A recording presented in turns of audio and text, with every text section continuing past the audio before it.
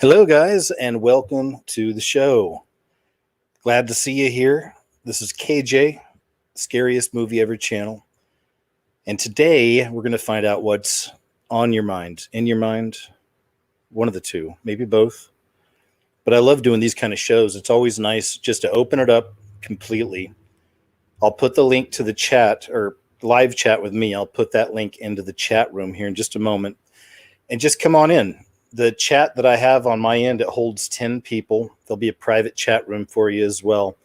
So I have to ask for your patience ahead of time. I try to give everybody at least 10 minutes or so. Sometimes it goes a little over. Don't like to rush anybody. Really just like to have pure conversation with you guys. So what else to remember? Oh, yeah. And you won't be seen on camera. Don't worry about that. And just please remember to have your volume down in the background on your computer. If you're watching the show, just turn the volume down if you come on live because we get an echo there. And I think that's about it. Otherwise, topics, anything from A to Z, whatever you want to talk about. If you got a story to share, an experience, a testimony, we get a lot of testimonies here. There are no bad testimonies. It's always great to hear a testimony. So feel free to throw those out there as well. Any questions, any conversation you want to have, just whatever is on your mind. I'm here. We're going to open it up. There's no censor here, no script, just us talking. That's something I really like. And I think you guys do too. These shows always seem to get a lot of people on them. So I appreciate you. So, hey, you know what? Oh, also, I saw in the chat room just before starting that our friend Blake, my moderator, is going to the hospital. I'm not sure if it's for him or a family member, but hope you're okay, Blake. Just throwing it out there. Also saw Tamara here. So thanks to the moderators as always. Thanks to you. Huge shout out to my Patreon and PayPal supporters, guys. You have no idea how much you help. Thank you. And every month it goes up and down and up and down. But you know, like just when it'll go down for a little while, more people will come in. It just seems to always work out. So thank you very, very much. This channel is not monetized. And that's basically where I get my income is through Patreon, PayPal, or occasional sponsorships. Anyway, enough about me. Let's get to you. Oh, by the way, sorry I couldn't do the show yesterday. I was still doing a Thanksgiving type stuff, still out and about seeing people. And that's about it, man. Okay, hey, here we go. Let's go ahead and post the link in the chat. You're doing it right now. And I just sent it. And I'll let people start coming in. And then we'll just kind of go from there. So I'm just going to look in the chat real quick. I saw somebody, I think his name is Frank. I'm not sure. He said he just found me a few weeks ago. Thanks, man. I really love hearing that. You know, sometimes the way YouTube treats some of these types of channels, you know, they really throttled us and keep us hidden. It's always nice to know that we're still getting out there. We're still being seen. New people are coming in. Please go through all my old videos, man. Go through the whole catalog. You'll see we've been talking about this type of thing for many years, and here it is. So, but I welcome you and all new people aboard. So thank you so very much.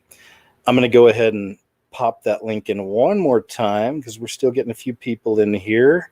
Almost at capacity, and there we are. We're at capacity. Okay, so the list is Art of Music, Robin McAdam, Ryder, Jessica, Maddie, Billy, Rebecca, TP, and Kay Jones. And I'm going to go ahead and just get started, guys. So as we go for a while and we have some conversations here in the next half an hour or so, I'll put that link back up in the chat for anybody who missed it this time around. Okay, so we'll keep it rolling like that. And just thanks for your patience.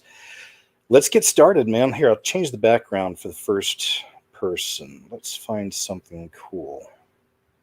I like what's up there now, too, but let's try that. I like that one. And I'm going to welcome to the show Art of Music. Hi, Art of Music. Can you hear me? Yeah. Can I hear me? Yes, absolutely. Loud and clear. How you doing? Good.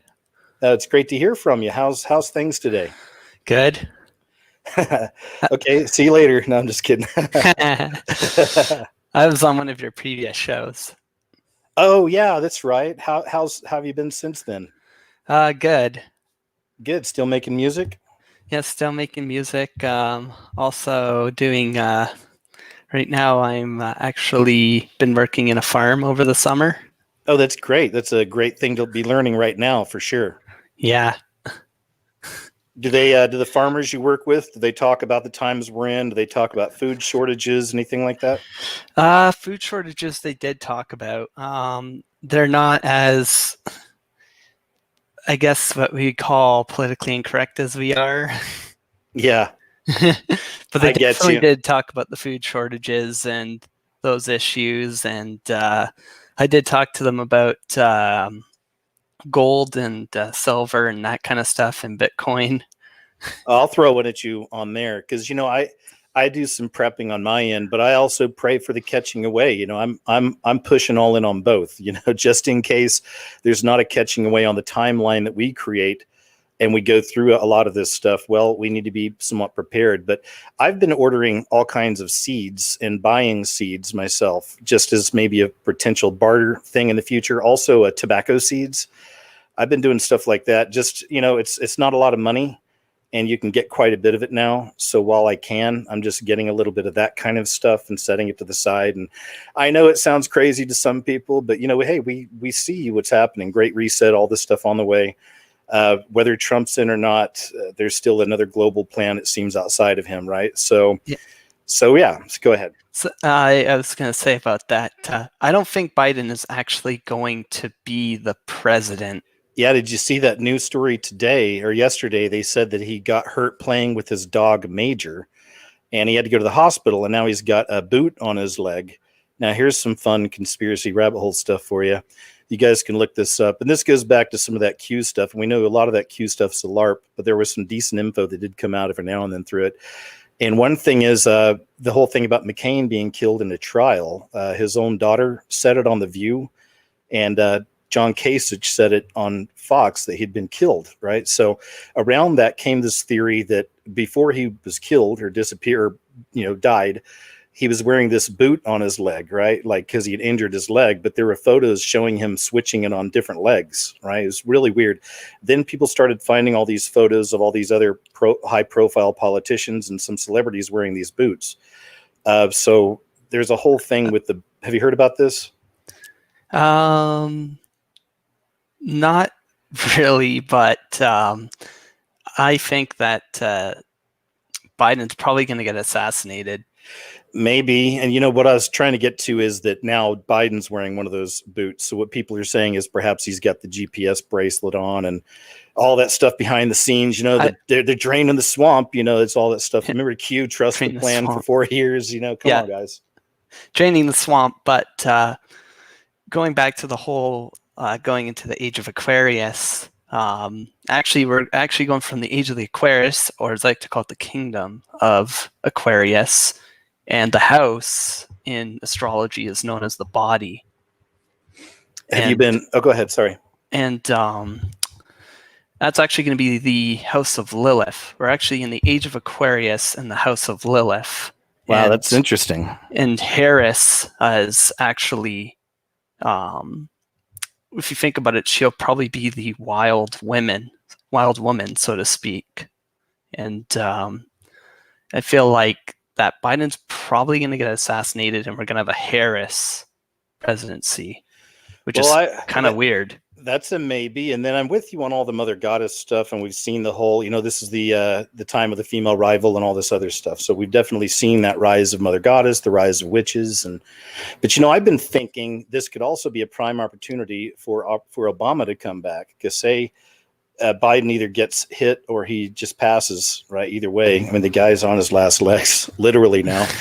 But so that happens, and then Harris could also, who knows? I mean, maybe the Democrats will hold some kind of special election, or who knows? It'll be something we haven't seen before, really. So, right? So perhaps that'd be a way they can put Obama back into power, and then we could have our Obama Antichrist. I'm not sure. These are just possibilities, but yeah, maybe the Harris thing. I don't know, but I'm still with all the prophecies and all the, even there's a book written in 1904 about Trump being the last president and all this. So I'm kind of with some of that, like him being the last official president. Whatever comes after him is going to be the New World Order, the Antichrist, right?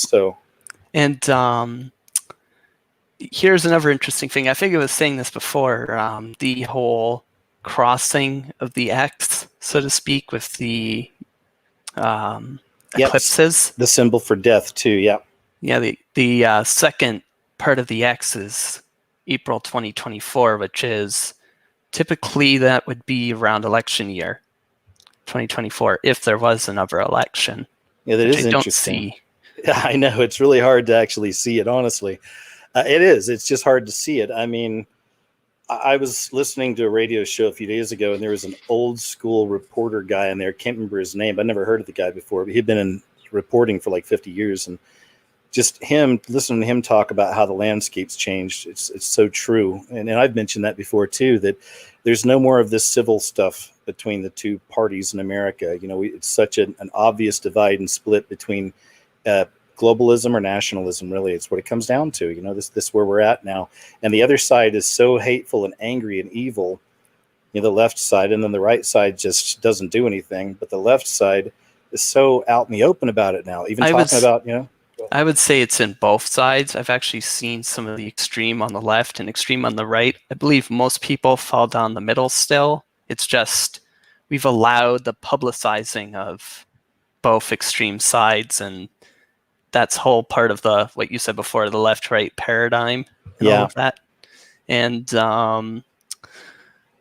I just don't believe in all of that. Like, I think that we really are kind of, I wouldn't say we're in the end of the end. This is just the end of this age. This is the 700 years. And then whatever new comes, I hope that it will be a reimagining of humanity and not a robotic sort of AI overtake of the world, so to speak. The Matrix. Well, yeah, we know there are plans coming because we see the post-human existence on the horizon with all the robots, and now we see people losing their jobs more and more, and now we're starting to see how that plays out. Oh, that's why the rise of the robots. Part of it. We know eugenics is a part of it, them wiping us out, right? Sterility and all this, and vaccines. So now, hey, man, I'm with you on the future of things as well, as far as your own viewpoint, and I'm like that with everybody, and I'm really grateful that you listen and have a different perspective and all that. I don't twist arms, you know, with what I do, obviously, but I've been with this for like 14 years, and I've always seen this as the Bible playing out and us being in the end times and the end game. You know, hey, I could be wrong, you know, that's why I'm not real forceful about it. I don't try to strangle people with this stuff. I just go with my instinct and with the symbols and with the subliminals. I believe with all the synchronicities. Go ahead. Sorry, we did have the end of times, or what people would call the end of times before. We had it with the Nephilim and the original Garden of Eden, and then there was another one that happened with Noah and all the animals getting put on the boat. But that connects to the next one to come, man. That connects you're right. Jesus is coming back with fire, by the way. That's the thing. It's a tough thing for people to accept, but he's not coming back to hand out hugs and kisses. It's going to be the full-on destruction of the beast system, and then we'll have a new system here on the earth for 1,000 years. I know you may not be with that. That's okay, man, but that's the angle I'm seeing. But again, you know, we agree to disagree. It's okay. Yeah, and how is the things in your state right now? Honestly, it's a bummer because I'm in the Midwest and it's a conservative type state mostly, but so many people are just fully given in. In fact, even when I'm driving, I see people walking with their freaking masks on, and the fleshly side of me wants to scream at them to take those effing masks off. I won't do it, but I don't do that. But I see it every day, and it's a bummer. I mean, people even like riding their bikes with their masks on, and it's just. So, you know, that's why I don't, you know, I don't get depressed and angry about it because it's prophecy as well. I understand a lot of people are going to fall for the great delusion. These people, these minds who've been working on these plans for so many years, they're not dum-dums. You know, they're not idiots. They've tested all this. You know, they've tested all this out. So they saw these kinds of things coming. So, yeah, it's going to be up to humanity individually to break out of it. And what's happening here now is kind of annoying. Now they want to charge $15,000, I think, if you break the 5 people. If you have more than 5 people, guests in your house, $15,000 here for the person to run it, and now it's like $1,000 per guest. Yeah, it's insane here. It's the new kings and queens. These are the new kings and queens of America, man. That's what it is. And but yet.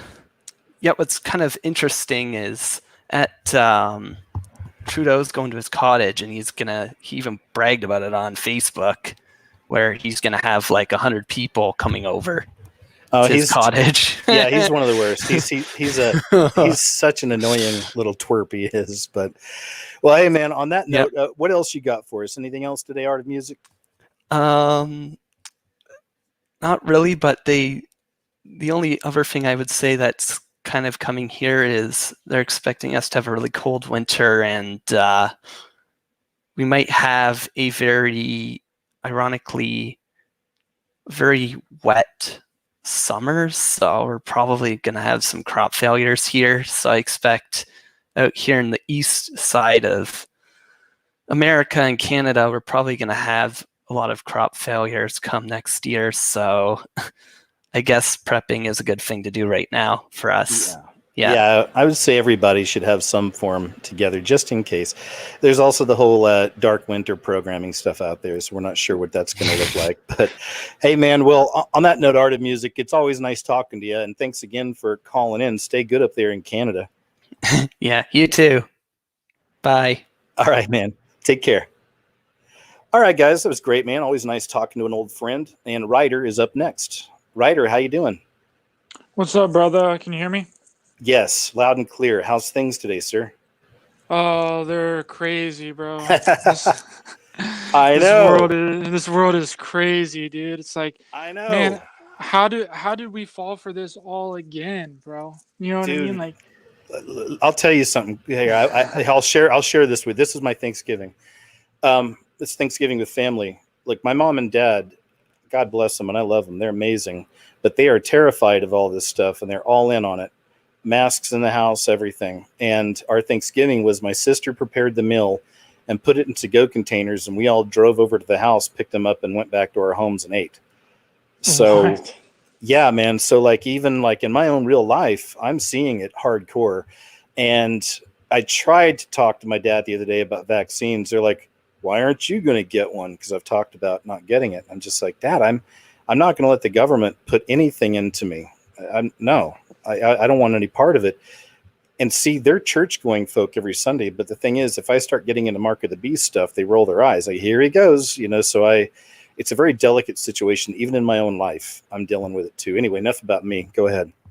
Yeah, that's I found that a lot with my family too. It's like the cognitive dissonance and the programming just like runs so deep. It's like nothing that you can say to people that have like this such deep programming is going to change their mind, right? It's crazy. Like you can throw like statistics at them. You can throw articles about how masks are completely useless. They don't work.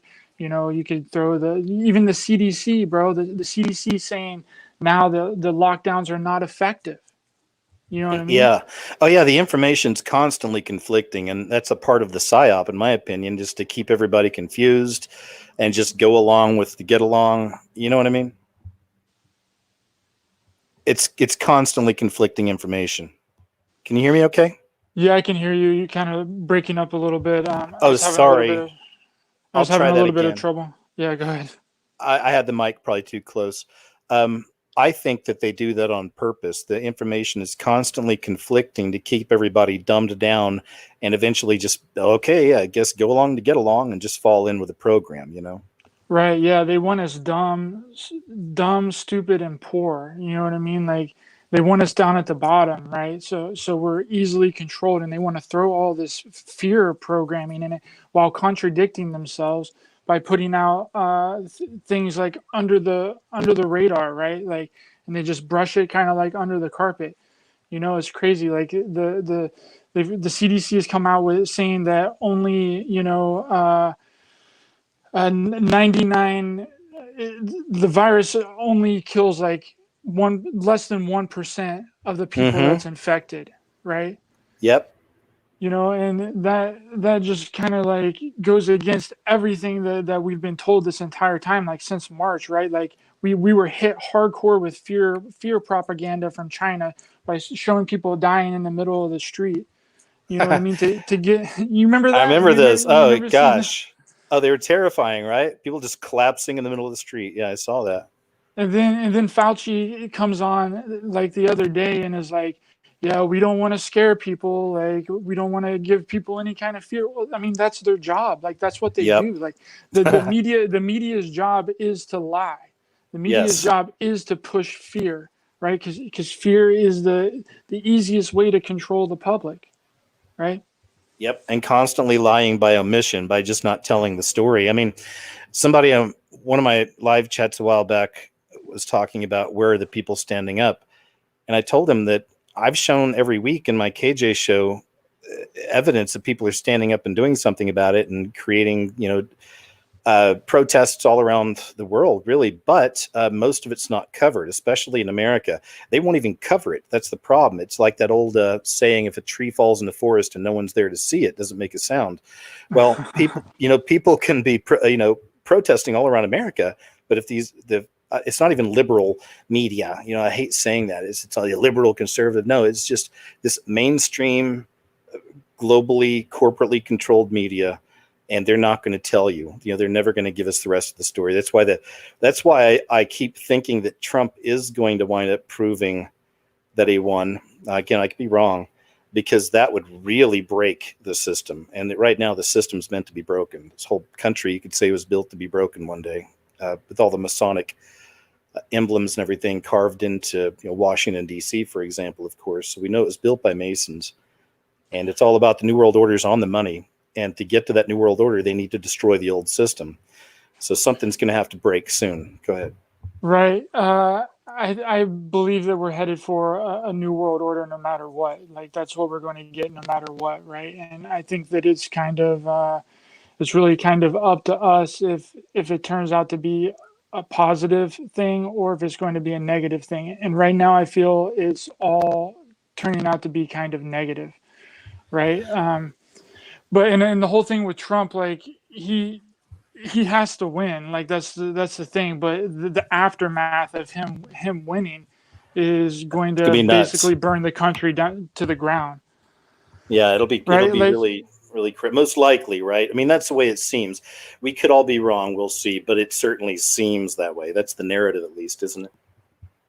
well, here's the thing: is if they don't put Trump in there, then they have effectively given up their way to blame somebody, right? Because they've blamed Trump for literally everything that's gone wrong Well, in yeah. the United States for decades. They've been blaming things that's been happening decades on Trump, right? Well, it's Instead funny of taking because responsibility. And if they put Biden in there, then they would effectively have to take responsibility, or people would have to wake up. And I do not see them ever taking responsibility for anything that they've ever done. Their name of the game is to blame people outside of themselves, blame other countries, blame other people, blame this race, blame that group. That's the name of the game with them. Well, just this past month, there have been probably a dozen stories I've seen talking about how the media is freaking out. The media is collapsing because of a loss of Trump stories. And like you said, because that's all they've been doing is focusing on Trump for so long. And now if he's gone, well, that's also why I think there's so many stories coming out now about once Trump's out of office, they're still going to go after him. And they're going to come after his supporters. I've shown y'all some of those stories as well. But that's a trend as well that's happening.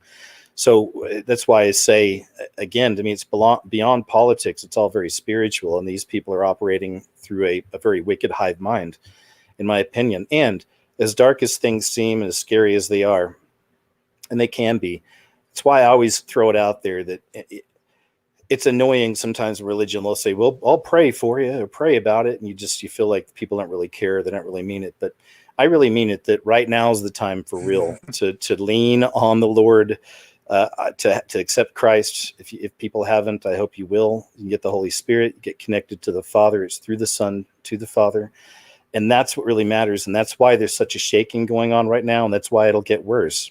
And we're in the birth pains, really. But it's why it'll get a lot crazier and a lot worse soon. And people are going to have to make that choice ultimately, because what's left in this world is not going to be much. And what's left, we don't want to be a part of. And that's just my opinion, but I hope it helps some out there. But that's me. Go ahead. Yeah, what I've found is that these events and these hijacking of our consciousness right? Because that's basically what the dark side does. Whatever you want, that's what I call them. Is That's the dark okay. side, right? You can call them Sure. the Illuminati. You can call them the archons. You can call them the fallen angels, whatever. Right. But like just blanket it all with the dark side, right? Everything that's been Yeah. hijacked and turned against us and manipulated and turned upside down to basically infiltrate into our reality, and they've done that with basically everything. Every part of our reality has basically been hijacked and turned against us by these forces, by the dark side, right? And it's hard to to actually get any kind of uh, real substance and figure what's going on. And what I'm trying to say is these events and these the script that they're trying to play out right now, uh they're going to happen no matter what. Like, they have that all planned out. That's going to happen no matter, we don't have any say in that's just how it's going to go, right? But what we can control is a reaction to those events, right? Yeah. We can react negatively, or we can react positively, right? And that's kind of how, like, I see it. Would you agree with that? In a sense, I mean, again, my thing is I go back to prayer. I actually go back to reading parts in the Bible. I don't read the whole Bible every time, but I'll read things for encouragement and things like that. But I focus on my relationship with the Creator. That's what I do, especially more and more during this time. I'm just focusing on that, and I'm always asking Him to guide me with videos I need to make, or guide me in shows to show people what I should show, or just guide me to have the right attitude and be proper, But that's what I do, man. That's what I do. And that's okay. Everyone has a different approach to this. We're all on the same side. We understand it is evil that is taking over. We see that happening right now. And everybody has a different response. But, and again, mine. But if you want to say the other way, you could say then just be good, do good, be the opposite of what this narrative is. And let your voice be heard. Again, I tell people, pray, ask, how can I fight? What can I do? If anything, maybe you grab 20 people from your group on Facebook or your church, and you go down and you protest a trans person reading story times to your children, whatever. But there's different ways we can fight. There's different things. So that's what I say. And if you don't believe in prayer and all that, or people aren't into God or Jesus, then just try to figure out a way that you can get people together and protest in a peaceful way. Nothing violent, but let your voice be heard, and let the news know. Somehow let media know. It will have to be our own media nowadays. Yeah, we're So yeah, basically the new news, right? We're yeah, the thing about Facebook, man, they've completely shadow banned my personal account on Facebook. Like, I literally, like, just post everything about COVID and all the hypocrisies and all that. And any but time I ever see anyone post about, wearing a mask, do your part, blah, blah, blah, blah, I just blast them with questions. You know what I mean? But uh-huh. I've been completely, like, shadow banned on there. Like, I used to get like several reactions, like up to like 15 or 20 reactions on there, and then now it's like down to like nothing. Like, I've The never in my algorithm got you. life not been able to post something and get like at least one or two likes or reactions, bro. It's like literally down to absolutely nothing.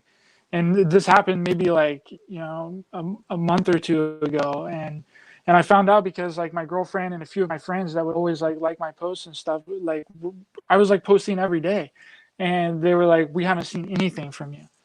You know what I mean? So they're trying Mm-hmm. to censor anybody that has any kind of voice that's going against, it's going against the official narrative, right? That's it. That's exactly what it is. We're seeing it everywhere. I've seen Trump tweeted another thing the other day about 2:30 must. It's like, guys, do something. I'm tired of the talk. We're tired of the talk. My channel's been messed with a lot, and I've talked about that throughout the years. I'm grateful to still be here no matter what. But yeah, it's been rough. And other social media, I know what you mean, man. But that's just the system. It's the beast system. It's come alive, and it's trying to block out all forms of truth. It's nuts. But it seems like you get the right spirit about it, man, and just keep fighting. Did all Yeah, that come in? Instagram, KJ. Yeah, I got it. Can you hear me? Yeah. I'm sorry. Yeah. There has to be some kind of interference or something going on. It's okay. Instagram's messed with some of my posts too. Yeah, Instagram. Yeah. I've found it that it's better. You can get more likes and more reactions and more comments and things. There you go. Well, anything else on your mind today, Ryder? No, brother. Thank you so much. And if anyone has liked anything that I've kind of said today, like I started a YouTube channel, like Oh, you did? Cool. probably around a month and a half ago. So if anyone would like to check that out, And that's your I channel kind name, of just bring Ryder? on friends and we just kind of like chat about different things. Hey, that'd be It's called great. Raised by Giants. I'm sorry, one more time. Yeah, if anyone would like to come check it out, Raised by Giants. Okay, cool. Thanks, Ryder. Hey, yeah, we're getting some disturbance here. Sorry about that. But it's been nice talking to you, man. I Yeah, hope you can it's hear me. okay. It's just the name of my channel is called. Yeah, I can hear you. If anyone can hear me, it's called Raised by Giants. And if you're looking for any kind of consciousness expansion or just looking at different point of view from things, then come and check me out. Sounds good, Ryder. Thanks. And it was really nice talking to you, man. I appreciate it. Thanks, brother. Take it easy. Okay, bye-bye. All right, guys, I'm going to move on over to Robin McAdam. Robin McAdam, can you hear me? God bless you, KJ. Hi. Hey. Hi, how are you? Hey, I'm great. Thanks. It's taken me a long time to come up on your show. I have a lot of anxiety. I know I've talked about that with you in your live chats, but That's I never okay. been up your thing. So It's not too bad, is it? no, it's not too bad. It's Good. not. It's taken a long time. Like I've tried to just encourage myself. I'm very different. I struggle with mental health, so it's always been a struggle. About what other people think. I understand. Yeah. So that part of it is always like discouraged me. But I love your work, and I've always enjoyed listening to your shows and listening to you read. I struggle with reading, so I like to listen to other people read. Oh, thanks. And then also, I'm a believer in Jesus. I believe in Jesus Christ, and well, you guys know that. I put the verses. Well, they know. Your mom know, because I know you can't see everybody in the chat there. I recognize you, though. We've been friends on YouTube a long time, so I do appreciate you.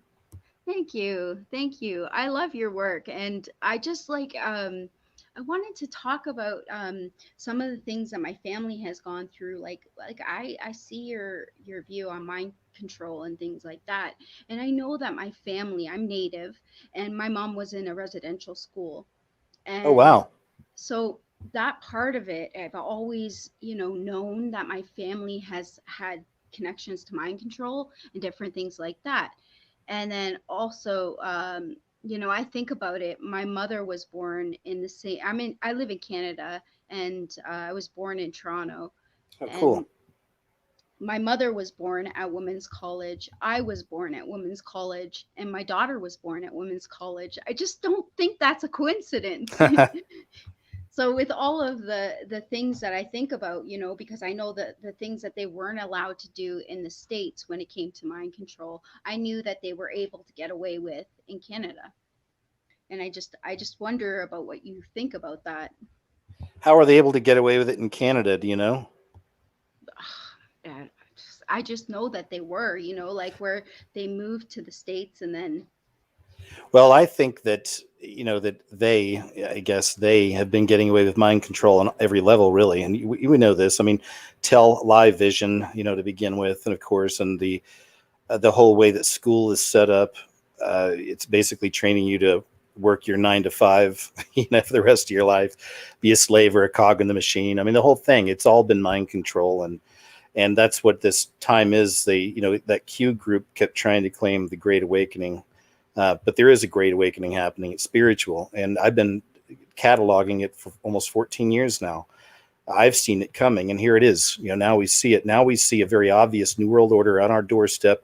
People can't deny it anymore. One thing I've noticed, when I look at different forums and things, not just YouTube, all over the place, the way I find my stories for KJ's What Happened. But now a lot of people that before would laugh in your face about it, now that it's so obvious, they're just accepting it, saying, that's cool, I'm ready for it. We need it. So that's the shift I'm seeing in a change of attitude, and that's what will happen. There'll be people who will willingly accept their slavery.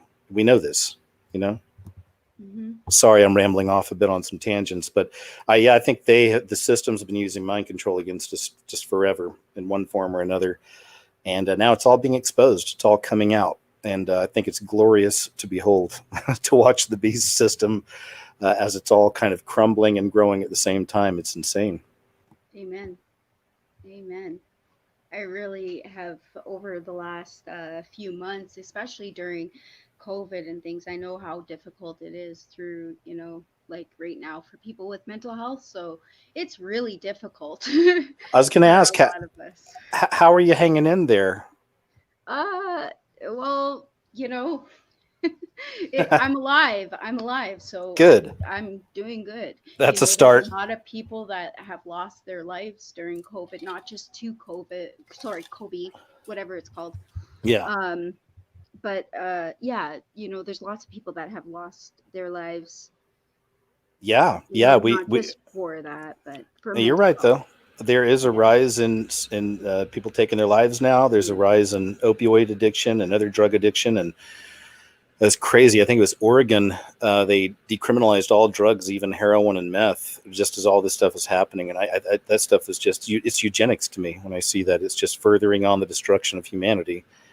And I know it's tough. Like every week I'll do the KJ's What Happened, one or two of those shows, and I'll show clips of people just losing it, just freaking out. There's people out there just freaking out. A couple stories of people driving just right through supermarkets, right through the glass window and just driving through the aisles, and just people are going crazy. We don't laugh at it, but it's an example of what's happening out there that across the board, some people are snapping, but a lot of people are ready to. And that's why it's tough. It's tough because I always want to give that. I always feel it's such a blanket answer, and I don't want it to be, but it's, to draw closer to the Lord, to pray, to read the good word, read the Bible, encouraging words in there. I always say a psalm a day keeps the doctor away. There you go. That's a good attitude. See, things like that. Yeah. Well, I haven't been reading too much, but for me, I usually read a lot. So when it comes to that, but the Bible definitely gives you the strength that you need to find your strength in your weakness, and knowing that even in that weakness that you can be strong. And I'm sure you're praying a lot. And are you seeing him work in your life and help you out through all this? Yeah, God is moving in an amazing way. Every day I'm amazed. I'm so grateful for everything that he's done in my life and continues to do. And that's great. It's the attitude of gratitude, isn't it? It is. It's that simple. Even that I'm up here talking, that's just a miracle in itself, because most of the time my anxiety gets the best of me and I won't do these things. So for those who struggle with this, just do it. Try to do it. Push yourself to do it. If it's uncomfortable for a little bit, just keep on going. Oh man, that's so great. I'm so proud of you too, Robin. You're doing great. We're just having a conversation, right? This isn't weird. It's not stressful, is it? You're like, well, actually, it is weird and stressful, to be honest. I've been waiting a long time to come up and say hello and just, thank you for all that you do, and know that I pray for you. I'm always praying for you. And that means a lot. I'll let somebody else come up and share. But thank you. Well, Robin, you're so welcome. It's so amazing meeting you. Thanks for being my friend so long here. You did great. And God bless you, my friend. Take care, okay? God bless you too. Okay, bye-bye. All right, I'll read off the next. That was great. Everyone's been great. Always great on this show here. Maddie B, Billy, Joe, Enoch, and TP are all next. Aaron's in there. There's a few slots opening up. So in a few more guests, I'll open it up and we'll put the link back in the chat again. Let's switch that background. Let's do that one. That looks cool. We'll bring on Maddie B. How you doing, Maddie? Can you hear me? So he's getting his equipment together. Hi. Yeah, Hey, can you hear man. me? Yeah, how are you? Can you hear me? Yes, sir. Can you... I had to shut Yep. off YouTube. Yes, I can you don't hear know if me? you can hear me or not. Yep. Yes, I can hear you fine. Oh, I can. Can you hear me? Yeah, you're good. Yeah, hold on. Don't shut me How's it off going? just yet. Let me go in the other room. Okay, I won't. It's going, man. All right.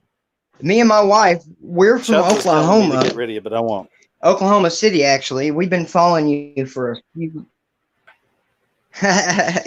Can you hear me better Oh, that's now? great. I just heard that y'all were Yeah. from Oklahoma and you've been following me, and then it cut off. Okay. But thank you. Yeah, man. we've Thank been you. following you for a few years. Well, thanks a lot. I appreciate it. Are y'all from Oklahoma? Man, I was really. Yeah, we were actually homeless in Oklahoma City a couple years ago, and man, if I hadn't found your show and gotten close to God and really done a spiritual overhaul, we probably wouldn't be where we're at right now, and we're still Man. struggling. But you know, if you have Jesus in your heart, and you're gonna struggle, especially if you want to follow God the right way, you're gonna struggle because God listens, but his true followers, he needs them to be able to struggle and suffer because he needs them to help other people. And you're never going to do that if you're just living comfortably. You're never going to struggle or suffer if you're living comfortably. You're never going to help other people. I mean, they've kind of set it up that way in this world. Yeah, man, that's a lot to take in already. Thank you, by the way. And I want to ask you, when you were homeless in Oklahoma City, did you ever work that area off of I-35 and 23rd Street? Do you know what I'm talking about? I lived on 23rd Street. We were actually we were downtown. We were actually having to go to a Suboxone place right downtown on it's by Reno. It's called Mission Treatment. I mean, it's real close to the jail and everything. Mm-hmm. Yep. It was a really scary experience. But I started. Let's see. I'll get into this real quick. I wanted to get you where I can talk to you in private. Let's see. Can you Go ahead. hear me pretty well? Of course. And I'll throw this at you too. One of my best friends from high school lives off of 23rd. So that's why I know that, because I'd always drive by there. And I've given money out to the people there. There's almost always people on that corner. That's one of the famous corners out here, for people to ask for some help. Well, see, when we were homeless, we never really had to struggle. Because I've always been a good person, and I've always kept God in my heart, me and my wife. Man, that's awesome. So we spent a couple days outside, and then a friend took us in. And then when that didn't go any further, another friend took us in. So God was always taking care of us. Good. But we spent some time in homeless shelters. I mean, it's been a struggle, but it seems like the moment that I devoted my life 100% to Jesus Christ, to Yahushua HaMashiach, that we started really struggling. But it's also never been easier. I never have, I've gotten really deep into the Apocrypha, especially because even if you don't ascribe to the Apocrypha, to the non-canonical, hey girls, hold on, I'm on this show. Even if you don't ascribe to those shows, I got little kids and cats everywhere. So that's great. They're important. A lot of people don't want to follow Enoch or don't want to believe in Enoch. Whether you do or don't, it doesn't mean it's not divinely inspired and incredibly important. But I think there is some important information there. Go on, Naomi. Go on. Oh, yeah, me too. Me too. Book of Mary, Book of Enoch. That's about all I ever read out of the Apocrypha. Read the Book of Joshua, the Book of Jubilees, and Esdras, especially if you want some prophecy on America. It's nuts. Second Esdras lines up directly with Daniel and Revelation. I don't know why more people do not read it. Tell us about it. Go ahead and tell us what it says. But there's a few books. Well, there's it's been a few years since I read it, so I haven't gotten back in there to see where the prophecy applies. Oh, that's okay. But one of the biggest visions, the Ezra or Esdras, because the name Esdras is just another name for Ezra. Like right. Elias is another name for Elijah, And you know what I mean? Oh yeah. So Ezra was given these books that he was told to seal, and you can actually read this in Ezra in the Bible. He talks about sealing books, and then you never hear anything else about it. Well, those are the books that were sealed in Second Esdras. It's actually 4 books. There's 1, 2, 3, and 4. Second Esdras is 3 and 4. First Esdras, which is in the Bible, is 1 and 2. And there's this prophecy in there about he sees a large eagle, and he sees like there's feathers on each side of it, and it has 2 heads, and one of the heads devours the other. I do not know if that applies to prophecy concerning, because the eagle, it was that was also Babylon, the double-headed eagle, the that's a animal huge for cult Babylon. The eagle doesn't necessarily mean America. Yeah, I mean it's used in a lot. The eagle's a big symbol, but what it's talking about there, in my belief, is it's talking about the final one world government. And you know how they use the Hegelian dialectic. They have 2 sides of the same thing, kind of like our 2-party system, which Right. makes it interesting how the left head eats the right head. Yeah. It talks about how the left head devours the right head. Yeah, and then there's a voice from the body that says something.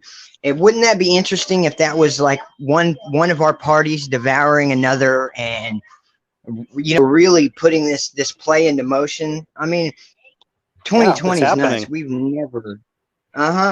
never seen anything like what we're seeing right now. And I study really deep into the occult. I study occult literature. I study mythology and stuff like that. When it talks about in the Bible, meat sacrificed unto idols, when Paul says that, he's talking about don't eat meat sacrificed unto idols. Well, in prophecy slang, from what I understand, when it's talking about meat sacrificed unto idols, when it talks about the meat and the meat is your hardcore Bible like fundamentals. The milk is what brings in the new people. So the meat, that's just hardcore spiritual truths. And when you're eating meat sacrificed unto idols, that's what a lot of people do today. What they're doing is they're taking things that you should glorify God about, but because of our ignorance and because of where we are in the world and our knowledge, and how the Catholic Church is basically like taking a lot of important information out, it's all thrown in together. The Gnostics seem to have like a bigger picture of things, but they believe some crazy stuff. They think that Jesus very crazy. But we've lost some real important meat along the way, and we've given it over to false religions. So that's where, in my mind, I get the idea of meat sacrificed unto idols. That's interesting. I like that. But yeah, it's a cool observation. It talks about how we're supposed to be able. I'm sorry to keep cutting you off. I only have 10 minutes, and I don't want to. No, man, you're not. You keep going. I don't mean to cut you off. Go ahead. Oh no, I keep going out. I mean, I know I'm using my kids' Wi-Fi from their school, because I lost my job last month, and we know we can't afford our phone bill. Oh, I'm sorry to hear that, man. Hey, God always takes care of us. You bet. We don't worry, and some of these things, they're just amenities. They're stuff you don't necessarily need. They're just nice to have. Yeah, that's such a good attitude. Yeah, man, you got it. Is. God will answer all of your prayers. There's not one prayer I've ever asked for that He has not answered. Love not it, man. One. I mean, I'll say this. Me too. There have been times though, I've struggled. We all do. I mean, I had a heart attack 3 years ago. We've all been through some crazy things, and then I've struggled just, doing this stuff at times. And I've been mad at the Lord, which I'm really ashamed of. This is about 3 years ago. I went through a couple days there where I was just really mad at Him, saying bad things, saying, just kill me then. Just kill me, all right? I'm done, and things like that. Ugh, I feel bad even revisiting it. But hey, let me tell you something about that when you're done. But go ahead. Then, of course, the prayers were answered, just not on my timeline. So it really taught me a lesson. But go ahead. See, that's a big thing. A lot of people don't understand. Like, okay, the Bible, it's like a court battle, okay? Everything happens on a spiritual level, right? Well, just imagine on the spiritual level, just like in Revelation, that the everything is being set for like this court battle, and we're all defendants. You know, Jesus is our witness. He is the one who we have lived everything in his name. He is our witness. He will testify for us. That's why it says if we live in him, you know, and that's why he says, he's talking about being in the Father and the Father in him. Well, we can be in Jesus. Like the whole point of the whole ark, outside of an old Bible story, the ark of, Noah's ark, was Jesus is our ark. In the troubles to come, the doors haven't been shut yet, but in the troubles to come, Jesus will be our ark, and we can go inside of him. And then when the tribulation really begins, the doors will be shut. And I don't know if we'll be raptured away, if we'll be killed off. I don't know. The rapture is kind of dangerous doctrine. It I've kind of gives explored that. Christians. I've explored that too. Go ahead. Oh, it's just dangerous. It gives you an excuse to be lazy. Back when I wouldn't go all in, the rapture was my excuse. Well, God will save me. Well, he's going to save you from what? Your troubles? He's supposed to be saving us from the world, not from ourselves. And that's where the whole world is now. They don't want to commit to anything except social media. Yep. You have to go all in, and if you don't, you're not going to hear the Holy Spirit. You're not going to understand that, like, because I used to pray for superpowers, man.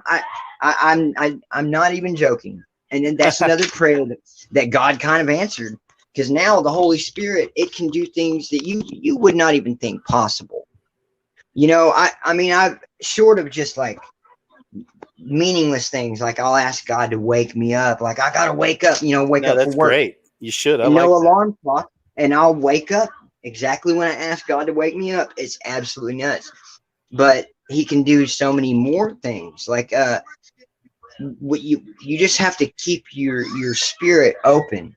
You know what I mean? You have to be open to listening to God. Because if you can't hear God, then you're just lost. Even if you're one of those Christians that think that the age of miracles is gone and we can't receive the Holy Spirit, like the whole age of Pentecost, like that can't happen again because, dispensationalism.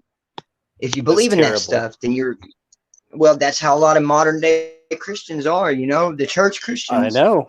There's a lot of Pharisees out there. And when God woke me up, he opened my eyes to Matthew, I believe, 9, the mission of the 12. And that was what he told me my job was to do. And I was to go into churches and actually like prophesy on the part of God to those churches and let them know, at least so they'd have one last warning. Hey, you need to do this. But every time I tried to speak to Christians, I had preachers telling me, Jesus won't come back for another 100 years. When the Holy Spirit has basically told me that we have less than a decade, and that's no joke. America has less than 4 years. America was created so that when things got out of hand, there. Did I lose you? Nope, you're still there. Go ahead. Okay. Anyway, you know how our bird is the phoenix, right? Yes. Yeah. That's they didn't do that on by accident. The five-pointed star behind it says Mason. They knew that they were creating this like experiment. It was going to be the last great nation on earth. And then when it became too much, when it got out of hand, that it would kind of devour itself and set into motion the end times. They knew that they were doing this. Built to be destroyed. They wanted it to happen. In fact, I think they thought they truly believed this Gnostic idea that they were doing God's work and that they were going to become gods themselves, the apotheosis of George Washington. You know, I've heard nailed that it. he wasn't aware that they even made that statue, but I don't buy that for a second. He was so deeply Masonic. You know, And I have it's all some. about them becoming their own gods, just like you said. That's what the lodge teaches.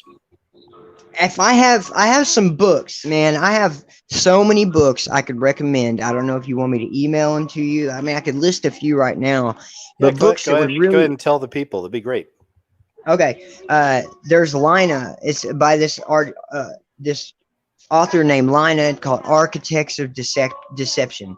It goes really deep into the Freemasons, and it goes into crypto Jews. And that explains a lot. That'll really open your eyes to the Freemasons and what they really do. I mean, there's so many books on the Freemasons, but that one was awesome. There's another ebook called Blinded by the Sun. It's all about Nimrod and the Catholic Church and our pagan. That's some good pagan stuff right there. Have you heard of this book either? I know the information, but I don't know about the book. But that's really deep It's and cool. really, really, really good. Called Blinded by the Sun. There's so many books. I'd have to I literally have like 80 books on PDF in my phone right now. Dang. That I can go through. I could go through and pick out. I mean, I can, like I'm saying, I could make a more comprehensive list and leave it in a comment maybe on one of your videos or something. That way you have a. Yeah, that'd be great. I'd appreciate that. People have more to read. Well, anyway, I mean, I have so much more to say, but I guarantee you, I've ran up my 10 minutes, and I don't want to leave anybody else out. I've been trying to get a hold of you for years. I finally did. Now you know me. If you see the name Skylar and Matt Bonaparte, that is me and my wife. We have a shared YouTube account. That's us. Hit us up sometime. Say hi, or respond. I'm so glad I got to talk to you, your fellow friend in Oklahoma. And man, good luck with all your stuff, your movie festivals and stuff. I am so proud of you. Thank you for putting this stuff on the national, on the international level. I mean, you've accomplished more than anybody else I've seen out there. Man, and there's a lot of people doing some good work. Thank you very much, man. Honestly, I don't get into my pride or anything like that much, but I am really proud of I'm really proud of the movie and how it's doing out there. And again, it's not even about me or my accolades or whatever. It's about just all these eyes are seeing it, man. And people are clearly taking it in, but that's okay. When it all started happening, then I wasn't surprised. I was like, wow, Lord, because 2020 is that nuts. I mean, it's so crazy in 2020 that people are looking for any kind of truth they can find. And I can say that about the movie. It's filled with truthful things. So that will be, That's how God will do it, though, is he will set everything up like a chess match. Sorry, my daughter's getting loud. Be quiet for a second. I'm almost done. He will set everything up like a chess match. And you won't know when everything's about to hit. That's why you always have to stay spiritually strong. Do not sin, because one sin messes up that whole repentance. You got to restart. Trust me. Man, that's so true. I know too. Believe me. When it happens, it's all going to happen at once, just like what's happening to you. I've had it happen a few times in my life. So just stay strong, man. And I know you got a good heart. I know you're doing the right work. My prayers are always with you. I knew you'd get better from that heart attack, man. And, if God takes you, I know you won't even be sad to go, man. You'll have not even amazing rewards in heaven. All right, man. God bless you, dude. Maddie, you've been such a pleasure. Thank you. And I really appreciate your knowledge. And please leave that comment for us with some of those books. And you're awesome, man. Say hi to your family for me too, okay? All right. Thank you, sir. Okay. Take care. Bye-bye. Right, bye. All right, guys. Next up, I'll read the list. I got Billy, Joe, Aaron, Enoch, TP, and Ulria. And I will put the link back in the chat here in just a little bit, guys. We'll add some more people in.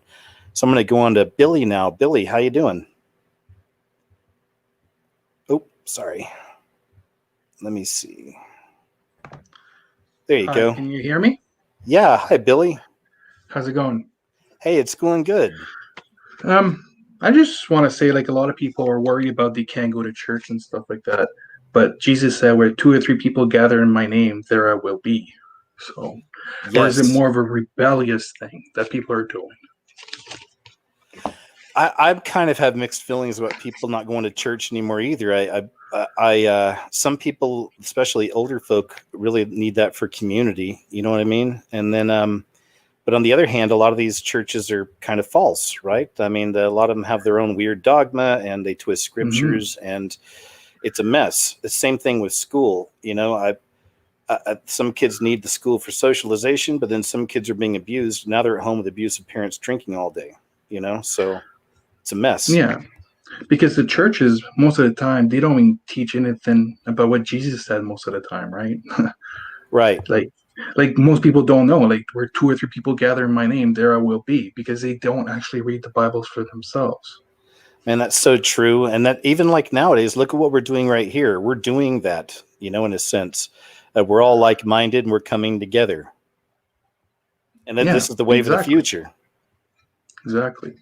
Now, can I bring up another question? Oh, of course.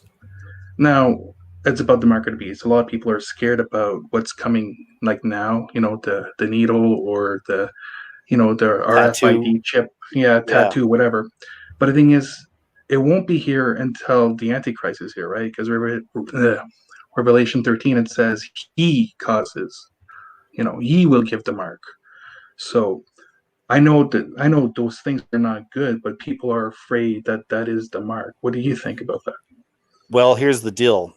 I believe the Antichrist is alive and on the earth now, and there's a possibility he's running things from behind the scenes through maybe the WEC or one of these other big globalist groups, or perhaps it really is Obama, let's say, because Obama did run the whole deep state coup against Trump, you know, and all this stuff. And there's a lot of interesting information that seems to line up with Obama being the Antichrist. Certainly he is an Antichrist.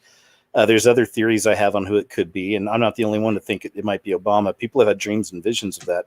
So I've thought about that as well, and perhaps it is Obama behind the scenes running a lot of this stuff, and maybe he'll come out and when the time is right. I don't know, you know.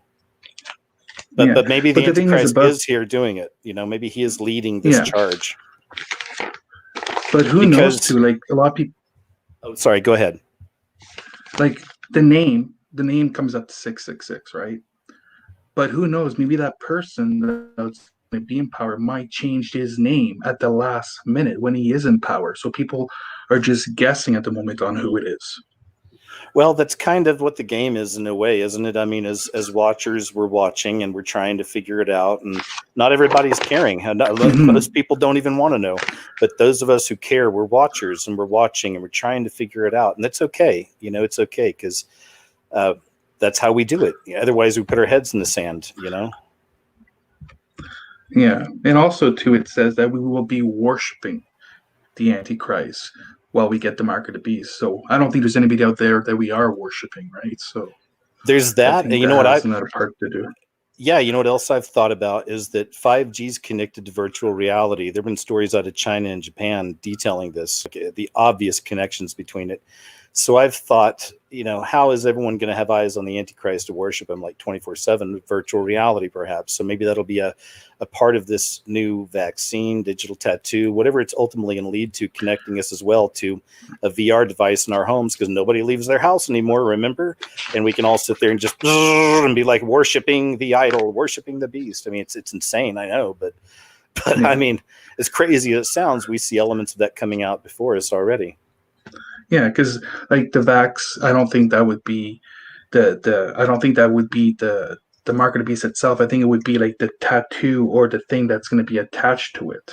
You know, right. That, you know, you got to prove your loyalty to the beast. Right? Or the greatest trick could be that the first 1 or 2 vaccines are okay, and that gives the system a year or two to really demonize people who aren't doing it. Like, look, they're all okay, they're safe now, they're healthy, and you people are being stupid. You know, that could start that trend to get us ready for that next final, whatever it's going to be, vaccine, digital tattoo, whatever.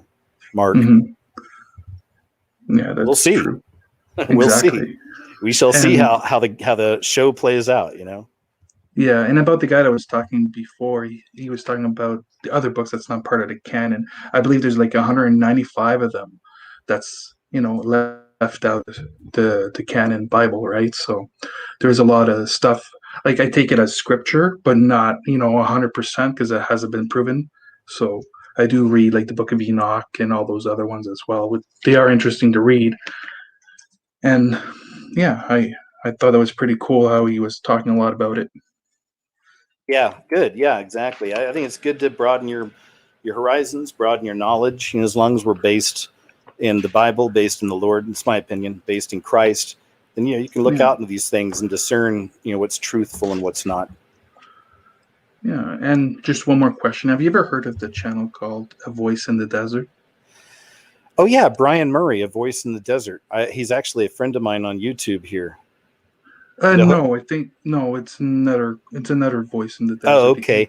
No, I don't think I have. I think Brian Murray is Brian Murray, A Voice in the Desert. I think that's it. But no, I don't know this other one. Why? What's up? It's just a channel that I've been following for quite a while now. It talks about only the Jesus's teachings and stuff, and I think they are great. And they say basically you need to forsake everything, just like the Bible says, and you join a community, and you all live together like they did in the Book of Acts, and they all had everything in common. I just thought it's a good place where you can go and share the gospel, because they mostly focus on all of Jesus's teachings. Great. I'd like that. That sounds really good. Thank you for that suggestion. Yeah, and I just want to say thank you so much. One of your channel and many others has opened up the truth about how how the world is and how evil it is, right? Yes, sir. Yeah, you're welcome, Billy. Yours was one of the main ones that I actually opened up my eyes. So I just want to say thank you. Hey man, God bless. You're welcome. Thank you, Billy. I always love hearing that from people, and I appreciate you. And we'll check out A Voice in the Desert and have a good one. Okay. Thanks. You too. Bye-bye. Okay. Bye-bye.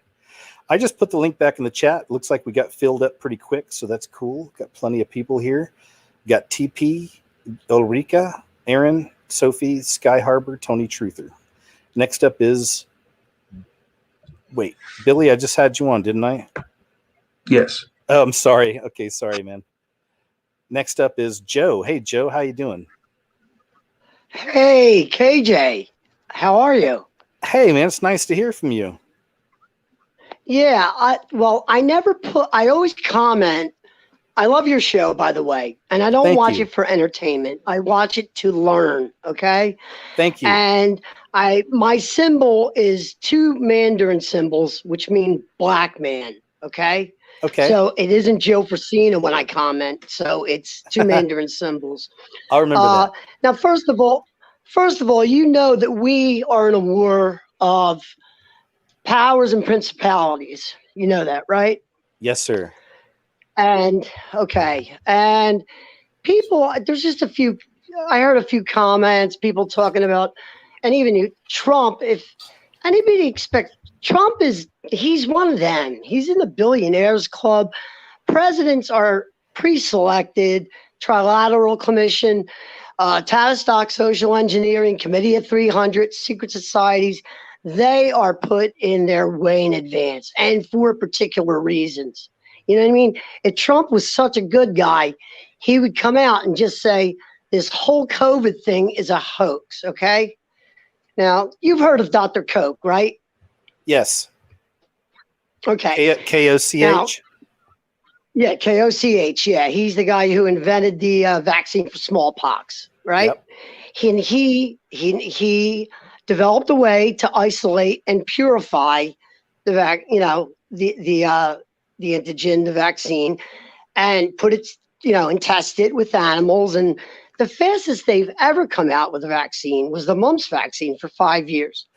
So this vaccine is not a vaccine for COVID. It's while they're building a 5G prison around us, this vaccine is going to change our DNA. It's going to enable them to track us, trace us, facial recognition, okay?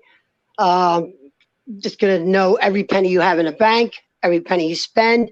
They'll be able to drive by your house and everything. They'll know how many cans of soup you have in your house, how many cans of coffee. I mean, they're building a 5G prison around this. Now, I do believe we are heading towards the end times. And this is the start of it. The Luciferians are in control, and these presidents, these politicians, they're all handed down scripts, and they're basically just actors, And this is Oh, my yeah. theory on it anyway. No, What do you it's think, KJ? I sometimes just What think do you? that regardless of what Trump does or whatever, that I'll tell you who can do something is that 72 million people that voted for him. If we can get that 72 million people awake on the right kind of level, you know what I mean? We could really Yeah, I change know. things. And that's what we've been But the trying to thing do. is, I've been trying, but it ain't easy. Me too. Listen, I have been shouting from the rooftops for the last couple years on Facebook. I've been called a tinfoil hat wearer, a conspiracy theorist. I post the Corbett Report. I post very important things. I post white papers. Nobody watches. Nobody listens. It's like I'm fighting a battle. It's like I'm running into a brick wall.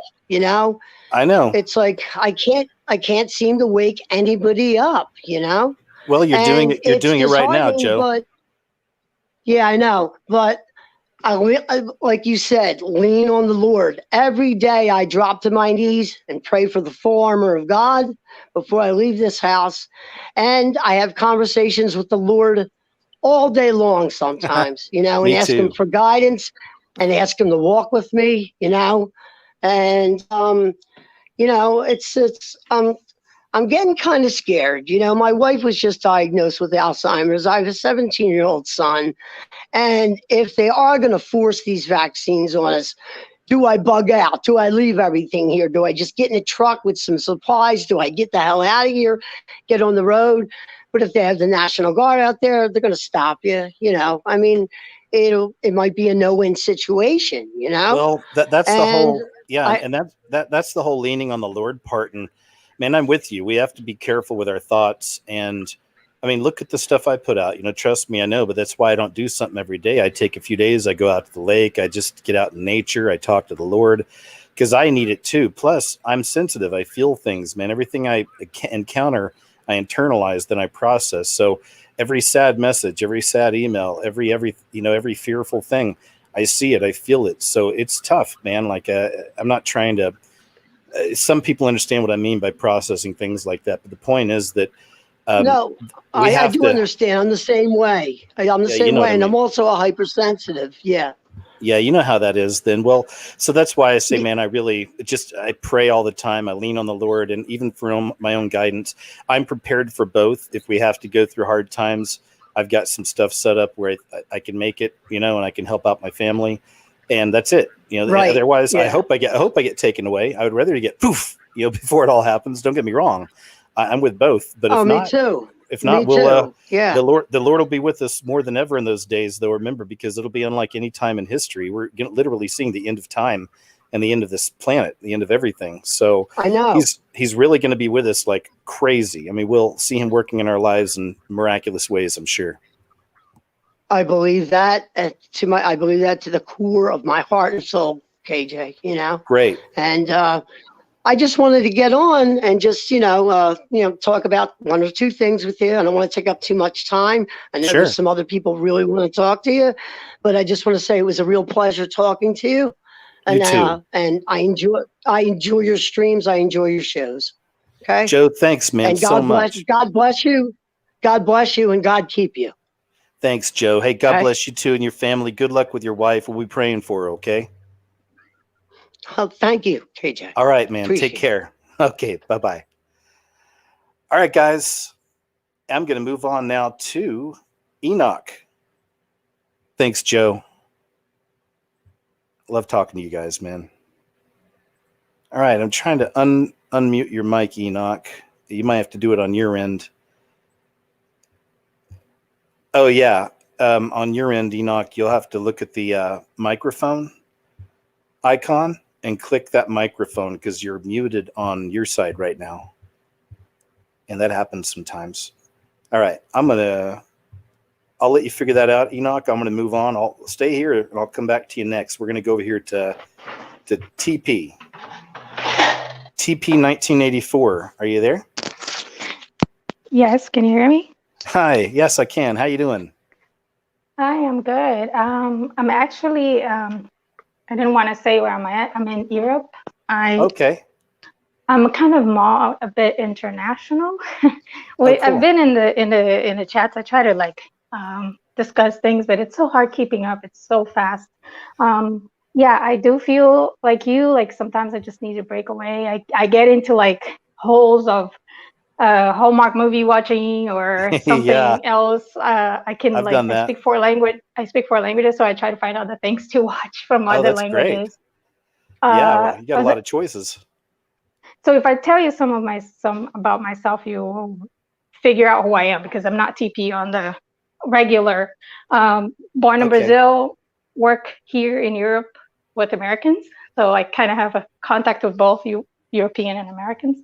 Okay. And I get a lot of I get this the sense of a lot of reactions from other countries. So like recently, I talked to my mom. She was just feeling sick, and the one thing that I kind of am feeling like the conversations are very about faith, and I feel it, and I follow it, and I agree with it all. But I don't want to like just follow and copycat kind of sort of the topics. I started taking a little note while everybody was talking of things that would come to mind because I tend to, like you, go on tangents and I could talk about like 20 things at once.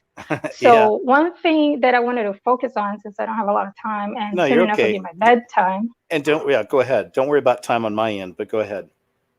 one thing that I found super interesting. Okay, so my mom was sick last week, so she just felt fever, and she lives in down South America.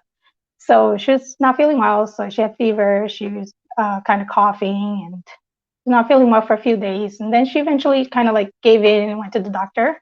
And by that time, she'd already started feeling sick for like 6 days. So she went to the doctor, and the doctor said, well, you don't seem to have anything serious. So we're just going to medicate you with these vitamins and this and that, and give you a test just to be on the sure side, which she hasn't gotten the result yet. And then you go home and quarantine for 4 more days. So she's in quarantine until like Wednesday, and then she could go back to work. Wow. So now stepping back, I'm gonna say someone who I work with who was like better paid than I am has already been in quarantine twice. Mind you, work with the Americans, so you can already imagine. So this Yeah. person has been quarantined twice for having been near or in contact with someone who eventually tested positive, but this Wow. person wasn't sick at all. So like they were immediately told, you need to go home, take your computer, telework, and get tested, and then sit there or wait 10 days and then get tested. So they had to sit for 10 days, get tested, look at the comparisons of the two cultures, just so you can imagine how ridiculous, That is crazy, so stupid. like the responses are, like we see other countries do different things. Like Denmark doesn't even do masks at all. Anyway, so this person's on a second quarantine this year, and now this person's already going on almost a month. And the initial message was, okay, so I have to go on quarantine, I have to wait, and then I have to test. If I test positive, my quarantine will be at the month mark, the day of, 1 month from when I first got in contact with the person who was positive. If I test negative, then it's 10 days after that. I'm like, how does that even make sense? None of it does. I think that's the point. It's crazy. Right. And like, and he didn't even like, the test was negative, and my mother is still coughing. She doesn't have any fever anymore. She feels better, but she's still waiting on her test result. And mind you, during quarantine, I asked her, what does the quarantine entail? The police or the cops or the people call you at home? She's like, no, what are you talking about? I was like, okay, so who's going to bring you groceries? She's like, I go shop for my own groceries. I was like, really? You're on quarantine? Yeah. And you go out and you do whatever you want? She's like, yeah, I just wear a mask and don't say anything to everybody. There you go. So basically, that's like how crazy and asinine the whole thing is. It really is. That's such a great example as well. I just, wow. It's like I said, even where I live, my little town, they recently passed an ordinance that all bars and restaurants close at 11 p.m. It's insane. And I know people who work in some of those places, and nobody's happy about it. It's killing the industry, especially the bars, you know. Well, I have my theories about what the goal is, and I really don't think it's one goal. I think one of the goals is to destroy the middle class and destroy the small man, so that society becomes more and more enslaved to the bigger, what do they call proletariat? I can't remember the words, No, but it's okay. the more rich, yeah. So like the richer takes care of the poor, and you become enslaved to, and by the slavery, you just have to do what they say. And part of that is being, medically enslaved as well. So the vaccine is one of them. Definitely an obvious thing. So like the guy previously was saying, how quickly that is being done. It's just so obvious, and it's kind of disconcerting. I have family in the States who are totally happy that supposedly Biden, quote unquote, Right. won. Yep. Yeah, And they're like, I got oh, it it's in going to mind. be great. I'm like, no, it's not. And they're like, don't even say anything. Don't even want to hear it. Like, Oh yeah. really? Some of my families have been saying, I can't wait till next year after the vaccine when things can be normal again. And even then, Yes. right? And then you're the bummer because you're trying to tell them. But that's why I've said it for years. Most people know I gave up on forcing it with certain family years ago.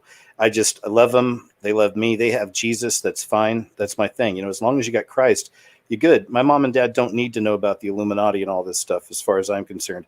Well, I say that, but now we're living at a time where that's, yeah, but now we're living at a time where that's starting to change, because now I'm trying to tell them about the vax scheme and what's happening. And right. So it's crazy. Anyway, we all have our little battles, but I understand where you're coming from.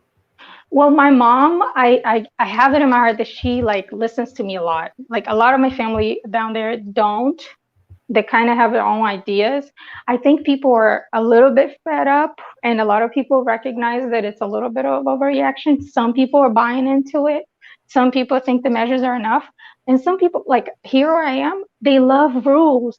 I mean, if I tell you this, you're going to know exactly where I am. Like the moment the rules come out, the person is falling. Like the prospect of the rules starting next week, they're doing it today. So that you can imagine. And I'm not joking. They want to be good little slaves. Yeah. Yes. And it's so ridiculous. And you know how like the media blackouts in the States and all this, like you can't say what you think and everything. Here it's been like that. It's been like that.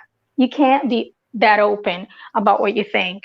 You will be like arrested or given a fine or something if you're super open about how you think. It's hard to get away with it. So it's history repeating itself too. Sorry, go ahead. Oh yeah, definitely. And sadly, what we hear about in the history, the things were done in this area of the world, it seems to be going and happening to the rest of the world. Now I feel like the whole goal, one of the objectives, is to make the whole world like our Ina, Yep. If you know what I mean. It was like the whole, one of the videos that you posted, the people in the airport. And there were multiple videos, by the way. I found it in others' YouTube videos. They had different angles. The media over there had posted a very orderly testing of every single individual that it was in the airport. And they had that video on TV. They didn't have the video that you had on your what happened. So it's so it's not nerve-wracking. It's like we have two different views. I feel like, okay, I have like a spiritual eye, and I'm not even religious or anything. And people start saying, oh, religious people suck and everything. And I'm like, sure, But I think I'm like, because there's a difference. And the people who don't realize that, and I start saying, okay, at some point, we're going to get to a point where we're going to have to choose, okay? The world, look at this world, how evil it is. How is it okay to be so evil? Then you start considering, okay, it's not okay to be a person of faith and follow Jesus, but it's okay to be evil. So at one point, you're going to have to choose. It's not going to be a middle point, a middle ground anymore. And that's where we're going. That's it. It's literally the Masonic inversion of society, and everything's satanically Masonic inversion, and everything is reversed. And the Bible told us there'd be a time like this. even when family turns against family and things like that, which always troubles me, because that makes me think of living in that time when the mark comes, right? And then it's going to be the great divide in humanity. And, we have, it may be tough. None of us want to think that stuff can happen, but I can't help it. This is what I think about, and I'm not going to worry about it. I pray about these things, but we'll see. Yeah. But everything's been inverted. Everything's been flipped upside down. And that's absolutely the time we're in. And what they're doing, even in just regular TV and commercials, they had a Target commercial on earlier, and it was a drag queen, of course, surrounded by children. Oh, God. It was RuPaul, the drag queen. But they had a drag queen poster on one of the popular clothing stores over here. A couple of years back already. It's not news here. It's like been wide open. It's super accepted. The whole. Absolutely. It makes no sense to me. The whole. It's a huge. I don't know. Like you say, the beast system. It's so. The personification of the word beast system is where we're living today, unfortunately. But at the same time, it's a bit exciting because it comes to everything that's written already. We can say, hey, we already been told this is happening right now. Look at it. And that's what I was gonna say is when I see all this stuff coming, it's not fearful to me or anything. In fact, I'm excited about it a lot of the time, and I don't even say that very often, but I am. This is good. This is good stuff. The world they're creating, none of us are going to want to be here anyway for what they're going to try to create. And we know what they're creating because they've already told us. So most of us aren't going to want to be here for that. And remember, when you say it is nuts seeing the news and the stories and all the lies, just remember that it really is that division right now. I believe this is my perspective of the sheep and the goats and the wheat and the tares. The chaff will be separated. That's what we're seeing. And it's funny, I heard you say that so many times. I'm like, what is he talking about? What are weeds and tares? And I heard that in another language, and I was like, is that what he's talking about? The wheat and like the sheath around the wheat? Is that what it is? Nope, but Jesus talked about wheat and tares, and you can look at the interpretations of that. But the idea is that there are people that grow up with us, around us in this world, that look like us. A tare looks like wheat, but there's nothing on the inside. It's hollow. Right. Yeah. Right. That was the translation that I saw, and I was like, that's what he must be what he's talking about. That's it's like the shell of the wheat, kind of. Yes. So that's what it was. Okay. So there's the belief. I heard that so many times. That's okay. And so there's that belief that sometimes we see who these tares are through different anomalies. Sometimes their eyes turn into slits. Sometimes there's a camera malfunction that only happens on them. That's not a camera malfunction. That's what they call it. And you can actually see creatures inside of the different pixels and all this. It's really weird. The whole thing, I've looked at it for years, but more of that stuff's been happening lately too. There's stuff where Kamala's eyes are weird. There's Biden's eyes are weird. Gosh, yeah. It's so funny because in person, we can individuals experience that personally. I have a person who comes to my job as a third party. They don't work there. They work independently there. They use the site, but they're not like paid by us. Anyways, this person is supposed to be like a church deacon. It's a church going all the time, partaking in the church staff, okay, in the community out there. Anyways, one time I had a conversation with the individual about Masons. I mentioned the Masons, and I mentioned how they were so weird, and oh man, it became an argument, and I felt like from the get-go that first of all, this is one of those people that would treat you terribly for no reason until you confront them. So you automatically know that there's something not right. So there's like a spiritual battle going on individually there. And I remember when I first had to say something, okay, that's enough. You've already treated me like a lot of disrespect, and that's not okay. So before that, I prayed, and then after that, it was gone, and it was so funny because you can sense in people who are being tormented and who are not, regardless if they're people of faith or church going or not. And a lot of times you can sense that in them. and it's funny because I never feel to a point where I'm like in complete despair and oh man, my life is over. I need to end this. I always feel like I need to like pray for this person because that person is in like a place where they need to get out of. They're super lost, you know. And I've encountered this in my entire life. I've never been like super religious or anything. Just in the past, I don't know, 13 years, I've had faith. I have a Bible occasionally, like read here and there, but I'm not like religiously reading it from cover to cover. Yeah, I don't either. Not that there's But anything wrong with that. But I've always felt the positive presence in my life. Like I had somebody describe me, and this kind of like makes me even happier. Someone described me as being the sunshine of the office, you know, like Aw, it was so that's sweet. great. It was like, yeah, I know. And it was like the greatest thing. And I'm like, I always want to be like that positive and anything. And then you get the people who like to gossip and come to you. No one likes you, and blah, blah, blah. And I'm like, Right. how? I don't see any of that. These are the You know, monsters so- among us, and I've talked about this in the past too. It's just a perception of mine, but I've also thought it's interesting that in the last 5 years or so, especially, you can even extend it to the last decade, we've seen the rise of narcissism through all the social media, and so it's nuts. So we're seeing monsters being created. So it also goes back to that idea that there are monsters among us.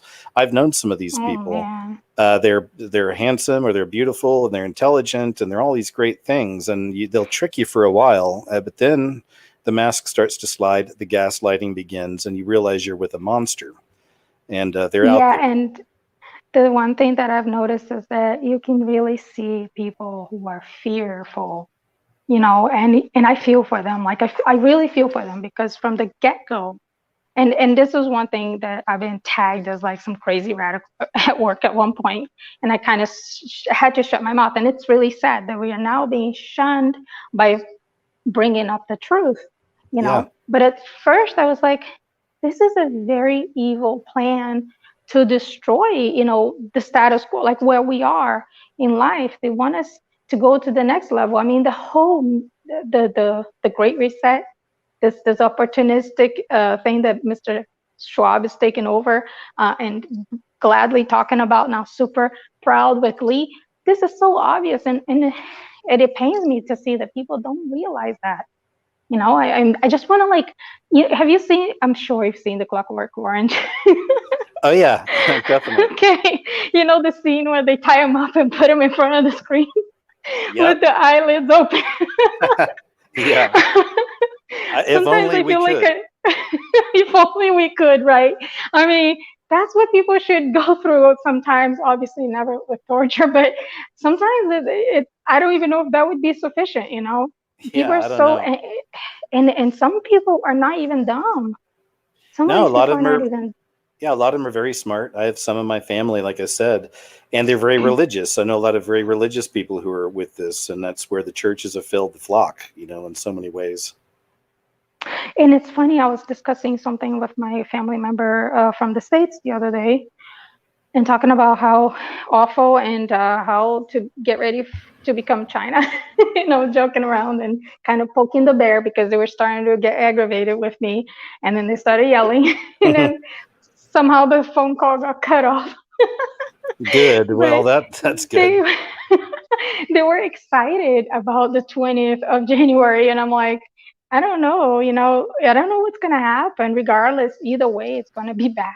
Okay? Oh, they're talking about the Trump thing. Are they excited that they think Biden's president? Yes. Yeah, Yeah. It's just crazy to think anybody, the Trump thing, regardless of how bad or good he is, I can understand the zeitgeist behind him. He's just a character, and people are excited. But the Biden thing is just so obviously a lie and a sham. It just blows my mind that people out there think that he really won and that he's the president and that he's even presidential material. I mean, most people don't even know what he stands for. Yeah, and the thing is that the thing about Trump is that I never hated the guy. I never disliked his. I actually liked the fact that he's an alpha male and he would like speak with his mind and just doesn't give a care. I like that about him. That's what America needed, you know, after having Obama bending down to the Saudis, you know, in live TV where everybody could see how symbolic was that America was bending over for the Saudis, that Yeah. was silly. And all the other things like the Iran plan. And I mean, the list just goes on and on, anyways, we It's all all being agree. exposed. Yeah, it's all being exposed now. Honestly, that's the good news. I mean, I believe it's apocalypse, and all truth is coming out. Definitely. But I And am we're seeing it. skeptical about the Operation Warp Speed. Does worry me, and All that was that something stuff. that Donald Trump. I wonder. I do know that he is a nationalist. I know that he loves this country, and I do believe that. Okay, I believe that he, for the most part, is honest and truthful. But at the same time, I suspect that there's forces behind him that he can't control. Either he can't do things on his own. I mean, I don't know, or he doesn't have a say. I don't know, or he's just not as good as we think. But I feel I'm on the wall, but I definitely don't want to see Biden and Yeah. Well, there's a whole AKA thing. Kamala. There's a whole thing out there about Trump where he signed something into order through FEMA because of all this stuff that's happening, and apparently there's something that says that the government then transfers over to FEMA basically. And I've seen clips where around this time where FEMA people were giving, talking to the press. And one of the clips, Trump says, "I wish you would, or you should have told us about that," or something. I've seen some of these kinds of things. I don't know how real it or how much truth is there. It's just something I just started stumbling into recently and wondering about. But who knows? Maybe he did got tricked into it, didn't realize it. I don't know. Maybe he really did do it. He signed over to FEMA. Now FEMA is actually running everything. I mean, who knows how deep the thing goes, but I have faith that it's all going to come out in the end. All the truth is coming out. The Lord's got us. He hears our prayers. Oh yeah. We I can't, believe that too. right. And, we're not supposed to, there's even scripture that says you're not supposed to envy or something. I'm not sure which word it is, but when you're seeing the wealthy people or the rich people, evil people prospering, something like that, you're not supposed to I think it's covet. Like in the there you Ten Commandment. Yeah. There you go. So yeah. So I don't want to take the whole time, but one thing that that I do want to say is that I think that we all need to start building a refuge for like-minded people that don't want to be in the beast system, because I've seen the amazing Polly suggesting that, and even Dana Ashley, the one that you interviewed one time way back when, and I started following her. She's great. She is. She's even said that, and there are other people out there that have this mindset. They're like, what's going on? We all need to find our own little area where we can populate, where we're going to be isolated from the rest, because well, that's it's how happening. It feels right now. Well, it's happening. I can tell you, I've gotten emails from people, and there's already groups getting set up, and I'm keeping an eye on it myself. And even where I live, they're trying to make me sign another lease, and I'm just on the fence. I don't know if I should just go move into a RV or if I should, stay here. I'm not sure. So I'm praying about it, but I mean, they're really putting the heat on. But whatever, man, we'll figure it out. It's not anything to worry about. It is what it. I don't want to say it is what it is. That leads nowhere. That's just a nothing There's statement, one thing. There's one more thing. I hate the speculating and the fearing and all these rules that these articles keep throwing out there. You can't fly without the vaccine. You can't do this without that and that. But I did see the other day something that was a bit of a little light at the end of the tunnel, and I saw something. I don't know if it was one of your videos or someone else's video about a Christian airline. Did you hear about this, or was it you who shared? A Christian airline, yeah, that was on one of my KJs. What happens? Right, we all should look into that.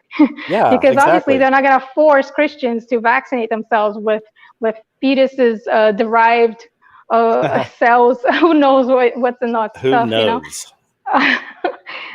So we should all look into that. Maybe invest. Our community could invest in that, because if there is a refuge, a way to get out of this, they probably will boom if they are offering an alternative.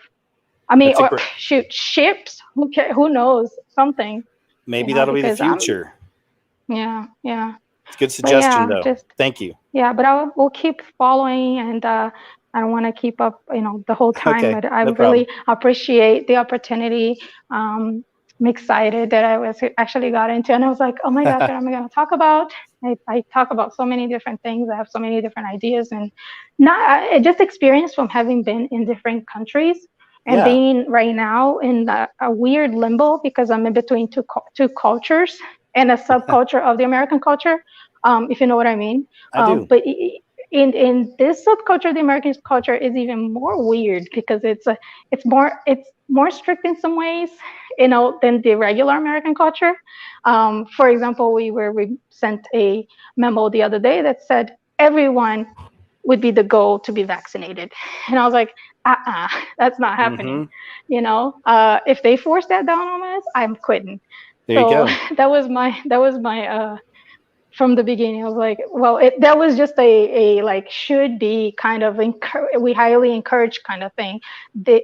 I'm just sick and tired of seeing flu vaccine. What is it?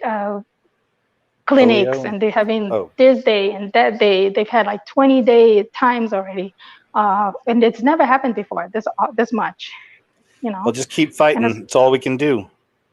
Yeah. And I thank you for encouraging and sharing. And I mean, there's a lot of insight. I share you with anybody that I see there's an inkling there that's kind of like on this side of the wall. I'm like, hey, check out this guy. He's a lot of cool information there. Interesting. Even my cousin who is voted for Biden, she didn't want to, but she did. But she doesn't like Trump. Yeah. And I sent your weird stuff video. It's the one with the alien on the thumbnail. Yeah. I was like, hey, check this out. He's got all this cool stuff, a lot, weird, scary, and just good. Cool. That's the way to sell it. Thanks. Yeah, that's why I've done it that way all these years. It's, you got to kind of entertain people in a way too. And there's obviously an element to that, music, effects, and things, and all that matter, to really reach the masses. That's been my opinion. But she majored in political science. Oh boy. Well, that's a tough one. She's like the early 20s. Oh boy, it's a tough one. We'll keep at her, okay? Anyways, thank you. Okay, TP, nice talking to you. Okay, bye-bye. You too. You take care. Oh, sorry about that. Thanks, TP. Okay, guys, I'm going to try Enoch again. Then it's Ulrika, and if I'm saying that right, Sky Harbor, Phantom, Aaron, Tony, Psalm 40, and Callie's mom. I'll try Enoch again real quick. Enoch, are you there? Hello. Hey, how you doing? Hey, how you doing, KJ? Hey, I'm doing good. I was just on a call. I think you missed it. So sorry about that. Yeah. How are you doing? I've been hearing all the others, and I'm doing good. I always like doing these shows. It's always nice just to talk to you guys and see how you're feeling and what's on your mind, Yeah, hanging in 2 hours almost. Good. Yeah, still going strong. I never even watched the clock, man. We've had some long shows. I had an 8-hour show once. I remember that. Yeah, I don't know if I can do that today, but we'll see. But anyway, so how's things, man? Well, it's good. I'm in Canada, like most of the other callers. I just wanted to share like an experience I had on like a few days ago. I was just walking around trying to find this restaurant where my friends were, and I literally just walked up to a couple of people on the street. Of course, they were wearing masks, and I just tried to ask for directions, and they like literally stepped away from me. Man, I hate that. I've seen that too. They just walked away from me, and I was like, how? Like how do we become like this? How do people, like? Now, you weren't wearing like a suit of armor or anything weird at the time, right? Nothing. Okay, good. And it's just, I mean, in Canada now, it's like everywhere. Well, in BC, everywhere in indoors, like indoor public spaces, you have to be wearing a mask, and on transit as well. Well, I personally don't, but I mean, it's everywhere, and it's just sad. Most people are wearing them though, right? A lot, almost like 90%, probably like higher than that. So I've given up on trying to reason with people. One time I was in the train, and this one old lady saw me without a mask on, and she took off hers, and she was like, nice. Yeah, like I don't like these things either, and I'm just glad there's someone who's not, There you go. And that was just a good experience. Yeah. That's a victory. Yeah, that's a victory for one day, you know. Yeah. I heard what you were talking about, thinking about like how you think the Antichrist is probably alive right now. Yes. And honestly, like I think the same way too, because the devil doesn't know God's timeline. And it's like God could come anytime, could take, well, if the hard parts are supposed to happen, it could happen anytime. And I don't think that's something the devil has information about. Oh, interesting. I never thought of that. So if the devil doesn't know, then let's say the harpazo happens, like let's say today. I mean, there are Christians who are flying in planes, Christians who are in cars, you know, Christians who drive ships, who like there would be a lot of like catastrophe if people just disappear, you know, especially if they're in cars or if they're in planes or if they're in, you know, moving objects, if they're in a skyscraper, maybe handling like a forklift or something, you know, this would be catastrophic, you know. Yeah. So actually, it's kind of crazy thought, but I was thinking that maybe this is really ideal because everyone's at home. There's not as much driving, flying as before. So even if it happened right now, this would actually be the best time for something interesting to happen, you know? Yeah. And and besides, he has to have an Antichrist ready anytime because as soon as we're taken out, he knows he has little time left. So I bet he has a candidate for the last 2,000 years. Yeah, and I feel that's why I feel like things are speeding up so much now. Even there's a scripture on that the Lord would shorten the days, you know, but also that Satan doesn't have much time. So it feels like that energy or whatever, however you want to put it, is already in motion in some ways, the way I see the world and how quick everything's moving, right? Yeah, everything's moving very fast.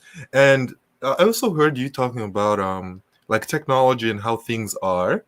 It's funny, I've been listening to a preacher from like the 80s or the 60s, and he basically, before even like internet and like, you know, mass TV and stuff, he said that the government would be able to read the minds of the population, you know, almost like actually do it. Now, we don't know how that works exactly. We don't know what means, whether it's the Wi-Fi, whether it's the signals.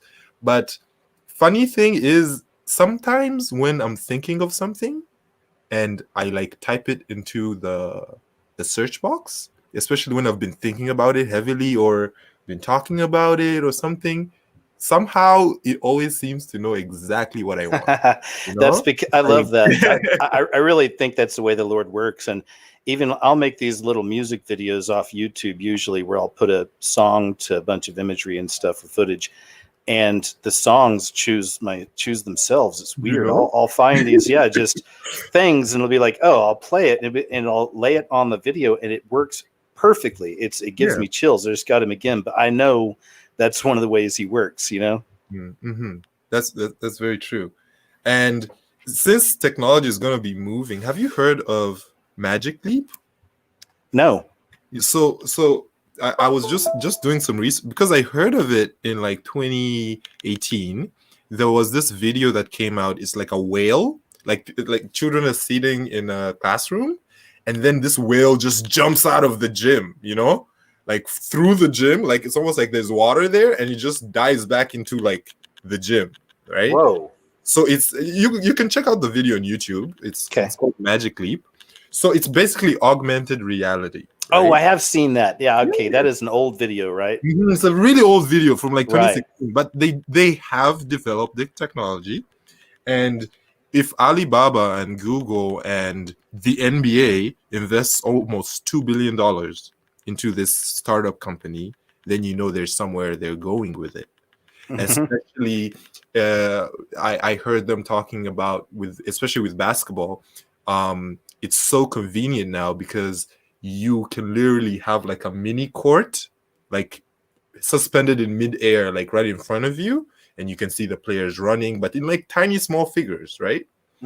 Like anyway, you just gotta see the videos. You can so weird. It's so weird, right? So I think again, it's so convenient for a time we're in where people are not attending these shows in person, you know?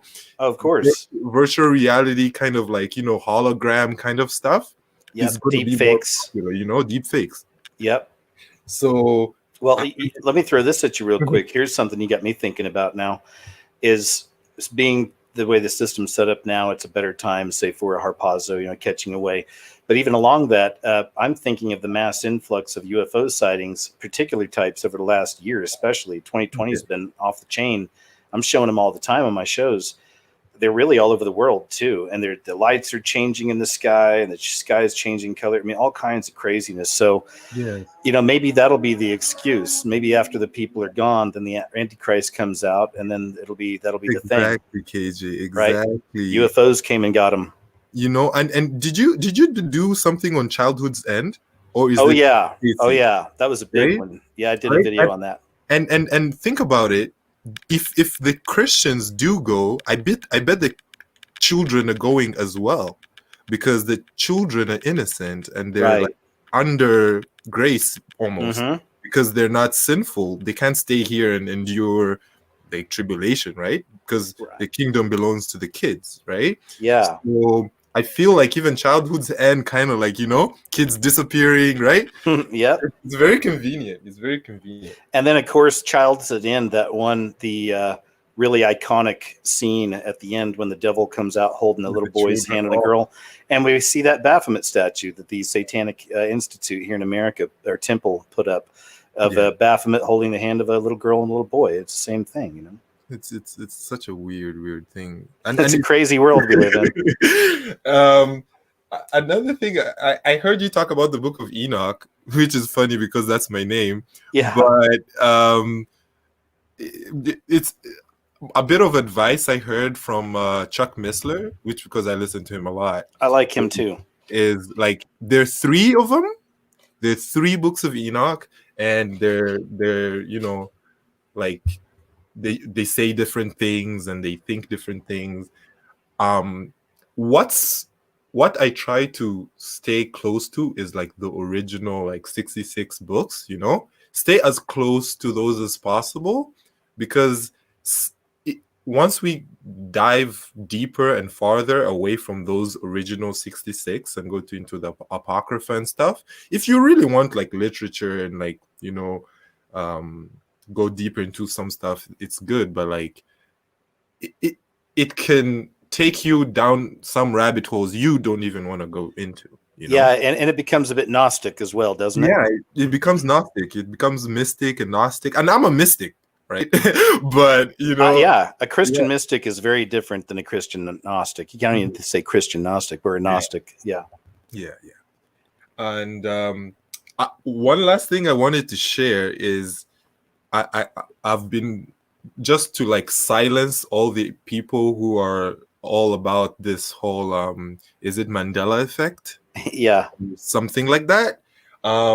Well, there's something from the Bible. I heard it one time and I never found that video again. That's the funniest part about this. I never found the video again, but it's basically the biggest proof I have on like the Bible being God's word and being perfect, right? And it's like the verses in the beginning of the Bible and the end of the Bible are equal in like consonants and vowels and words, if you check it out. And also with 1 John 5:7. There's also the last paragraph, and you're not supposed to add or take away, right? Yeah. You're not supposed to add or take away, And it's all like I just don't know how these people start creeping into like our communities. And it's nonstop, man. It's unbelievable. Like I feel like they're paid. I feel like they're intentional. They're paid, or they're part of like covens and witch covens, and they purposefully do this. They know what they're doing. Yes, they're trained, because you're nailing it. It can't be, because these people, where are they coming from? Where are they getting this information? And and the kind of investment they put into it, like day after day after day, like get a life, you know? Gosh, seriously. Yeah, man, I've been on the front lines of that for a long time, with all these different weird new truth type things that come into the communities and all that. It just, yeah, I won't even go off on all of it, but I see it for what it is. You know, I get it. I'm with you where I think some of it is paid government stuff. Some of it is like covens, maybe say satanic groups want to infiltrate Christians, you know, online. There's even a guy, I don't know his name, but, and I'm pretty sure he's still on YouTube. I don't know. I haven't looked him up in a long time. But there's this guy on YouTube that literally does satanic rituals live on his channel, or he'll just perform them and upload them later. He'll do rituals and how to call up different names of demons and all this stuff, right? Many years ago, this is back when I was living in Central America still, YouTube had a thing where you could pay to have your ads played, right? And somehow he must have paid to have his ads played on my videos, because for almost a year, almost every video or ad I had was from that guy. Wow. Yeah, it was weird, man. I couldn't get rid of it. And I tried to contact YouTube, and, you know, there's nothing you can do. So what do you do? But yeah, so I definitely believe it's stuff like that. People are meant out there, have a bad intention, and they're meaning to infiltrate these groups and make us all look like loons or get us shut down. Or I even have to keep track of all the comments. You'll see weird comments. I had someone on one of my last shows say, "I always knew you were a white suprema, you know what this," right? And then they go down this laundry list of just nonsense, and it had like 12 thumbs up. And this happened quick because I keep tabs on my chat, you know, or my comments after the first 24 hours. So I got rid of them, but I'm like, again, it's just another one of those people, whoever they are, just trying to start something, you know what I mean? And figure out a way to get you in trouble. No, here's the thing, KJ. It's been hard, you know, in this time, right? Because look, I'm black, right? And like, I get it, right? I get what's going on, but I am not naive. I see the what they're causing me to feel, and what they're causing me to want to feel towards other people, towards like, all these emotions are not mine, right? Yeah. Before this, I was completely okay, right? I was fine, living my life with my friends, right? Yeah. But then they basically want to really, by force, influence how you think and how you feel, and change how you go about your daily life, right? Oh yeah. These feelings are not my own. So just ignore them, KJ. Like, just ignore them. Thanks. And I'm glad that you're that you have Christ, and that you have the right eyes, you know, that you see that we're all brothers and sisters in Christ, not looking at our colors and sexualities and all this other stuff. It's just, you know, you got Jesus, I do too. Let's be friends. You know, that's the way, right? That's true. And of recent, I'm just like you. Like, this is not my home. This is not where, like, I cannot even identify with myself or my skin color, or because I know that's not me, right? Yeah. That's not me at all. Like, I know it's the suit you were given. Yeah, it's the body suit I'm wearing, you know? Yeah. Like, no one has ever seen me or how I look like, or or you know? So that kind of comforts me every day when I think about it, and it's definitely, it's good to hear that you're kind of on the same page too. I'm with you on that, man. All great points, Enoch. Yeah. Otherwise, I just wanted to ask one last question. Like, okay. So Dana Coverstone has some dreams, right? And yes. Dr. Wilkinson, like from the 80s, and all these different people. And, you know, Dana Ashley, you put out one video like a few months ago talking about, you know, what's coming, you know? So what do you think like 2021 looks like? Because it's crazy. 2020 is the year that everything, you know, just, you know, happened, right? Like day one to now. Well, Agenda 20, remember our Agenda 21. So we're about to hit it. And Agenda 21 falls on 2021, where the vaccine shows up. So that's what I'm waiting to see. I'm not even worried about so much if it's going to be Trump or Biden doing it. Yeah. I'm watching it a few scenarios. Maybe Obama comes in on the back end behind something happening to Biden and Kamala. I don't know. And then there's Trump gets in. people happy on his side, but people filled with hate and anger and destruction on the other, right? So then we're going to have that. And then we're going to have on top of all this, the vaccine showing up. So it's hard to say. All I know is I'm watching for the vaccine to see how that plays out first. That's going to be the big one. That's a big one. And then we'll see where they go from there, man. I'm prepared for whatever. I'm like you said, we're very similar in the fact that I'm not attached to this world. I love my family, friends, everything else. But if it comes down to dividing and I see everybody turning against me and they're going to do it and I'm the bad guy, I'm okay with just becoming like that guy from Highway to Heaven, just a drifter walking around the world trying to help people out, you know? Yeah. And the Lord will lead me and I'll get the food and water I need and I'll figure it out, you know? No, even if there's, I mean, you remember Elijah? Elijah says they've killed everyone and I'm the only one left. Yeah. You know, it's that kind of, that kind of life we're ready for, you know? Yeah. And we'll be okay, man. We'll all find each other or we'll find others like ourselves and we'll make it happen. You know, we'll be okay. We'll figure it out. And we'll know, at least by that time, we'll know for sure it's only a short timeline. It's 3.5 years apparently. So, all right. So we can make that. And, then we know that it's glory at the end, 1,000-year reign of Christ on the earth. Be awesome. I can't wait, KJ. I can't wait. Me too, man. Do you know one last weird theory I have? What's that? So you say Obama. Now, as much as I think like the original Obama, right, cannot get in, but Michelle Obama. Yeah, that'd be interesting because that's a Baphomet. Right because there. right, and you think about it, imagine that would be the perfect trick on the world because totally the world would think it's a woman, right? Yeah. And imagine history a black woman down, right? History goes down as the Antichrist was a woman. Yeah. Well, there's a lot of that's interesting. There's a lot of people have interesting theories on that as well. There are connections there. I mean, like the time of the female rival is here, and Rise of Mother Goddess and all this.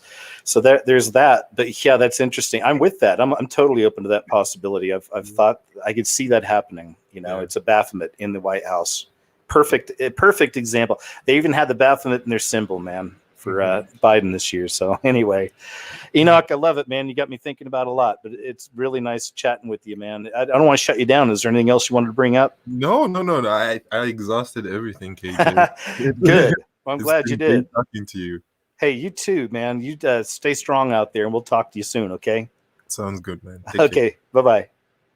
All right, guys. Next up is Ulrika, Sky Harbor, Phantom, Aaron, Tony, and Callie's mom. I'll put the link in shortly after that. Guys, Ulrika, I'm going to ask if I'm saying your name right. I'll be back in just about 2 minutes, guys. Give me 2 minutes, okay? I left Chubb's outside, and I got to go grab a cup of coffee, so I'll be right back. Thank you.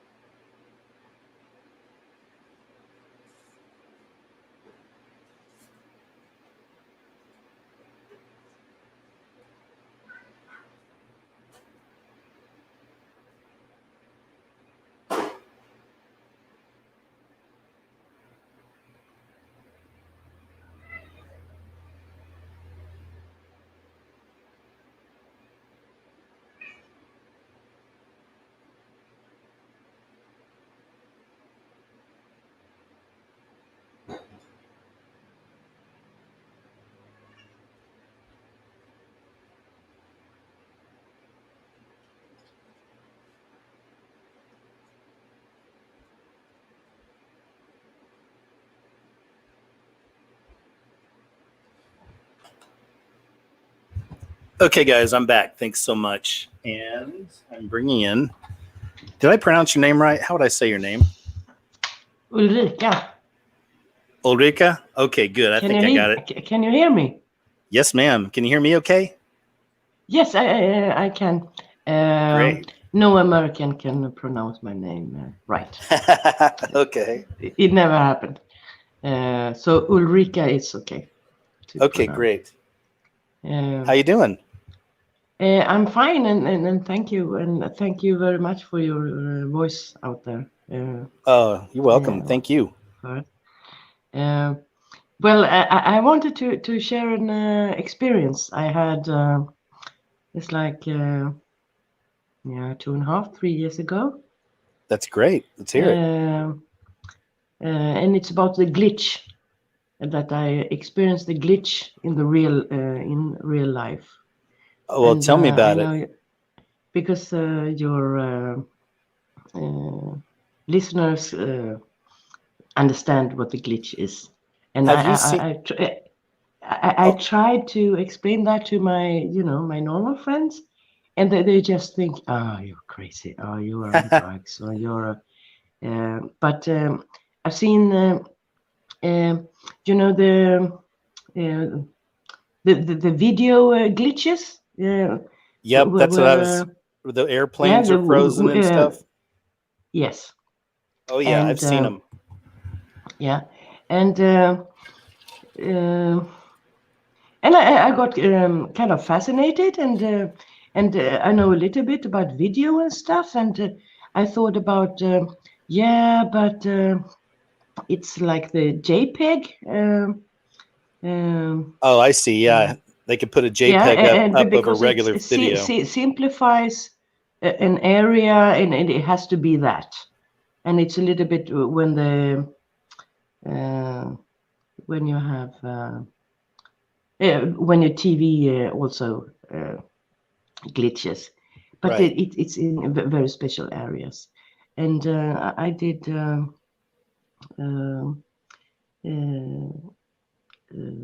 an iboga treatment. Okay. It's an how to say.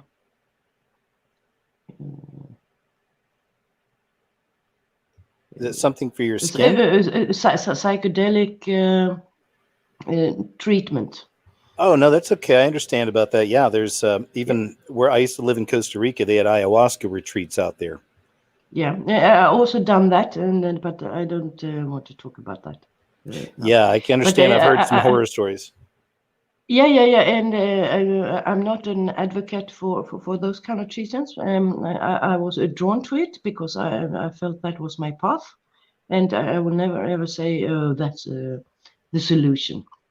But this iboga treatment, it is very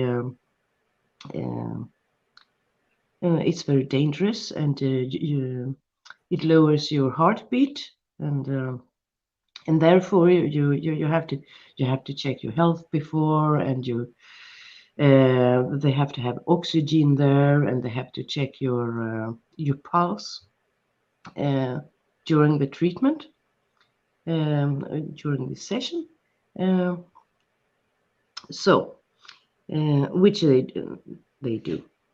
So I did this treatment, and I got into this state, and then you automatically you just go into other places. You experience this as not as a hallucination, or it's like a vision. You are in a place, and you see things. And if it's scary, you just have to move your body or do something, open your eyes, and you're immediately in a new place. And is it a good place? No, but different places, and some were really scary, and then I just had to, shake my head or something, and because you're creating it in a way, right? So you have to be careful of the way you're thinking. Yes, but I could always stop it, so it was not overwhelming. It didn't take me over. Interesting. Yeah. So I just had to open my eyes when it was like, oh, scary. I just opened my eyes, and I was immediately there in the bed again in the room. Mhm. And I had 2 caretakers taking care of me, checking my pulse every 20th minute. Because if it goes too low, they have to give me oxygen. Otherwise, I can get brain damage. Wow, sounds intense. Yeah, and it's very so. I'm not an advocate for this. This is a very like a dangerous treatment. It's for alcohol addiction. In my case, alcohol addiction, but they use it for opiates and stuff, and it does work. It takes away your physical addiction. It does, however, not treat the psychological issue. So Okay. it's not a quick fix. I mean, physically, yes, but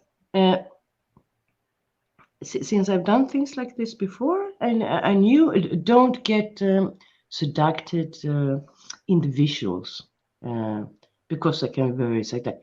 You have to focus on your internal procedures. But in one time, I did just look at the wall, and the wall started like it was very how to say dim light, also dark.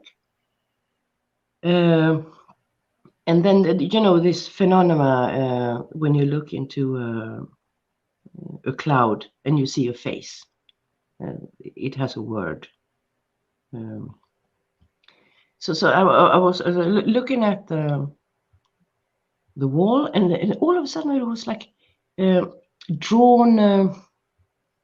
It was a lizard, it was a leaf, it's a flower, and it was like moving, but it was drawings. And I was looking at it, and I was like, "Oh, my brain is doing that." So it was not like an hallucination. It's like my brain is creating those patterns. I can see that. And then I close my eyes again, and I go into those places. And then there were 2 characters, a man and a woman. And the woman, well, I didn't know at the time. And she comes and checks my pulse, and I was sort of shocked. And I looked at her, and it was like the glitch. I could see the whole room. I could see her whole body and her clothes, but wherever her she had skin, it was this the glitch, just as in the YouTube movies when they have the glitches when it's like this pattern, and it was like, and it was 2-dimensional, as it was like it was flat, and I was like, what? And I was Well, what you and might I was like, and it was slightly moving, just like in those YouTube stuff, the glitch. and I just want to clarify, yeah. So you're talking about the YouTube videos where you'll see weird glitches on people, and they're kind of a lot of times they're called the reptilian videos or shapeshifter videos. And you, during this treatment, were able to see someone in real life do that in front of you. That's really wild. I've always wondered about that too. And I looked, and I was like, wow. And I sat up, but I realized that later, and I was like in awe, and I was like looking at her, and I saw her dress was perfectly normal, but everywhere her skin was. And then, I kid you not, I look at her face, and do you know what I see? Oh boy. They live. See, that's great. I can see that. It is They Live. And I've seen that movie twice. And I also think it's a bit, schade, you say in German. It's a bit pity that it was such a low budget movie, because they didn't do the special effects very good. But no, it was They Live. Not exactly, but because the eyes, I didn't really see her eyes, but it was They Live face. Tear. Shit. And I was looking, and sort of behind that, because that face was two-dimensional, I mean, sort of behind that face, I sort of heard of, "Are you okay? Are you okay?" And then I sort of wake up and understand, the situation. I said, yeah, I'm okay, I'm okay. And she goes and sit in her corner because they were watching over me. And that did not go away. And when I sort of convinced myself, don't look at that, you will get scared and you will like hallucinate and get a bad trip or something. So don't look at her. And when, because in this, how to say, the visions were changing all the time. Yeah. But this was constant, that did not change. And her husband, that also checked me, he did not have this, and she did not change. It's it kind of makes me think back to what we were talking about earlier with another guest about how there's these terrors, these other beings among us that look like us on the outside, but on the inside they're not filled with the Spirit of the Lord, right? They're filled with something else. That's interesting. She was, and it was like, if you take the substance, you change your frequency, and I could see another frequency, but it was like two-dimensional, and she was like covered in something. How weird if they made some kind of a pill you could take where you would have that going on for, days on end or even weeks, where you could just see, and you could see these things. That would be crazy. So I really saw they live, and it was not a hallucination because it didn't go away, and my intellect was there. I was going through this, yes, I have had taken a substance, which is they call a medicine that is not for everyone, absolutely not. Was it DMT? Well, it was Iboga. Oh, that's right. Okay, sorry. I'd never heard of that before. Iboga comes from Africa. It's from a root bark, and it treats addiction. Wow, that's very interesting. I appreciate you sharing that. That's interesting. Sounds like you got a glimpse. And just convinced it was true. It was not a hallucination. And she was very, a very nice person, but and very correct, and said everything right. But she was cold as a person, in the other situations. Oh yeah. There was something wrong about her. And, sounds like it. Wow, that's wild. Share the experience. Well, I appreciate it. I appreciate it so much, and thanks for your patience today. You were waiting for a while. Yeah. No, I love listening to you, so it was not. Thanks, my friend. Well, it was a pleasure meeting you. Yeah, thank you for being there. Hey, you're welcome, and thanks so much. And anything else on your mind? No, it was more that. Okay. Well, then take care, and I appreciate you. Have a good one, okay? Okay. Okay, bye-bye. All right, guys. Next up, I got Sky Harbor, Phantom, Aaron, Tony, Callie's mom, Julian, Kira, and Psalm 40. I put the link in the chat again about 10 minutes ago. So let's change up the scenery here and grab the next guest, which will be, do this, Sky Harbor. Hey, Sky Harbor. Hey, how you doing? Can you hear me? Yes, loud and clear. How you doing? I'm doing okay, and you? Oh, I'm doing great. I always like talking to you guys. Great, yeah. Greetings from Germany. So, yeah, here it's actually already a little later. Oh, thank you. It's nice. Thank you so much for listening from so far away. Yes, of course. I mean, always. No, not always, but, many times I do when I have a chance. But I'm sorry about my English, even though, I've been in the US for 20 years and moved back to Germany. But yeah, lately I'm speaking German. That's okay. Was there any Yeah. big reason you left America? It was kind of funny. I mean, my time just ended over there. And I know a few other Germans actually, or other people, not only Germans, that actually left the US. It was kind of funny because we all left at the same time about a year ago. Did you enjoy it?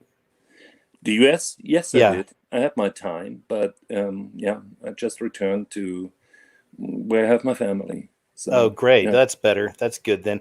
Were you able to wait? I don't think you celebrated Thanksgiving out there. But Well, it's slowly coming. I mean, it's the same as Halloween. I mean, we didn't have Halloween before, not in the way it is now. It's, of course, it's getting Americanized. Germany was always like 10 years behind. So, in its development. So, Yeah. but yeah, no, Thanksgiving is not on the list yet.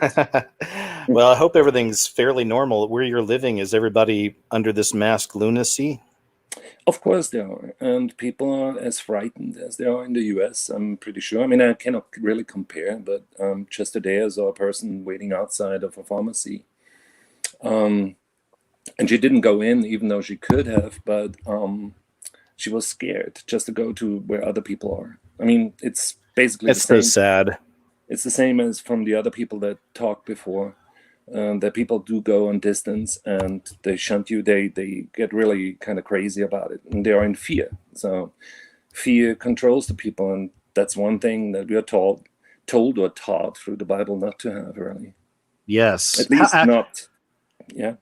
I'm sorry. I was just going to ask, and what is the faithful community like in the area of Germany you're in? I mean, are there people going more atheist, agnostic? Are there a lot of faithful believers out there? What's your take?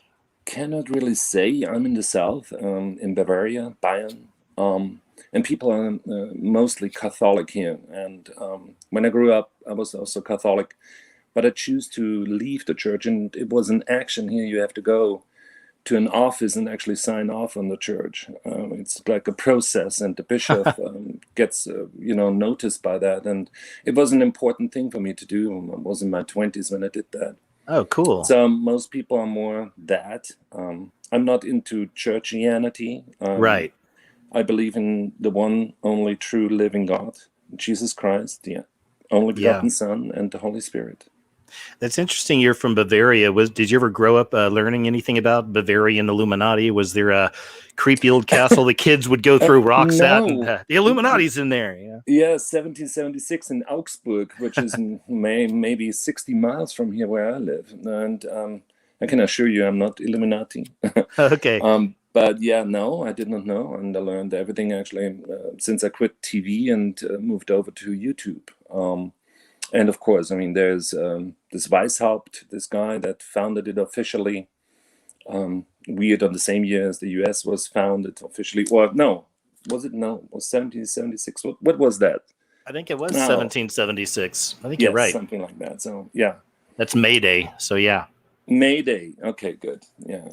Good you helped me on that.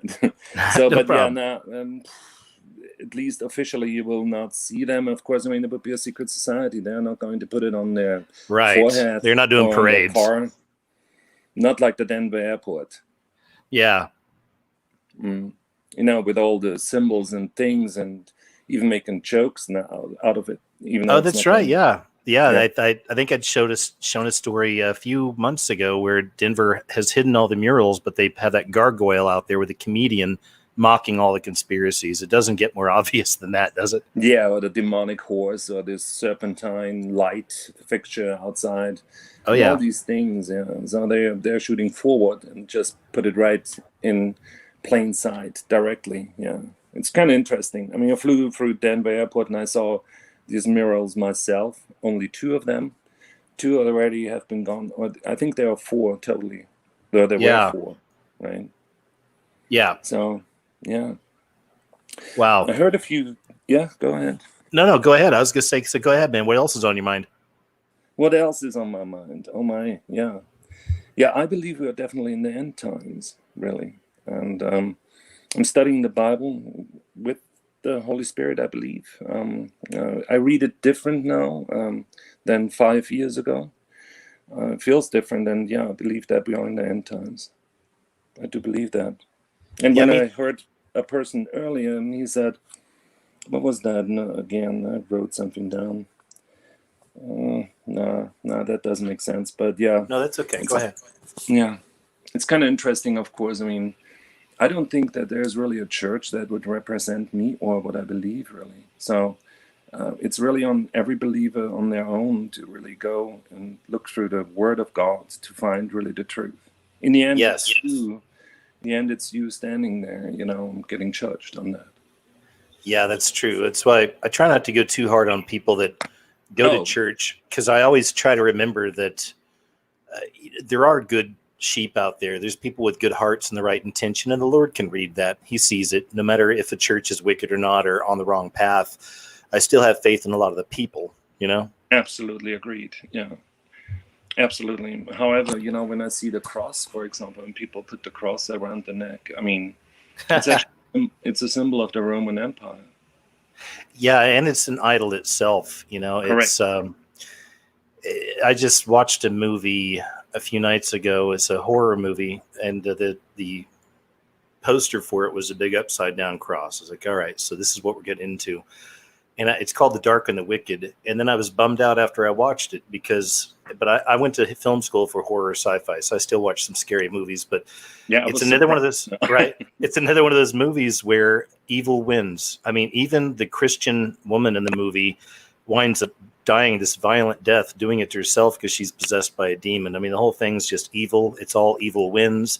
And I was talking with a friend about that recently, that it's just that continual theme we see in so many of these movies. The demons always win. Evil gets you. Crosses don't always work, against the monsters, just all this stuff. But it's always very anti-God, really. Of course, and fear controls the world in a way. I mean, that way you can be guided around, especially now these days. You see clearly that fear is really written in the people's faces. And I'm pretty sure they're going to cling on to what human beings are going to offer them, if it is even human beings offering it to them. That's the question, especially with an RNA vaccine. Oh, yeah. Already getting impregnated right now and introduced into all those things. The repetition factor comes in, of course, that you get acquainted and are not going to ask much questions later on. But yeah, many people will run to that. And but you have to remember, your body is the temple. Many people may wait for a temple to be built on that temple. Right. In Israel. Israel is now, it's not confined to the country. Israel is the people of God. I mean, everyone. Yes. And the temple is your body.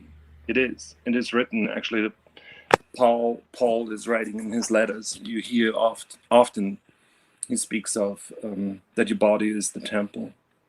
And speaking of vaccines, it becomes highly questionable to take them. Yeah, that's a great way to put it. And that scripture, too.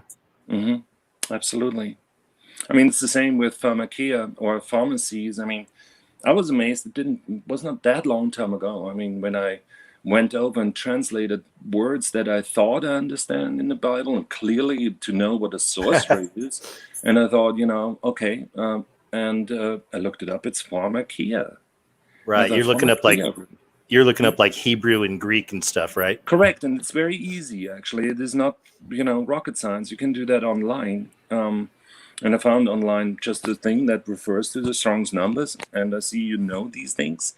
But it's very important to know that it's not this Harry Potter sorcerer stuff, but it's pharmacia.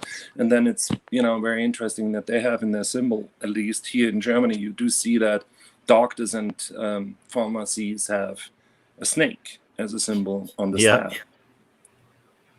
So it is very alerting, but clearly in your face. It's not like anything you can easily stumble over, I would think. I really think I feel that Jesus and the apostles knew, of course, all these kinds of mysteries and all these things. And it's just so interesting how it's lost, again, on so many religious type people. But these are the kind of things that are important to understand, because it really does show you the beast system kingdom we're in. And it goes right back to the Bible.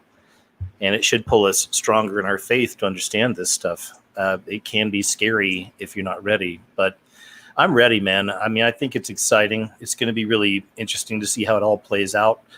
No matter what, I know the Lord's going to be with us, no matter how Absolutely. crazy things get. And people will make their choices and their decisions, and we'll just kind of see how it rolls, But I'm not one to fear something that hasn't happened yet, even though, No, I mean, right? neither. But these things I found very interesting and important for me to know, and didn't cause fear in me. I mean, knowledge, when you know things or learn about it, is the anti-fear. Then you get a little understanding or more understanding about it. And I think the more you understand, the less you fear things. You have an explanation and an answer to many questions, maybe. Yeah, that's so true. There was, there's times I don't ever listen to my old shows or anything, or even videos, but I know my energy level. And sometimes I'm feeling a little heavy during a show, and I hope it doesn't show too much, but it's not, like I've said earlier, I'm a sensitive person and I feel for people. And if I start, seeing a lot of fear from people, and it happens, it always does in comments or in chat or whatever, it's hard for me sometimes to show people the things I'm showing them. And that's just my own too nice of a nature, maybe. I'm not sure, and I still do it. I still gruel through it. But yeah, my take is, again, knowledge is power. It's great. But then with more knowledge comes some sorrow. There does come a bit of a heaviness. And my heaviness isn't for me or my family or my life or anything like that. It's just for the others. That's really where it comes from. If that makes any sense. Sorrow for the others that do not know Christ and God? Yeah, for the others that don't know Christ, and for the ones that do, but still are fearful. They're still just freaking out. And that happens. I understand. It's really tough. I had to do a Zoom birthday party. Didn't have to, wanted to, but I was on a Zoom birthday party with some relatives the other day. There's quite a few of us in there. And one of them just had a baby, and she's already pregnant with the next one. And they've got a cool life they're building and everything else. And it's just, I see things like that. And I don't know how I would ever even try to talk to her about this stuff, or if I even need to. Probably won't. They're on the other side of the country. But it's just, she's just an example of a lot of people out there. There's a lot of people who have children, who have little ones, who are trying to plan a future for these children. And in their minds, they're seeing their graduation and all this other stuff. But right now, with everything locked down and crazy, they're really being hit. People are really being hit hard with this, especially people who have more to lose. I guess in that sense, I'm kind of lucky because I feel like I don't have anything to lose. Like, I've been in this for 14 years. I've sacrificed my health for it in more than one way, and that's fine. This is what I care about and what I'm going to keep on doing. But it's easy for me. I don't have attachments. I'm not married. I have no children. It's going to suck to see Chubbs go, but I'll see him in heaven. At least a better, hopefully a better version of him. But I have but two anyway, cats too. They're oh, still cool. in the US, so Aw. they're not here. So, Bummer. but I don't know if I can even bring them right now in this situation. But yeah, well, I know one thing, that God makes everything new, and it's not an empty promise, and that He's going to take care of that. The other question would be also, would you like to stay in a system or in these times? If you could continue that. The destruction of this place, if I can call it that way, that doesn't sound too good. Especially when you talk about young. Nah, Yes. that's not sensitive. I'm sorry. Yeah, no, I understand the issue, but I trust in God. I know. Nothing is on accident, even the pregnancy and babies and young children. And I know it's going to, in the end, take a good end with everything involved. I know that the bad side will not win. There you go. Yeah, I like that. You're Absolutely. right. That's the attitude. And, I struggle with that sometimes too, because I take in so many different stories and news and everything, and you don't know what's real and what's fake and but I still bring it all in. But, a lot of it can be very negative, obviously. And in the wrong, again, I'm built for this. I can do it. I'm going to survive. But I really see it, man. You really see the darkness, the wickedness sometimes winning right now. And in my mind, I always feel it's just for a season. Everything's for a season. This is a season where there's elements of evil is really rising, and it's actually kind of winning for now. But we got to remember, we have a just God, and everything will be set straight. We just have to have patience and pray about whatever we can do. If anything, maybe it's just talk to an office worker. I don't know. Maybe it starts a YouTube channel. I don't know what it is. Maybe it go start a protest. I don't know, you know. Go ahead. Yeah, definitely it's going to take, you know, the end will be a good one. And everything is under the control of God. I mean, it has to be that way. The other side that was the challenger to God has to prove itself, I guess. I don't know. If I try to compress that all together, and this is basically the climax for me, it is. And not really in fear. Part of me, of course, I'm from the world. I'm coming from the world. I had cars, you know, and all these things, and you know, was living in the world. And but yeah, in 2016, that has dramatically changed. And since then, I do see it different, and I understand it has to be that way. But yeah, in the end, a good end. Yeah, I agree. That's part of it. You know, it's prophecy. You'll see some people, we have to fight this, you know, and I mean, it is our job as followers of Christ to fight for truth. You know, like that part I understand. But the other side is some people think they're going to stop this. And yeah, that's where you have to tell them, guys, this is prophecy. You know, it's going to play out. Correct. And this has to happen. Yeah, you cannot stop it. I mean, this is like part of God's big plan. All right. This is it. This is the big showdown. As Christ said, you know, no dot or line or anything is going to be taken out of, you know, the word in itself. You know, it will get fulfilled. It's going to happen. Yeah. Yeah, that's a great point. So, yeah. What else got for us?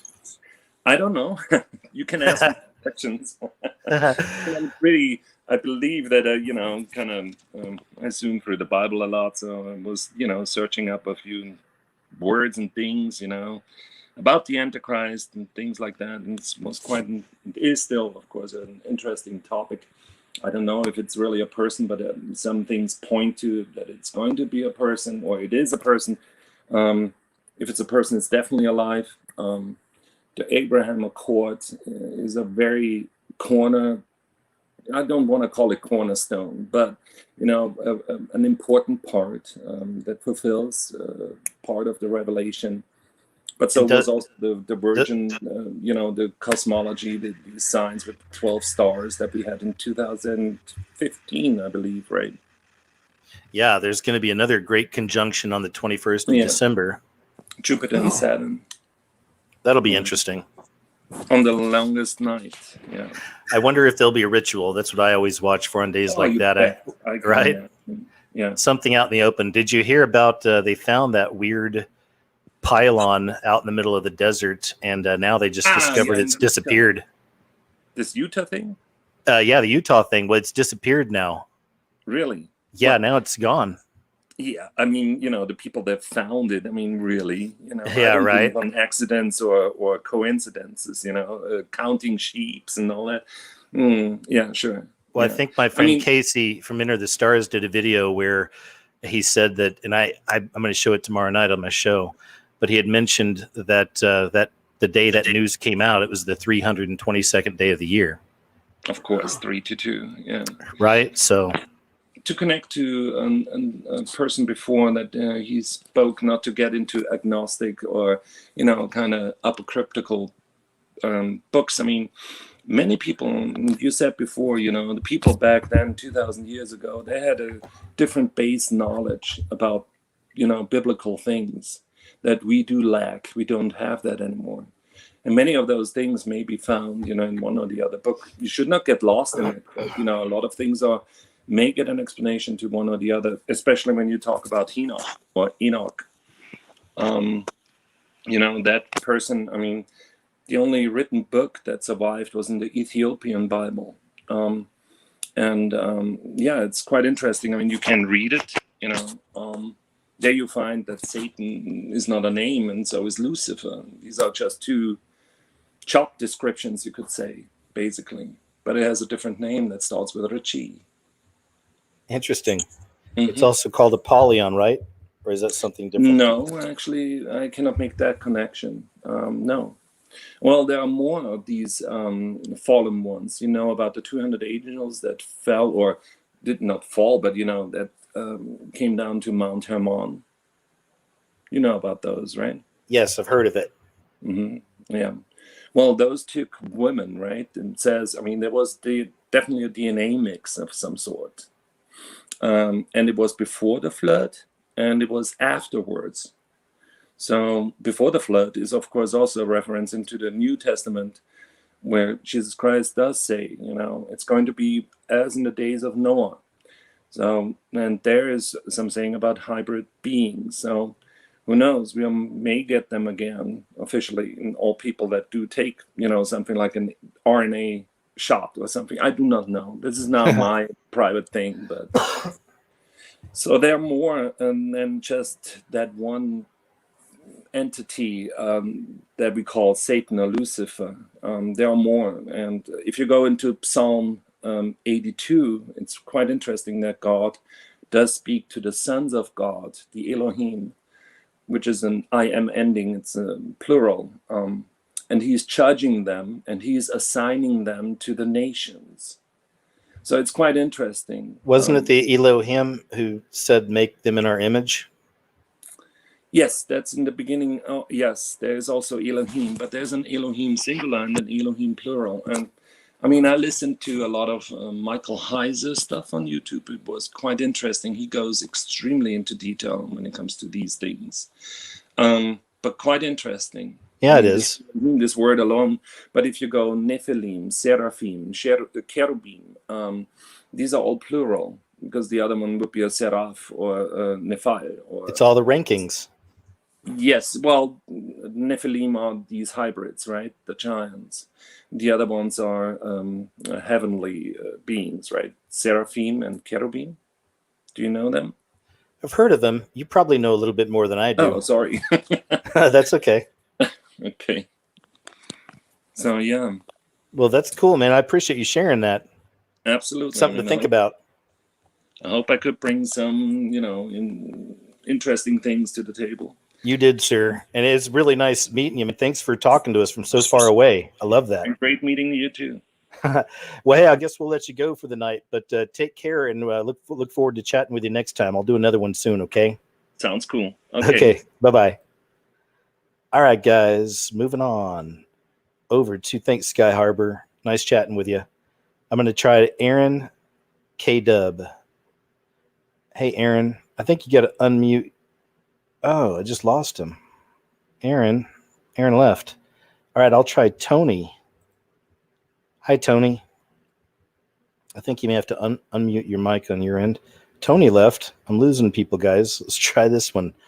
Callie's mom. You may have to unmute your mic on your side. There you go. I was surprised it moved a bit quicker than I thought. Oh, that's okay. How you doing? Not bad. How you doing? I'm doing good, thanks. I've been on before, and since then I've added Diesel, so I guess I'm Kellyanne Diesel's mom now. Oh, okay, great. Well, congratulations. Oh, it was a surprise. Well, now I have 2 L counts. Nice. I'm going to say there's a lot going on. It's crazy. And the people, it's like a lot of them, they take it as like their own personal power trip themselves. Yeah. Usually I don't get bothered too much. It must be my side glare I give. I really think it's a part of the, I think, I'm sorry, I was just going to say quickly, I think it's a part of the psychological operation of turning us against each other. Yeah, there's people who want the power. Oh, yeah. The one day, it was near the end of the day. I have back problems, so okay, it was my last stop. And I go in, I'm mask-free. I'm medically exempt on top of it. So I'm there, and I could just sense this woman. She's around my age bracket, except like I could just sense her. She's looking. I'm like, don't even think about it. Just don't. Excuse me, do you have your mask? I looked at her. Oh, no, let's not even go there. I said, listen, I'm medically exempt. And now she's, stepping back. Okay, yeah. So I just want it, I'm trying to save you problems because there is a cop in the store. I'm like, you do realize on the website, I'm willing to get out the phone and show her. I already said hi to the cop. He had an issue, unlike her. But she finally stepped away, but yeah, she's going to try to spare me from the cop coming to arrest me for something that isn't a law. I don't think so. Good for you. But oh, trust me, I was in no mood. But really, it's all part of the system, and it's all about control. Even my dad, who's 81, he agreed with me right from the start. This wasn't going to end. There's no other time. Mind you, we've all talked about it. We've all thought about it, how it would come to be, everything falling all in line worldwide. Who would think over something that less than 2% of the people die from it would be something that brought the whole world to a screeching halt? Yeah, that's the big giveaway, because if this was something serious and people were really getting hurt and dying and hospitals were overflowing, that'd be a different story. I could understand some masks and some of this kind of stuff because it'd be an extreme situation, but it's not that. The Hollywood movies are, but it's not that in real life. But even with the mask, if you were talking about something, okay, you want to tell me that, advice is to wear a respirator, something that people, my dad used to paint cars that when he was younger. Something like that was literally blocking something. You're going to put their face. Let's get real. It's not doing anything. That's the part I think that annoys me even more. And okay, I have one relative who does work in a hospital. And she was concerned in this and that. I hadn't talked to her as much, but recently I did. And even she said, they're talking about all these areas, mind you, she's in the OR, but what is it? The ICUs where she said there's beds that they turn to make into something else. It's just called a turnaround. Most hospitals, they haven't done that. So it's not that you're short on beds or anything else. There's areas they're not using it. For the first time in her life, she's, I think, in her mid-30s. No, she might be close to 40 now. First time in her life she's ever collected unemployment. So if the hospitals are that busy, how are you laying off people? They had to alternate weeks because there's not enough work for them. Oh, yeah, that's true. I've seen, there have been a couple of TikTok videos of all things of nurses uploading and saying, I'm leaving the hospital, they don't need me today, or I'm losing hours. And there's been a slew of those. So yeah, that's a big deal. She's still a germaphobe and all, but it's even she's reasonable about it. 'Cause she was talking the one time about this or that. Even when she was talking about the elections, she mentioned Trump. I'm like, you can say what you want about him on there, but you can't blame this on him because it's going on in the whole world. Yeah. I can see blame words too, but if everybody else did well and we were the only ones on lockdown, yeah, I could see that. But there's just some others. And then this other one I had known for years. We're no longer friends. I got unfriended because she's a grocery store worker, essential worker. I hate that term. Yeah, me too. Or the beautiful banners of heroes working. They stopped hanging them in the hospital, but they still have them hanging outside a grocery store. But she was one, super masker, blah, blah, blah, whatever. Live your dream. I don't care. You try to tell people, so many people are so vested in this world, and that's even part of where politics come into it. Here's where I have a couple of things to say, where they're really vested, and you can't rely on your own thoughts, your own will. God will put a stop to that. Trust me, your reliance has to be in him. Thankfully, I got to go through this about 11 years ago. I wouldn't want to have to do it now, but you can't make the plan yourself. If you're praying on it, you're moved to do it, it's one thing. But if you say, okay, I'll make this refuge and I'm going to have this, that, the next thing, the technology that's coming into play, you have infrared, they can pick up your temperature, there's drones, robot dogs. Unless you actually have the hedge of protection from God, have his covering, you're not going to hide from the system. God will cover you. He can have you. But it's got to come down to you relying on him, not your own wits. True that. No, it's hard. Also, even with the Mandela effect, there are things that have been altered, but you're not going to alter the word of God itself. God won't allow that. And with those people, though, but with these people that are a part of the system and they're being slaves to it, I mean, I don't want to say it's easy for me to say because it took me a while to get here, but I just say let him go. Let it go. I mean, still be friends with him, still love him, still everything else, but just let it go, because I always go back to the idea that all of us have been given free will, which can you can win or lose by that. So everyone's got their choice to make. God's working in everyone's life in his way and in a way they can understand whether they're looking for him or not. And you know what I mean? Because we'll drive ourselves nuts if we get too upset over all this stuff. And we know that's part of the operation, you know? Yeah, it's a lot of it psychological. And it'll reach a point, even with this, is people are going to beg for the solution. That's where you're going to have your man step forward. Well, they already are.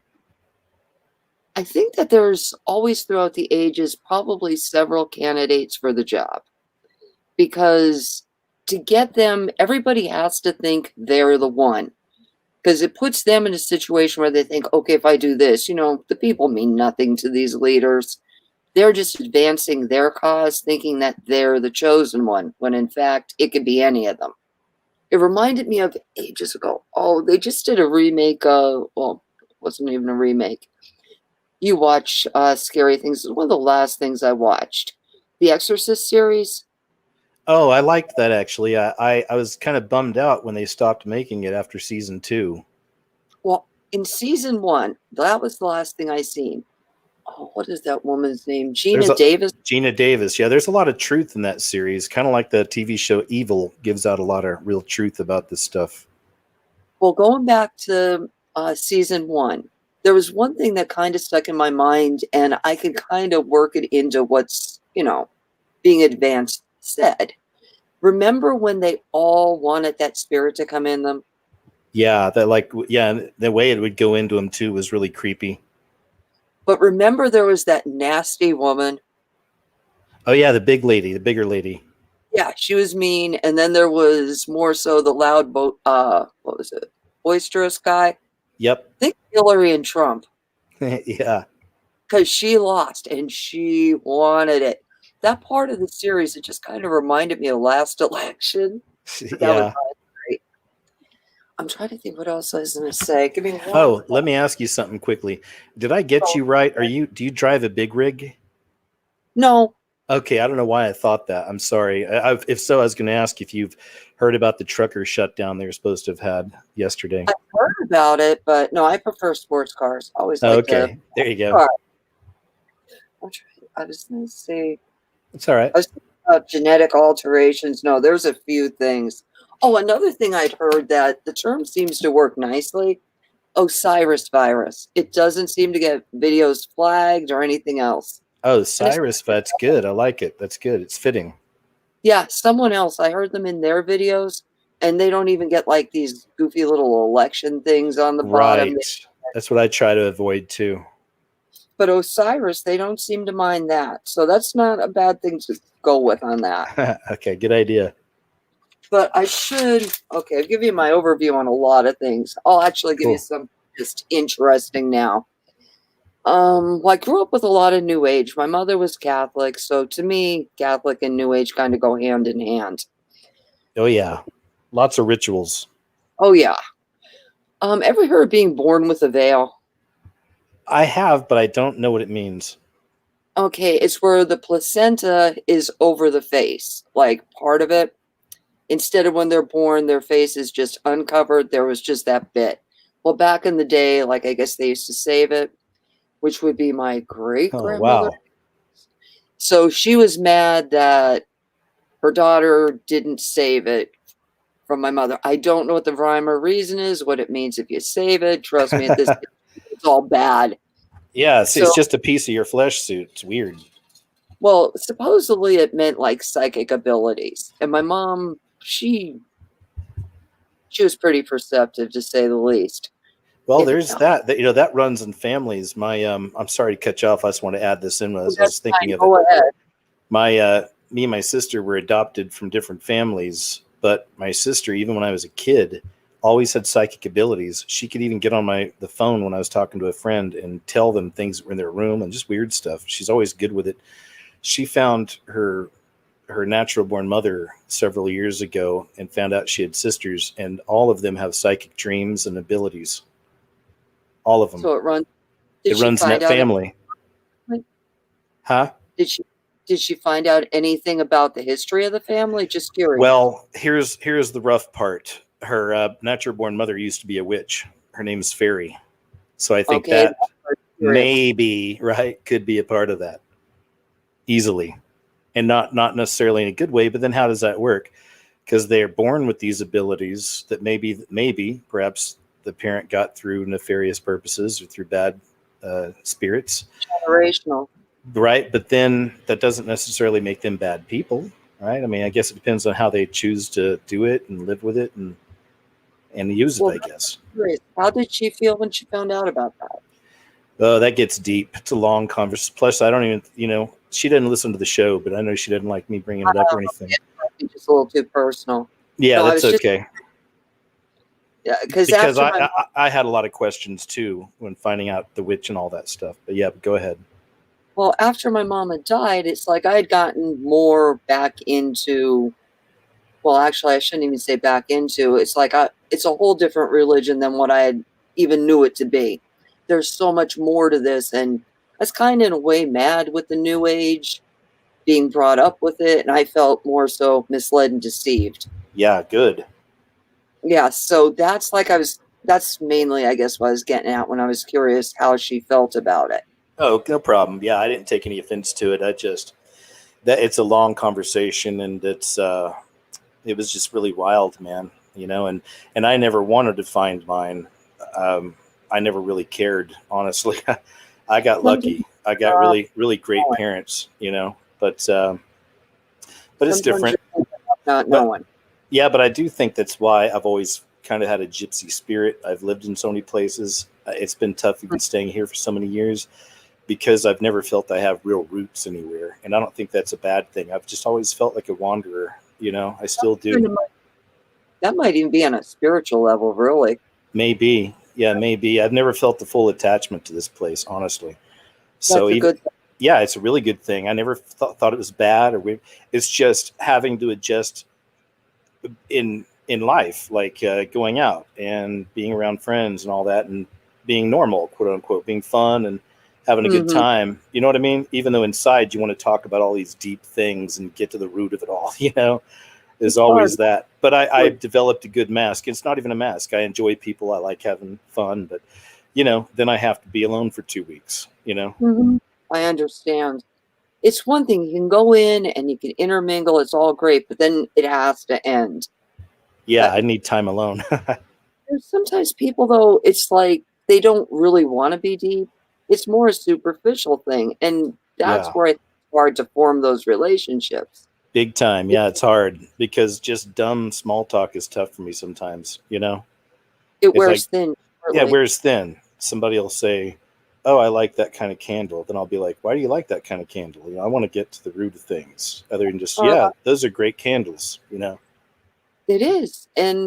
But so many people it's a superficial world. And even as time goes on, if you look, like right now, it's like I'm in my 50s. So I've seen products, really go downhill. Everything you buy now is throwaway. The quality of anything is gone. Not much you can, unless you go to like an artisan for something. Now that's going back to old school, but you're going to pay the price for that too. Yeah, there's some small towns out where I live, and I like the old antique shops out there. You can find some good stuff for cheap still, but that looks unique and original. Like you're saying, you don't see stuff like that nowadays. You can go back 30, 40 years. You can find some cool little tables and chairs, that are unique. What I was going to tell you is, like I said, I gave you a bit of the background, and then, like I said, I was a bit annoyed once I found out. I'm thinking to myself, I was told, after somebody died, their spirit was earthbound for 3 days. So you're open to all this stuff. I'm thinking to myself, great, leave me wide open to all sorts of things to let in. So I've gotten past that. So did my daughter. We've all come a long way. There was this place I had to go. My cousin was having a party for her son the next day. Me and my daughter, she was just irritating. She's in her 20s. And I'm thinking to myself, how annoying can you be? I have to sleep And it sounded like she was pounding on the floor around the bed. I'm thinking, seriously, I need to sleep. So I was up a good part of the night and irritable. So the next day, she didn't even go. So now I'm tired. I'm stuck going. So I come back and I'm like irritated, and I never nap. But for some reason, I was just exhausted. I needed to sleep. So I go and I lock the door because she annoyed me all last night. And so I'm laying there, and it was kind of like opening your eyes, and you're kind of between here and there. My room was my room, but it was bigger. And it looked like sticky notes on the wall. It was really weird. So, but it was so far away, and like I said, it was just bigger. And almost a sparkle to it. It'll make sense in a minute. So then I happened to look to my right side, and alongside the bed there was this large like bust of a person. It was a real person though. I'm like, huh? So I was really confused because the room was the same but different. I'm like looking, and I'm really confused, but I was very sleep deprived too. So I'm looking, and this guy had a glisten to him, and I'd never seen this person before. And he's there. I want to tell you the meaning of, I can't remember what he said, but I'm looking, are you real? And I went to touch his face, and then the air was sucked right out of me. I couldn't breathe. So it was really hard. And I don't even know how it finally passed. And then I got up, and then I found out, I talked to my daughter, and she said, I didn't make any noise last night. She's there. I don't know what happened, but it was something that got in the house. So you go through and do the spiritual house cleaning all over. But whatever it was, pulled the breath right out of me. Wow. You know what that reminds me of? You may have heard has anybody else told you this? It reminds me of Twilight. You know, the vampires on Twilight have a twinkle to them. They're twinkly. I did see that. Yeah. My daughter was in high school at the time. But this guy, I'm thinking, I'd never seen him before. And mind you, I haven't seen a lot of movies in, recent years. Mm-hmm. So I was watching this one thing the one time, and it had clips of different movies in it, and I had to pause it. And I know everybody probably listening to us has watched The Matrix. The creator of it, that's what this guy looked like. And I never seen The Matrix. Whoa. That's it. That's interesting. It was weird. Because I'm like, what is this? And then I had to go through the clips. I stopped it. I took a screenshot, and then I searched it, and that's where I found out where he was from. Wow. But man, that's interesting. Weird. Yeah, that is weird. I don't think we're living in a matrix. But even with the rapture, that's another thing that comes up a lot. I personally, I'm hoping for pre-trib, but whenever it happens, it happens. It's not a point of contention for me to argue about. Yeah, same. So they'll argue the point. You could die today. You could die tomorrow. It doesn't even have to be rapture. You just need to be ready. Yeah, exactly. And active, again, we trying to fight evil in all of its forms, trying to expose evil, the whole thing. We can still be active while we're waiting, not just have an attitude, as we talked earlier with a different guest. Some people are just like, oh, heck with it. God's going to get me out of here anyway, so whatever. Well, they say you can work intercessory prayer. If you wake up in the middle of the night and for whatever you can't sleep, you pray. Somebody somewhere needs it. We don't have to know what it is or what it's ever for. So even if you can't go out, you can intercess. Yeah, that's a great idea. And I've babbled on and on. I will not hold you up too long. I know there's other people waiting, but I just want to throw a couple of things in. Okay. Go ahead. But it's like you're so great, and I'm sorry. I'm sorry about waiting. I thought you were about to say something else. Sorry, Callie's mom. Go ahead. No, I'm going to kind of close on you here and just let the next person go. As I say, it's a great platform where so many people put out so many things. There's things that I might say somebody else wasn't aware of, or somebody might say something that triggers somebody else or gives them something to think about. Man, I love it. That's a whole idea. Yeah, that's the whole thing, I think, too, is just let the community talk. Let the people talk. Because like you said, there'll be some people may say, oh, I'm not crazy about this story. But the next one, it's like, oh, my gosh, that changed my life. You never know. It could even be just one thing said. One thing said. Boring as can be. And then there's that one thing. Oh, wait. But no, that's about it. Yep. Well, hey, it's been nice chatting with you. It was good talking to you. You have a good night, and God bless all. Hey, you too. Thanks. It was great. A lot of stuff to think about. We'll talk to you later. Great stuff, man. All right. I got Christian coming up next. Hi, Christian. Hello. Can you hear me? Yes. How are you? Hey, I'm very good. Thanks for getting me right now. I was about to go sleep. It's 1 a.m. here in Finland. Oh, wow. Well, thanks so much for staying up so late for us. So I appreciate you. Yeah, no worries. I have been loving to watch your videos and, just covering all the topics. It's been very blessing. Thanks. So I guess I have a couple topics that we could go through. Okay, sounds great. No rush. Yeah, sir. Now, I guess, what do you think about the timeline of things are going forward, like regarding, like, let's say World War III and the Henry Kruger prophecy, and so many other prophecies about the coming war and Gog and Magog war with the Israel. So what's your thoughts on that? Like, are we nearing time of China dominance and the New World Government? I don't know about that, but I do feel that we're heading towards war, it seems. For one, it'd be a good move on Trump's part, if you will, so he could stay in office. So I'm sure that's something they may have considered. There's a lot going on in Syria right now. There still is. You may have heard about that. Israel just got into something with one of the countries out there. I'm not sure which one, but I see so much different stories throughout the days. But I'll have to look more into all this. But I know that Biden's putting together the same kind of group that loves war and thrive on war. And so that's going to be a thing. Trump, of course, all of his actions have shown he's anti-war, but still, I don't know. So like I said earlier, I'm kind of watching what happens with the vax scheme, because that's going to be that'll be one of the bigger divides we're going to see in humanity once they try to push it as mandatory. And we already see there's an airport or an airline that's saying that they won't let you on unless you've got a stamp on the passport saying you've been vaccinated. So we're already seeing some of this idea come up along with the lockdown and everything else. It just makes sense. We see it all falling into place, and we get that. If Trump gets back in, it might be kind of a reprieve for a few years, like a chance for more people to come to the Lord. Honestly, that's the best way I could see that. If not, then with Biden, everything's going to be happening really fast, because he's all in with, of course, all of it, Great Reset. If he's even still Biden, if that's even him, I don't know. I mean, really, it's hard to tell. I mean, he's such a wreck, whatever it is.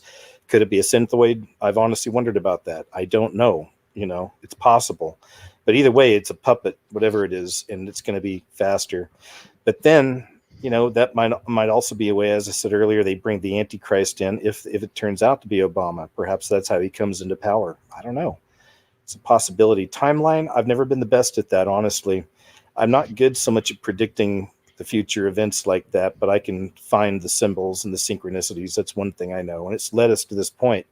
We've seen all this stuff programmed for years on one level or another in all of our entertainment and TV shows and movies, the rest. Yeah, so that's yeah, for sure. But that's what I'm watching for. The war thing, I'm watching on both sides, the right and the left paradigm, on what they're talking about, always keeping eyes on Israel, because the final war is supposed to be Israel surrounded, right? And that's supposed to be the final. Yeah, the Gog and Magog war. Yep. Sure. So go ahead. Yeah, and I guess a lot of depends also now what is going to happen with the elections. Like, hopefully Trump still will win. Yeah, hopefully. But let's see. But then if Trump wins, then a lot of chaos, I guess, can happen there in the USA.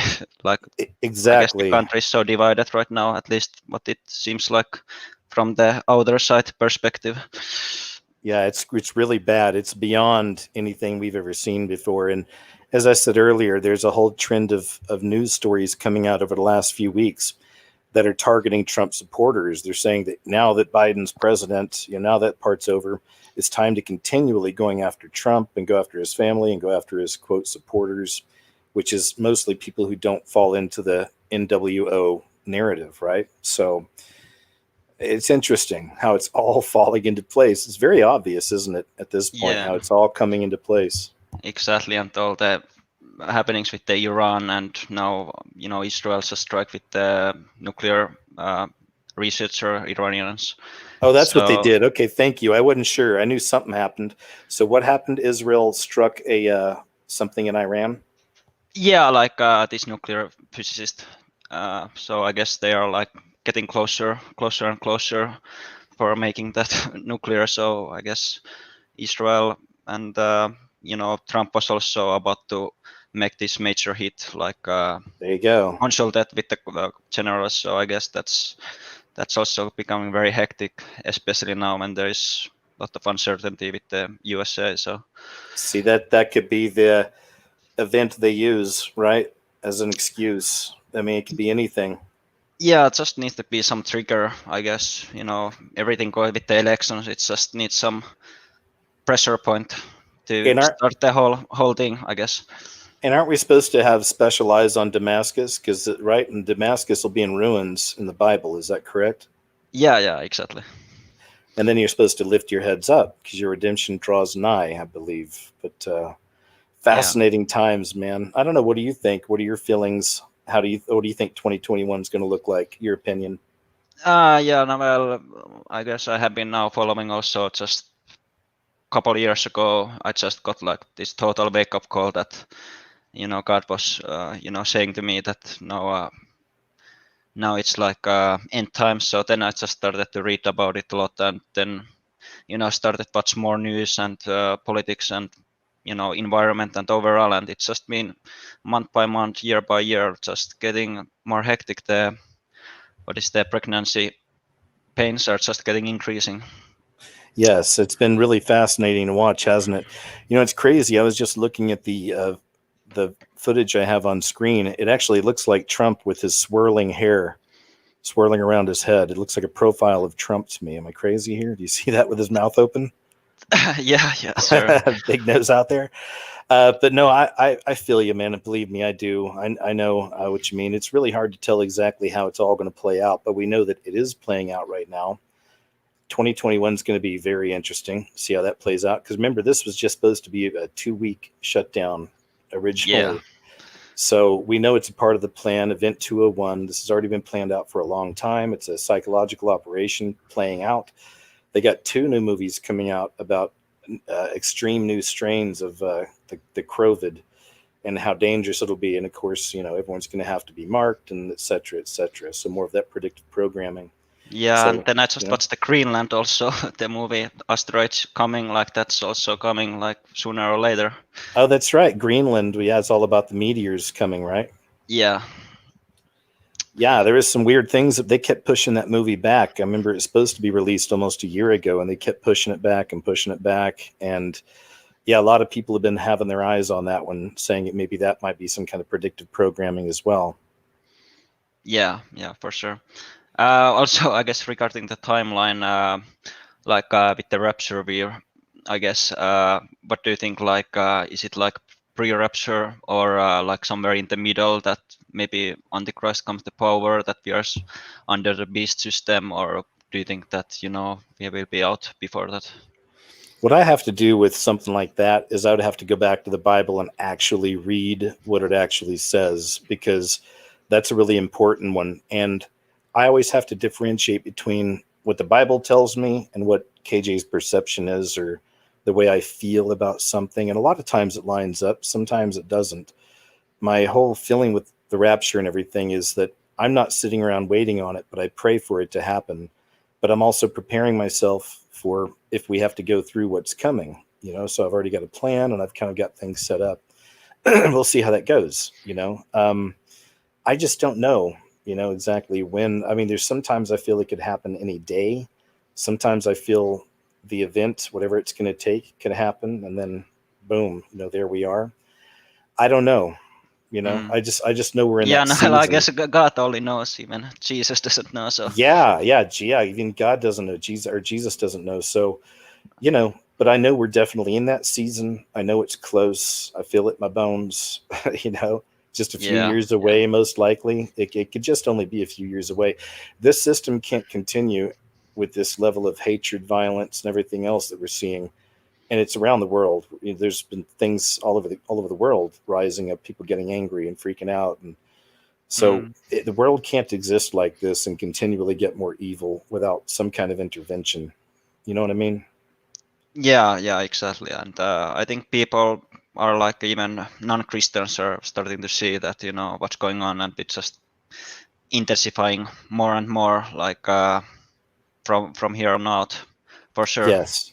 Yeah, I pray for him, and pray for all these people, all the newly truly woken up to Christ, to some of the truths here we shared, maybe all of them, hopefully. But I pray for those people, because I remember how painful it was waking up to all this stuff 14 years ago, just as I was making the scariest movie ever made, the first one. And it really hurt. I mean, I had to let go of a lot of things, and it messed with relationships. I lost friends. I mean, the whole thing, it was a whole mess. It was depressing. I felt alone. I mean, this is all the first couple of years of me starting and then getting into YouTube around 2012 and uploading on around 2012.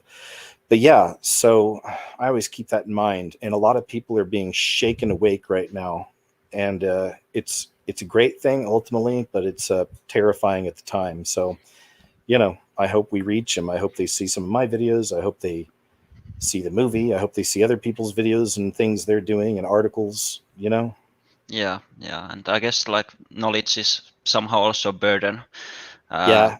Can be a little bit, right? But you know, still much better to be aware of what is going on. Yeah, I would never go back, because one thing is, I still remember always being curious, always wondering, and always thinking, why does it work this way? Why does that happen? Why is this? So I had no choice. And most of us are probably like that. We were questioning things and curious, and we were brave enough to continue, you know, and fight through and keep on fighting until we found Christ, really. And I was even a Christian back then already, but I wasn't really living like it or thinking like it until I started learning more about all this stuff, you know? Yeah. And I guess for me, like regarding the timeline, I think I'm expecting this great revival awakening still yet hasn't been come. So like same thing what happens with the apostles. So like this Holy Spirit moving still to like this great last harvest. So yet to see that one, and would be obviously nice that, you know, God can use all of us Christians like very powerfully in the, you know, coming days and the last days. Yep, I agree. It's what it is. It's a spiritual battle, and we're in it. Yeah. So I guess with the vaccine scheme, but yeah, also I have been reading a lot. I actually was when the whole Corona started, like, you know, February or something. I kind of knew that this will last forever. It's just this planned pandemic that it just brings the end times and the new world system like just closer to that objective, I guess. So and then like Bill Gates like involved in the vaccines, and like you said that you start to need some passport or something to even move around, that you need to have the vaccine. So Yep. I guess regarding that, also I'm feeling like with the like Holy Spirit that I shouldn't never take the vaccine, but I guess like I don't think it's like mark of the beast or anything like that, but like what it can be like in case of controlling mechanism, but also like is it like harmful? What do you think? Like is it like something like can literally kill you or something? Well, it's like we talked about earlier. First off, I would never, because we don't really know what's in it, and I don't trust it. Also, there's a 99.9% survival rate of the so-called, you know, the virus.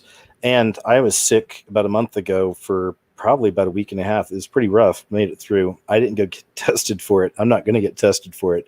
But for all I know, I had it and got through it. I don't know, you know, but I'm not scared of it. I ain't worried about it.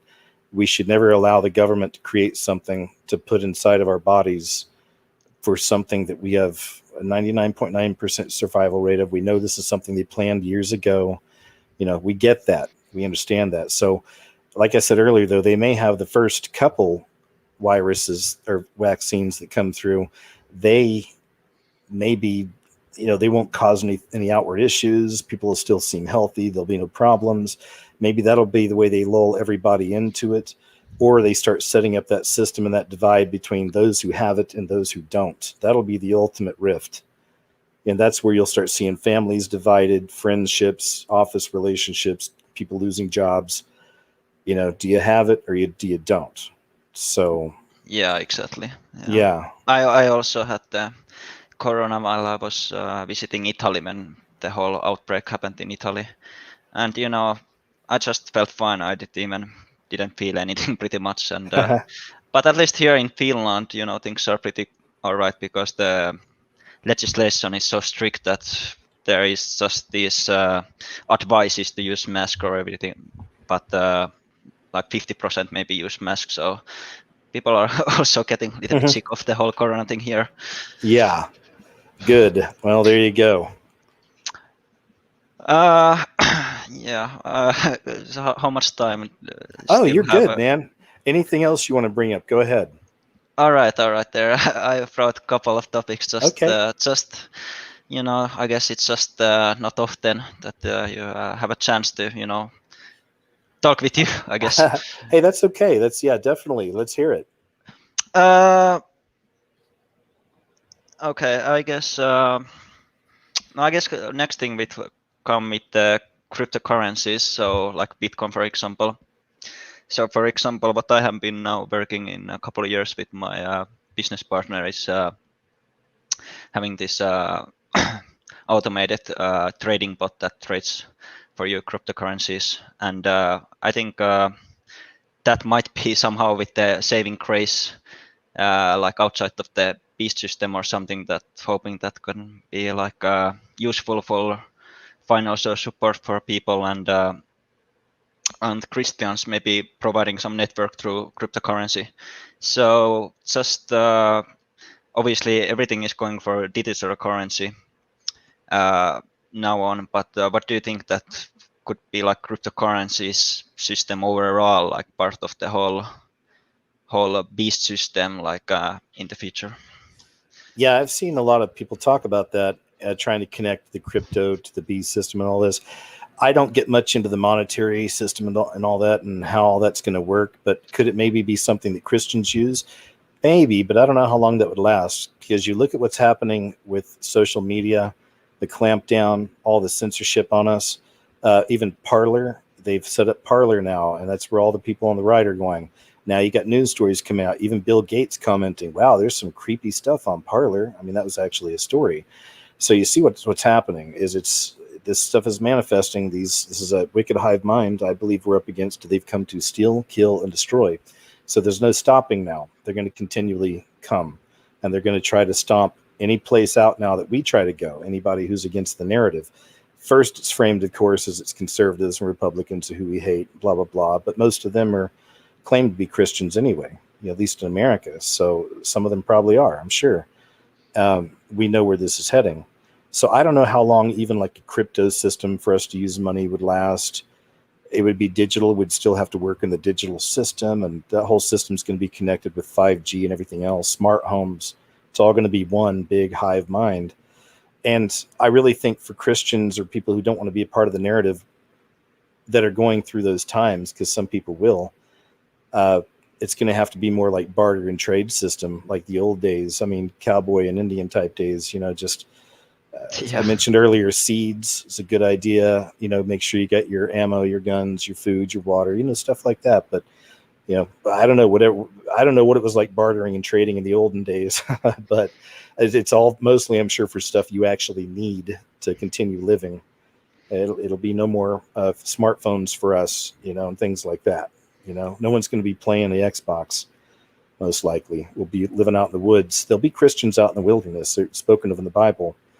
So there will be a remnant. There will be people hiding out, and then some people will be captured. Some people will die by the sword because they're going to fight with the sword, with the guns, and it's going to be a mess. It's going to be really crazy. Yeah, hopefully Yeah, not one to be left behind here for yeah, all that exactly. craziness, but Yep, I want to yeah, get but out of here too. hopefully there would be some time to, have some kind of still a working time with the crypto to do some good, hopefully through Yep, that, I guess, like at least that's I'm hoping I do for too. that. That's the best way to be, Christian. We stay positive, and we know the Lord's got this, and right. So we can't just say, "Oh well, evil's going to win. We're done." Blah blah blah. We got to see how it comes and then take it as it comes. We can't. That's what fear is. Oh my gosh, I'm scared of something that hasn't happened yet, and so many times things don't happen the way we think they will. Yeah, and God hasn't gave us the spirit of fear, like so. Right. We have no worries, like what's ever going to happen, when we have God, trusting God. Agreed. Go ahead. Okay, still more. No, you're all right. Okay. So then I guess this little bit, conspiracy topic in a way. But what do you think about the whole CERN? And they have been already said like opening the portals. Is that like the thing that is now coming the demons out of that portal? I think a lot of it is speculation. The things I see, sometimes a lot of it's speculation. But I feel, especially through the short film they made called Symmetry, they made it really obvious that this, whether it be at the top or whether it be all of them, these are occultists. Where there's other symbols around CERN that we've seen. I did a video years ago, and it was Rihanna wearing a dress that had the LHC, the Large Hadron Collider, on the front of it, banging on the gates of the White House, calling out to Osiris or Cyrus. And she's supposed to be reenacting a scene, a character from a TV show, but Obama was in the White House at the time. So she's banging on the gate, calling for Cyrus to open up, and she's wearing the Large Hadron Collider. You see, that's what I see when I see things like that. I see the other symbols around it, and then they made the film Symmetry. Who, if you haven't seen it, anybody out there, look up SYMM, I believe, ETRY, Symmetry, and it'll show you what these people are all about. They even show that they're banging on the gate. They have the white character and the magic circle, and the black character, literally a black man wearing all black, banging on the gate, to get in. And they show the fallen angels coming through at one point. It's insane. So that's how I know that they're involved in something with that. I don't have any doubt they have something with unlocking the gate, if you will. I just don't know exactly how it works, Yeah, exactly. And I guess there has been portals, like how angels, came from this world back to spirit realm. So I guess those gates have been open in the history and closed, and I guess this is just now new modern way with the technology open the gate again. Well, do you remember the mystery spiral that happened in the skies in maybe it was Switzerland when Obama won his peace award? No, I think I haven't seen it. That's one that's interesting. So Obama wins the it's like some kind of peace award, the big peace award, and that night, I believe it was in the same skies, there was a spiral. You guys can look up Obama spiral, and you'll probably find some videos out there. Who knows what that was, right? Maybe it was something.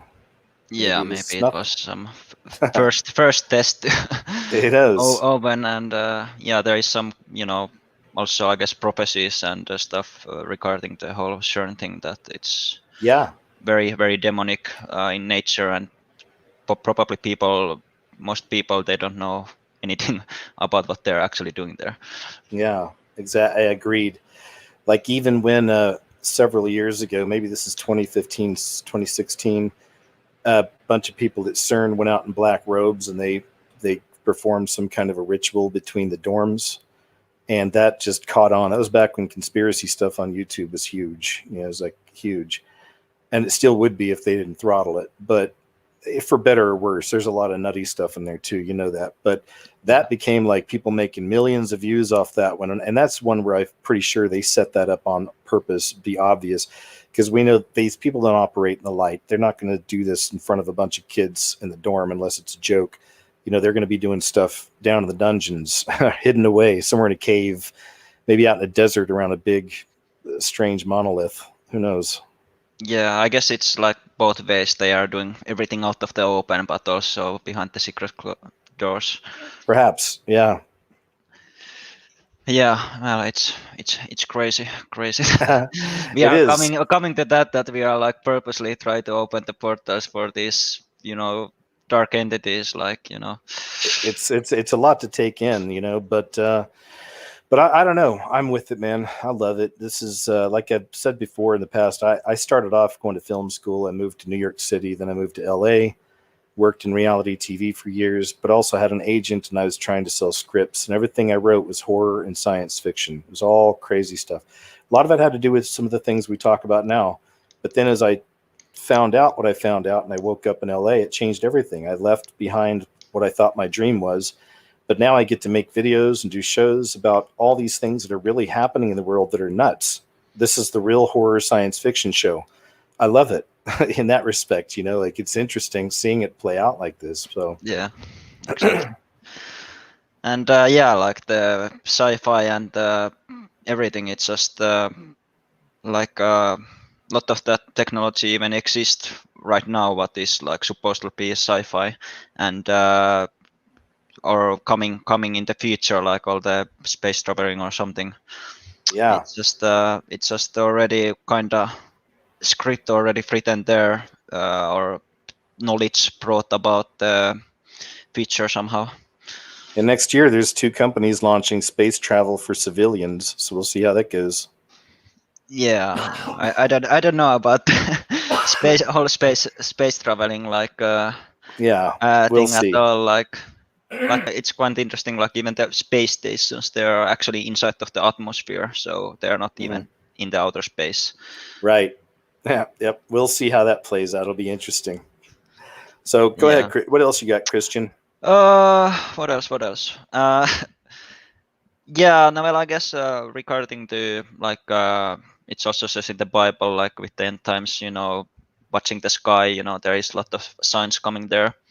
So I guess one would be also like this Planet X Nibiru thing, or like this almost like second sun coming, and supposedly some videos there already. So what do you think? Admitted it. Is it Nibiru or Planet X? I would think it'd be wormwood, really, from the Bible, but it's, yeah. But we all call it different things, right? But yeah, they've already admitted it, man. There've been 4 or 5 stories off the top of my head. I know we've covered that over the last several months, just on KG's What Happened, about how they're talking about, hey, there's this new thing in our solar system, and it's a planet, and we don't know.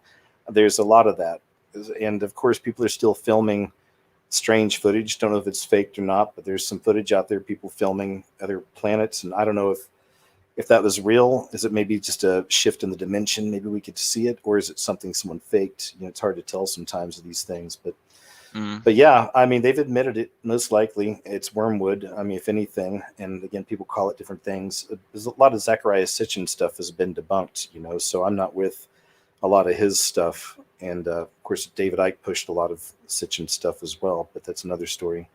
But I know there's a lot of activity in the skies, and amazing activity. We've seen a lot on the show over the last year. There's tons of footage coming out. Like fireballs are now, like, they're much more active. Like there is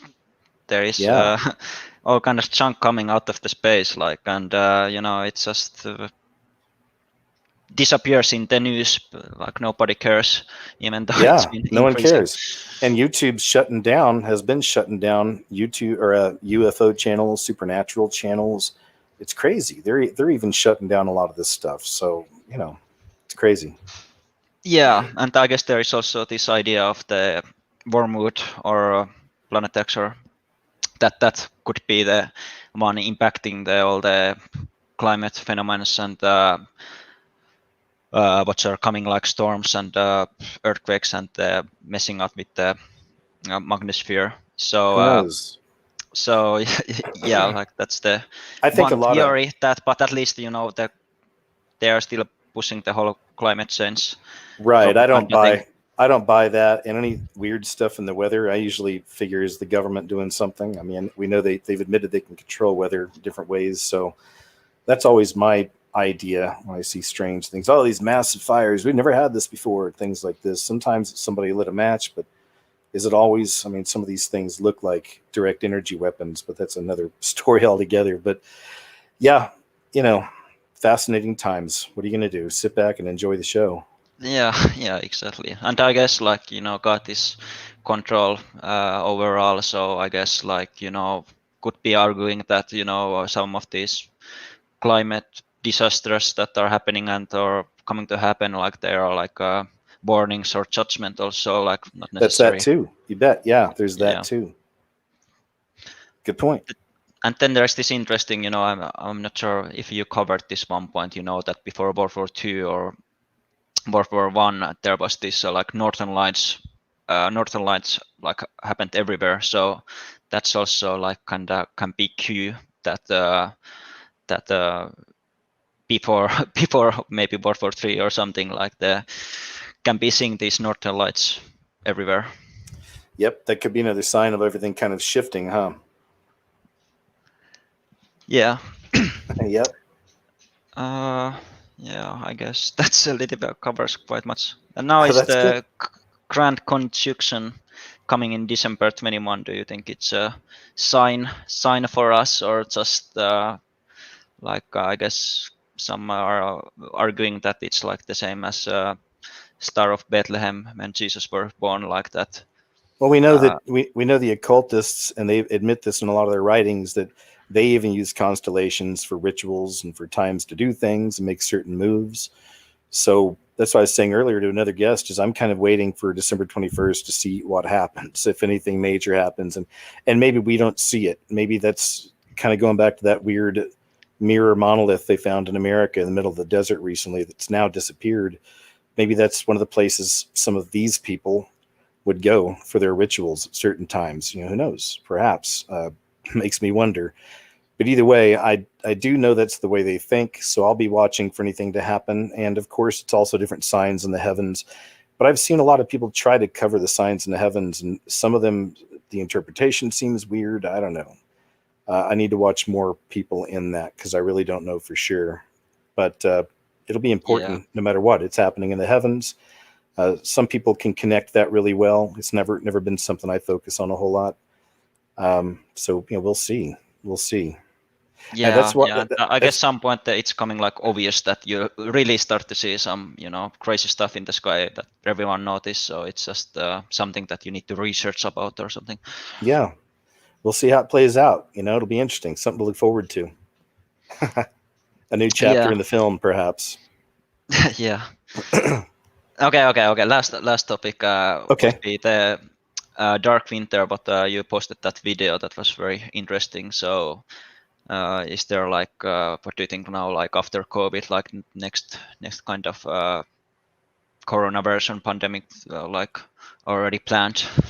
Yeah, I'm sure there'll be new strains of that. But the Dark Winter, it could be like an imp. It could be an internet blackout. It could be something like that. There's not enough where I wanted to make a video and say I really feel this is going to happen, so I haven't made one yet. But I've seen enough stuff where they're talking about, and that would fall great into the Great Reset as well. If we had an imp attack and everybody loses power, that means no more grocery stores, no more anything, no more gas.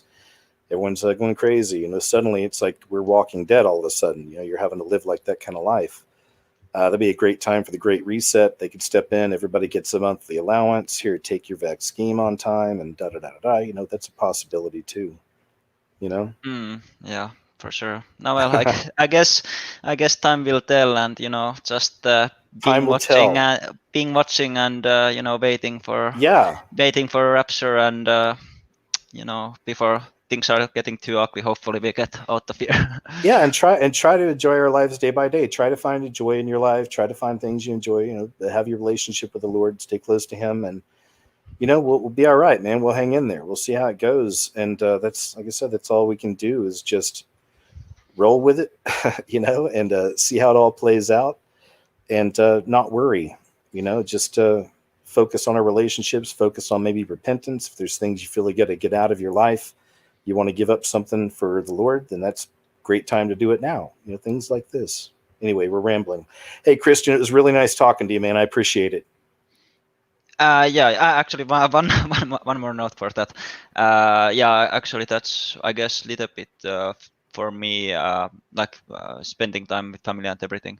That's okay. That's very good. But I guess, when sharing about some people about, I guess like end time stuff, people get quite easily, freaked out Yeah. about that. It's kind of touchy topic with many people still. Well, I think their choice will become way more obvious as this continues. As I said, the world will soon realize they're ruled by Luciferians. I mean, there won't be any more hiding. It's all coming out. Everything's going to come out.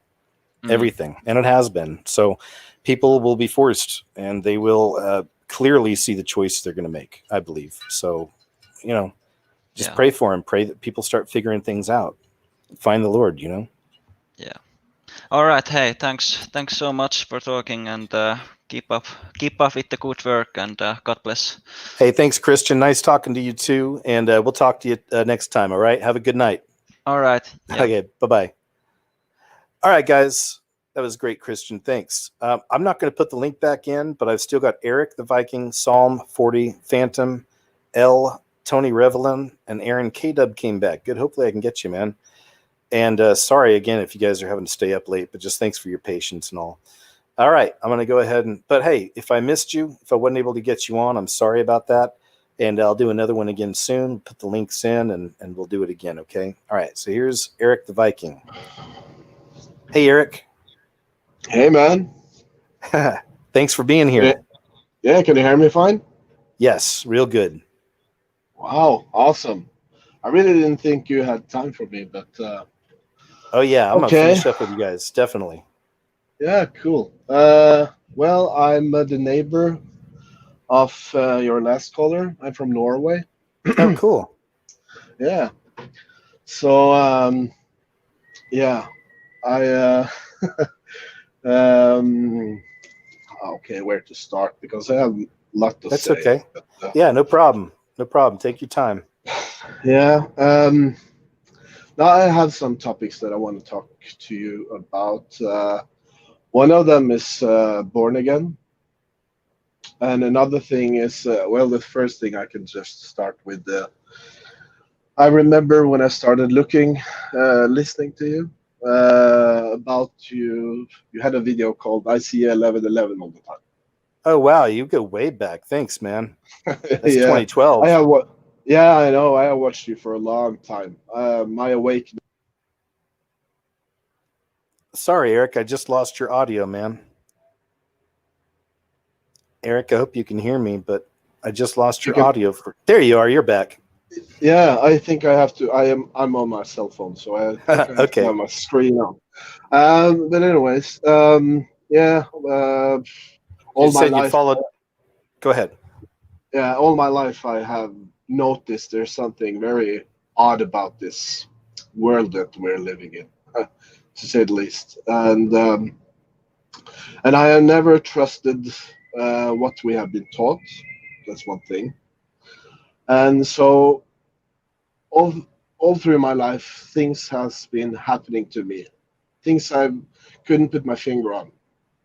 And so the last 10 years, I really just dig deep down the rabbit hole, quote unquote. And I don't know, the last 3 years, I started to see 1111. I just started to see it. Yeah, it's... Welcome to the club. Yeah. And 111 I see, and now the last 6 months I see 66 all the time.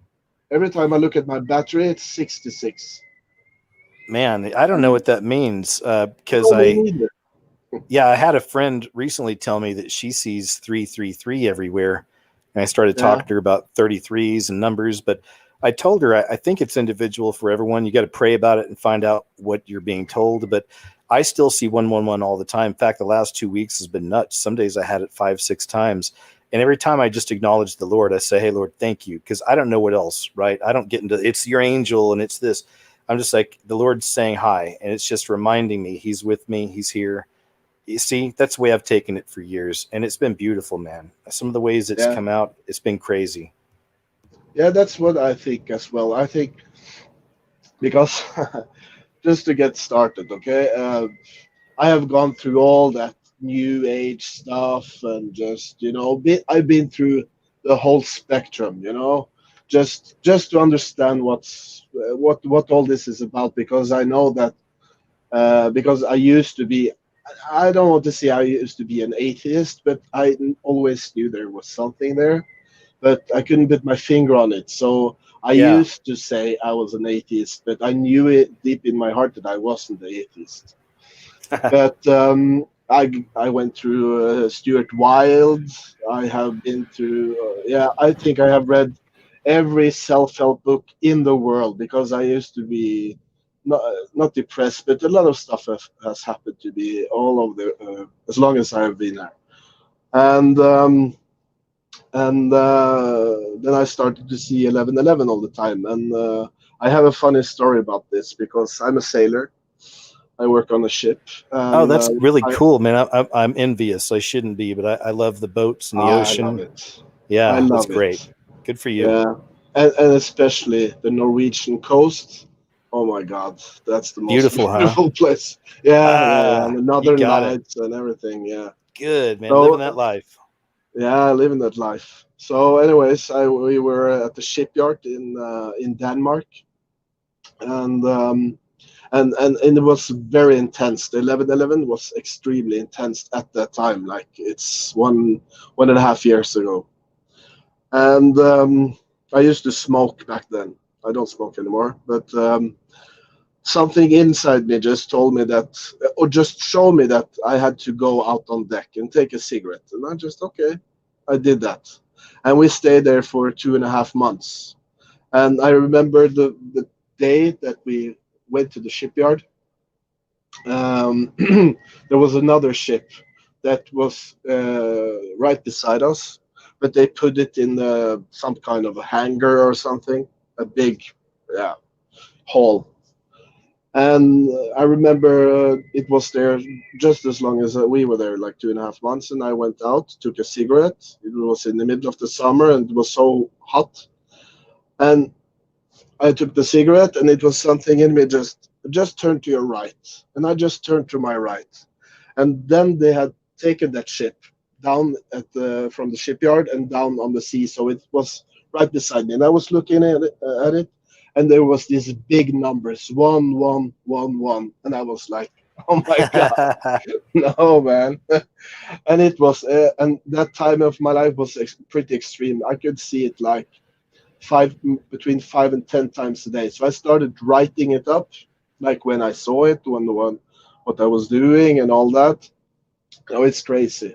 And 66, I don't know what it is, but what I want to say about the numbers, because I hear a lot of people talking about the numbers, because it's all about duality. You have the cult using numbers, and you have numbers that God shows you. Oh, yeah, good point. Yeah. So if you follow the new age path, you are supposed to use the numbers for your benefit, So I remember when I started looking into the number stuff and all of that, a lot of YouTube channels was talking about the numbers and what you were supposed to do when you saw the number. And so before I found Christ, or he found me, I was very into the new age stuff, and you're supposed to manifest what you want in your life, material stuff, money and all that. So what you're supposed to do when you see your number, quote unquote, you're supposed to pray about what you want in your life. Like, I want a new car, more money and stuff like that. And I remember that one thing I learned, it's all about the ego. Everything is about the ego. If you do something only for yourself, which doesn't benefit the world, it's all about you. And it's satanic, though, It's nothing about God. So, okay. Yeah, so I put that away, because I don't know how to put this into words because it's so much, but because I just have to order my head there. So that's one thing, the numbers, and because that's crazy, the numbers. And after I have waken up to this stuff, more of my old friends, they are dropping off because they were really not my real friends. Good, And you're then right. and then you gain the real friends you're supposed to have, the ones that are honest with you and love you for who you are, Absolutely. But almost all of those friends, they also see numbers.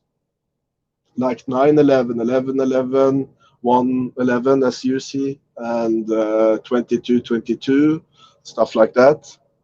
It's interesting because think about, that you used to be more into the new age, and like you said, wasn't really an atheist, but just knew something was there, wasn't sure. And then you started seeing the numbers, right? And then eventually the numbers led you to the Lord. Is that correct? Yeah. There you go. Absolutely. So see, and that's okay because it showed me when I started uploading my own videos around 2012 or so on YouTube and just creating myself. That's when I started seeing my numbers. So in a sense, that's where I've seen him leading me ever since. So it's interesting with your friends. Now it's almost like God screaming at them, like, wake up, listen, there's something, Yeah. I know. It's crazy. It's a crazy time to be alive, but I love it. Yeah, It's I do very too. interesting. Yeah, I it's think very it's interesting. Yeah. But okay, We there's so much. we wouldn't have a KJ's What Happened without this world being a circus. It's true. No, it wouldn't. It You would be know? a bore. Yeah, it's true. And you are one of the best channels out there. You got Russian vids, you got you, and we got ODD TV. But I haven't seen anything from him for a long time. Oh, I didn't know he'd ODD stopped TV. uploading. Oh, really? Yeah, I didn't know. Okay. Well, you know what? I've just gotten used to my channels disappearing because of all the purges that have gone on, and they've even been purging, smaller channels. I was subbed to several channels that were under 20,000 subs. I liked them. I liked what they were talking about, and then boop, they disappeared. I go back and they got purged. It's crazy. Yeah, and ODD TV, he was big and he was good, and good production as well. So that's sad though. But That is. hopefully It's too he'll be bad. back. Yeah. Yeah, hopefully. But okay. So what I was supposed to do, because I just had to say the number stuff, since you see the same thing, I just had to bring that up. But I'm glad you did. yeah, and a lot of stuff has happened to me. Like I see things, I see shadows. One time I was playing PlayStation and I was eating I don't know what you Americans call it, the popsicle ice cream yeah. with the and I ate it up, and I took the stick, or what you call it, the wooden stick and just put it on my in my window. It's like a half a meter away, and suddenly it just got thrown back at me right into my eye. Like I really felt it. Yeah, like seriously, and stuff is happening all the time. I see when I'm at work, like I'm at work right now. The television turns on when I'm in the room, and the decoder as well. Just all of a sudden, that doesn't happen. It just doesn't happen. But every time yeah, sorry. Oh no, I'm sorry, man. I thought there was a pause there. I was just going to ask if you ever feel fearful, or does it give you bad feelings, a cold, and all Never. that? Good. Oh, okay. Never. I don't have any fear. But stuff like that happens, and yeah, 11/11, of course. Every time, because I'm the chef on board, every time I enter the galley, as we call it, or the kitchen, as oh, I know. Yeah, I was in the Coast Guard for 8 years. I was active duty, and yeah, man, I like I said, I really respect what you're doing. That's cool. It's tough work out there. Go ahead. Yeah. So, especially in the North Sea, trust me, it's savage. It's savage. Have you ever seen anything supernatural out there, or cryptozoological? Anything weird? No, actually, I haven't, and I'm hoping to see it. Trust me. Yeah. But I haven't seen it. But I have seen some huge waves. Trust me, that I have seen many times. But 40 footers? well, I operate in meters, so Oh, okay. the highest it's like 20 meters high on the highest. So Wow. that's pretty insane. That's a Yeah, it's good. monster. Yeah, that's a monster. That's Yeah. a monster. But it's interesting. It's fun. Yeah, that's cool. I love it. It's great. Yeah. Yeah, the people who love the water, there's nothing. I mean, like I said, I still love the ocean. I have to drive out to the lake out here just to be by the water, but I don't mind. But yeah, man, I love it. So sorry, go ahead. Yeah, but every time I enter the galley, it's 1 hour and 11 seconds left from the dishwasher, stuff like that. It's all Yes, I know. I see it too, man. Yeah. I got it. That's great. Yeah. And I work with a guy. He's the chief engineer on board, and he sees stuff. We talk a lot about these things, but the other guys on board, I have tried to waken them up so many times, and they are so scared of the corona and stuff. And I just like, don't you see it? It's just a hoax. And I'm pretty articulated because I have really studied this from 9/11 to the corona to what the occult is and the numbers and stuff like that. And they really don't want to listen. But I know what it is. It's fear, Everybody has an ego, and the ego controls the fear, So Absolutely. So I understand. But and this so knowledge breaks everything, breaks their ego, Yeah. it breaks everything. So that's why it's tough. Go ahead. Yeah, and one interesting thing before I start with the topic I really want to talk about is, there's an interview with Yuri Bezmenov. Have you heard about him? Oh He's yeah, a I put it. cage- It's actually in my movie, The Scariest Movie Ever Made. Yeah, 2020. that's where I saw it. That's right. I Go ahead, love though. that. That's I that's love a that really, clip too. yeah. It's Spells like it right out for you. yeah, it's like a blueprint. It's insane. Yep. That's what's happening. But okay, so what I wanted to talk about is born again thing, because I hear this a lot, and I truly have been born again. And I started looking at somebody called Jesse Lee Peterson. If you heard about him, he's an Oh yeah, American. he does Yeah. interviews and stuff too, doesn't he? Yeah, I love that guy. I've I like talked to him. Yeah, he's really good, and he speaks the truth. And I have done this myself. What he is talking about, forgiving your parents, and that's that's what I want to talk about. So I will take this, but I've talked to him about this stuff because I live in Norway, and Norway is and Scandinavia in a whole is maybe the most socialist country in the world. Yes, you have Venezuela, you got all the other communist country, but Norway, there's a reason why they call how Norway is working. We call it the Norwegian model. And every country wants this because we have the welfare system, everything is working, but we are certainly a communist state, like really. And how does we that have affect? so much. I'm sorry, but I'm curious. How does that affect your earnings? I mean, can you earn higher wages with better jobs in a system like that, or I mean, how does that work?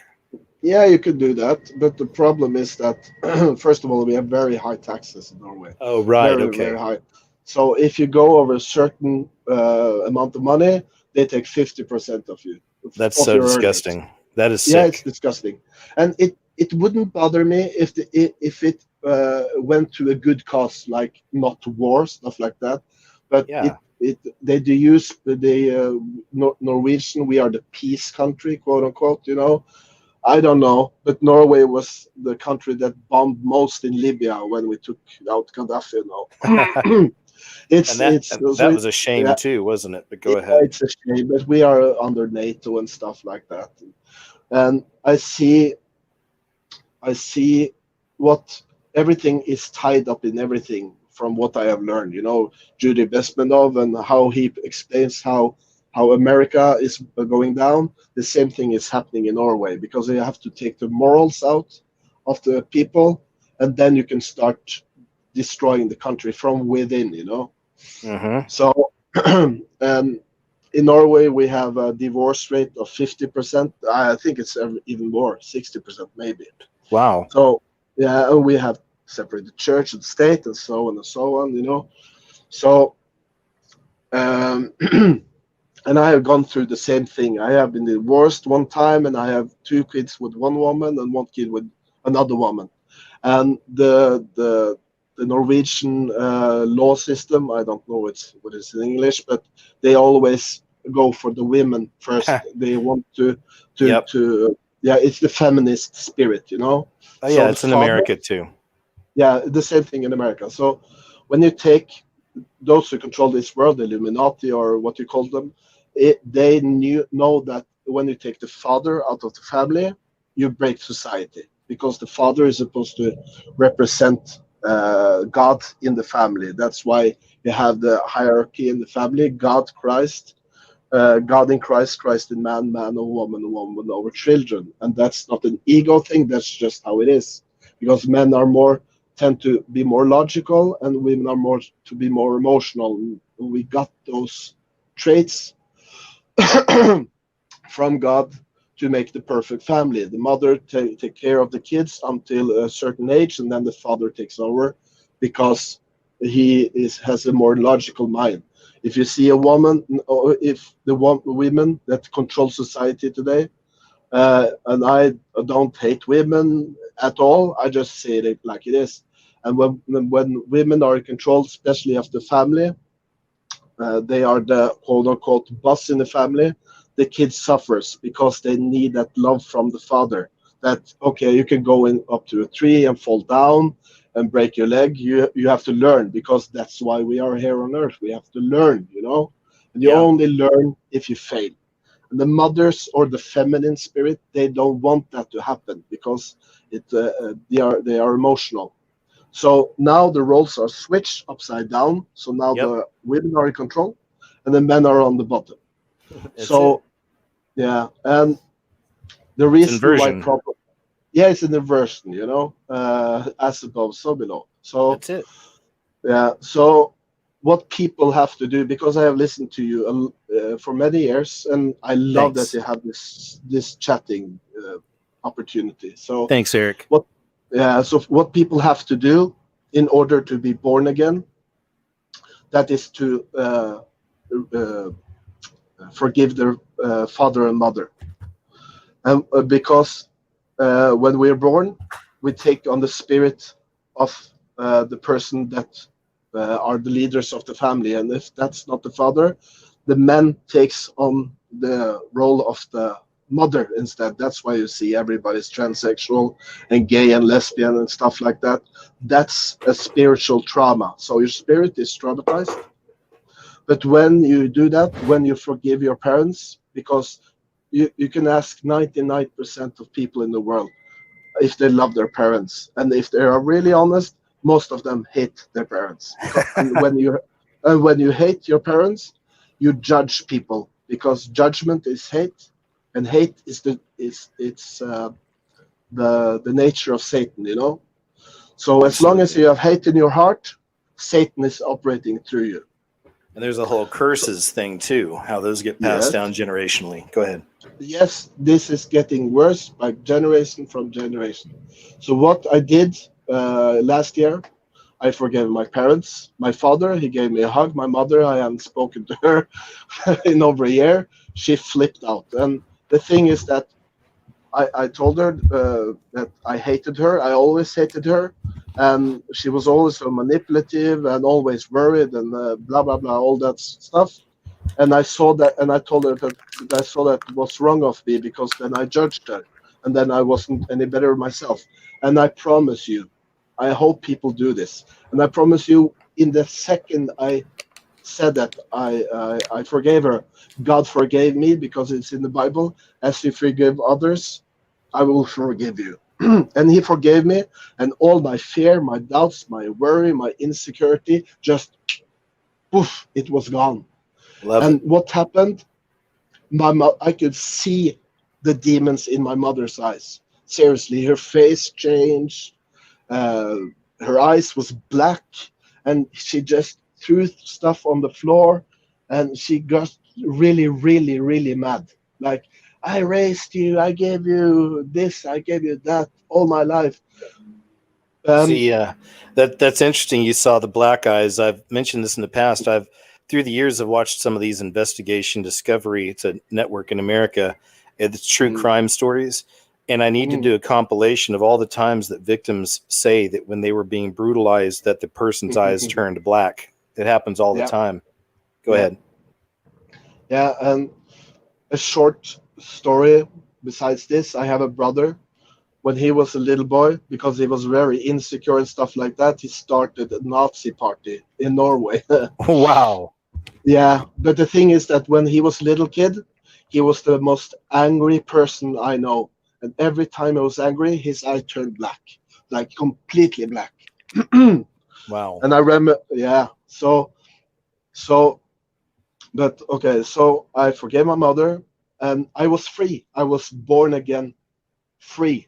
And now the thing that I do now is that I can't hate. I'm able to hate because I can't judge. When I see people do bad stuff to me and stuff like that, I can see the spirit in them. I can see it, like not a physical thing, but I see it with my I know what you mean. spiritual eyes. Yeah, you know. So I do too.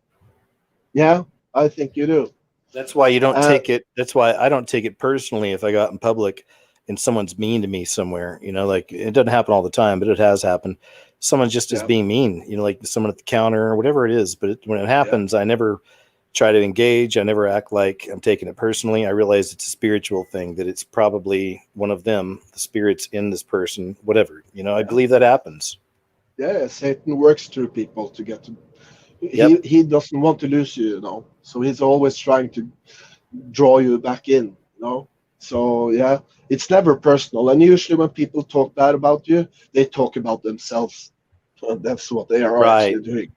Yeah. So I haven't spoken to my mother in over a year, but that's fine because now I love her in the right way, and now it's up to her, you know, to see that's what's driving her. And I see the same thing is with her mother again. So this is a generational thing. So every time, for every generation, it gets worse and worse and worse and worse. So basically what I'm saying is that men have to come back to their natural state of being. That's what they have to do. Then the world can change because now the feminine spirit, which is of Satan, is controlling society. That's what it is. It's duality, you know.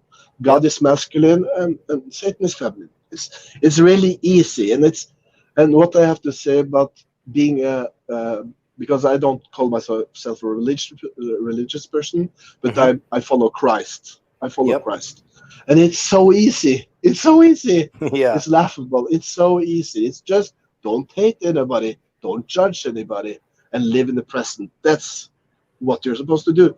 Yep, and that's it. Yeah, that's it.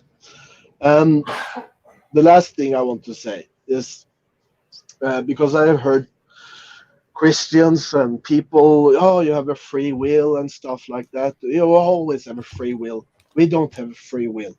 We have a free choice. And that's either listening to our thoughts or listening to our intuition. Because God, He reveals stuff to us. That's why you have to have faith. Because you have to have faith in what your gut feeling is showing you. Because your gut feeling is never wrong. But your thoughts, which are always, if you tell somebody, okay, stop thinking. It's impossible. You can't stop to think because your thoughts are not your own. You have never made a thought in your whole life. Sorry.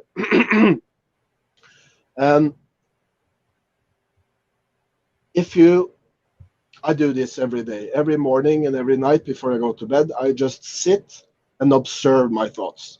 I don't do a meditation. I just sit and observe my thoughts. Yeah, I sit for. That's good. Quiet contemplation is what I call it. I do it too. Yeah, sit between 20 to 30 minutes. That I do that, and sometimes just for an hour, and just watch your thoughts like a movie. And what you see is that, first of all, if God is real, as He is, He's always in the present. And your gut feeling is always in the present. But your thoughts are always in the past and in the future. There's constantly judging, not only yourself, but others around you. They're never about the here and now. Yeah, you know.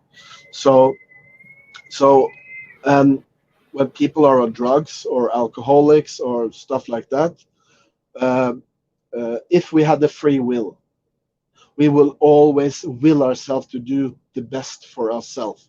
But we don't do that. I have taken drugs for many years, and every time I told myself to quit, I there's something in me that wanted me to continue.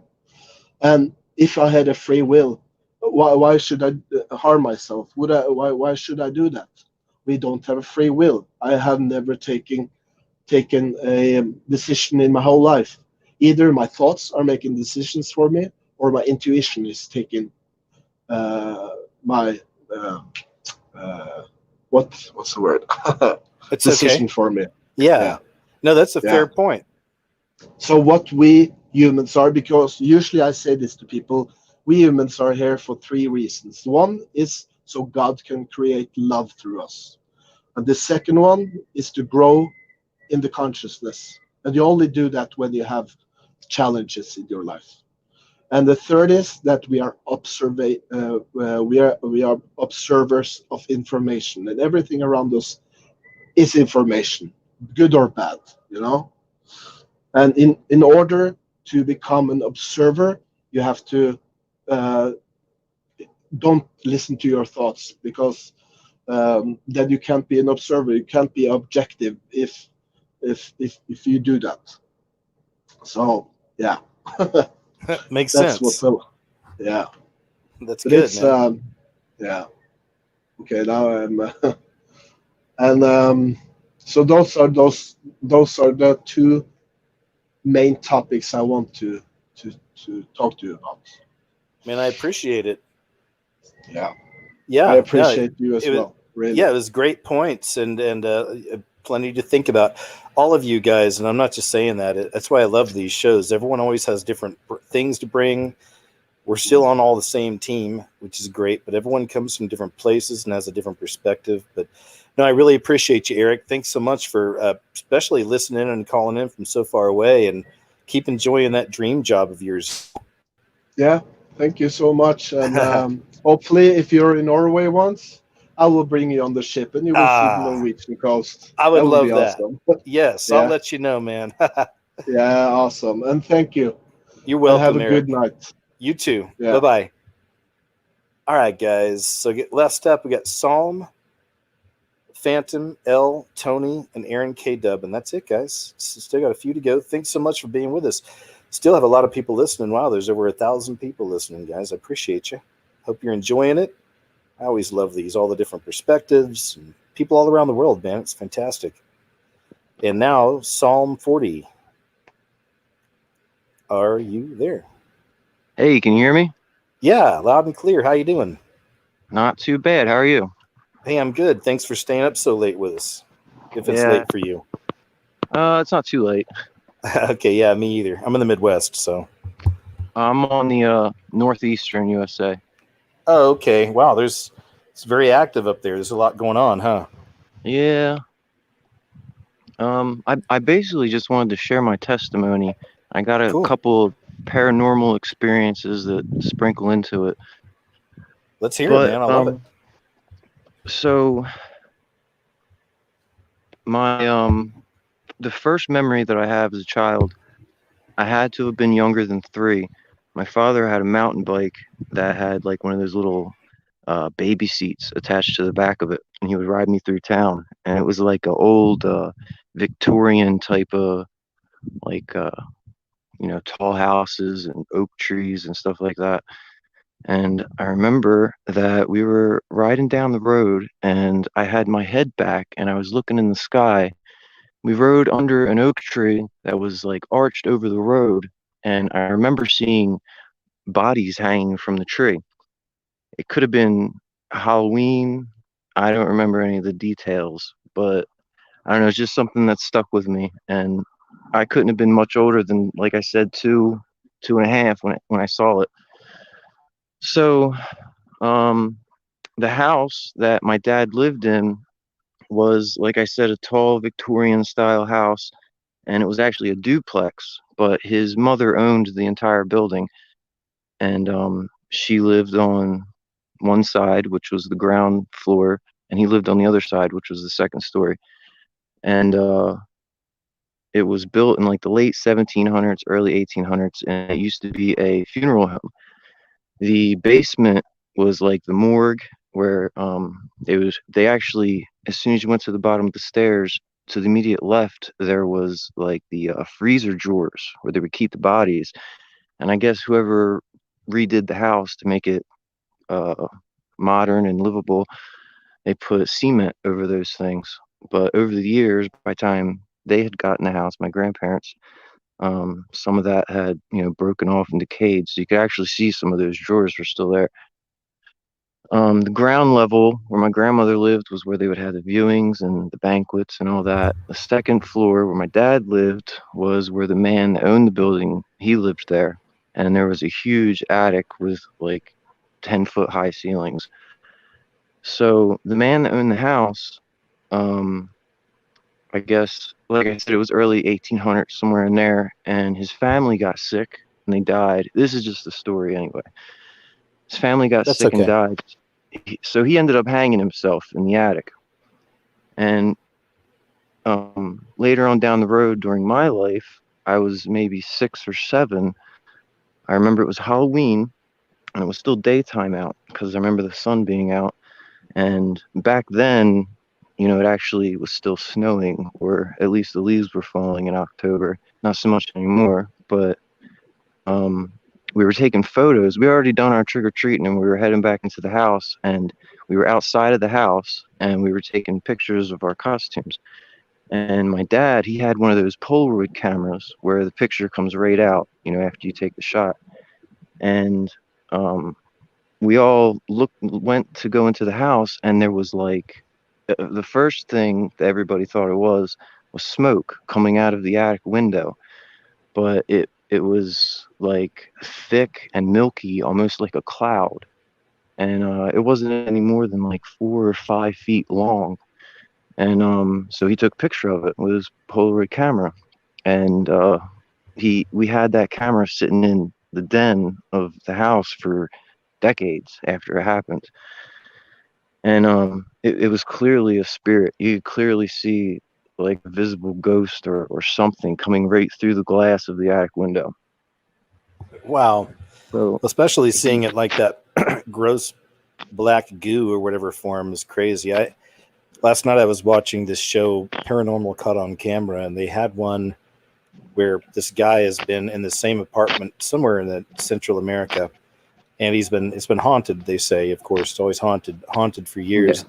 But there's some imagery he had, some video he captured of a little shadow creature peeking its head around the corner, and its eyes were glistening. It's so scary. Like, I haven't seen something like that before. And again, some people, Yeah. oh, it's all faked or whatever, but not really, man. Yeah. Especially a lot of these down in Central and South America, there's a lot of activity out there, man.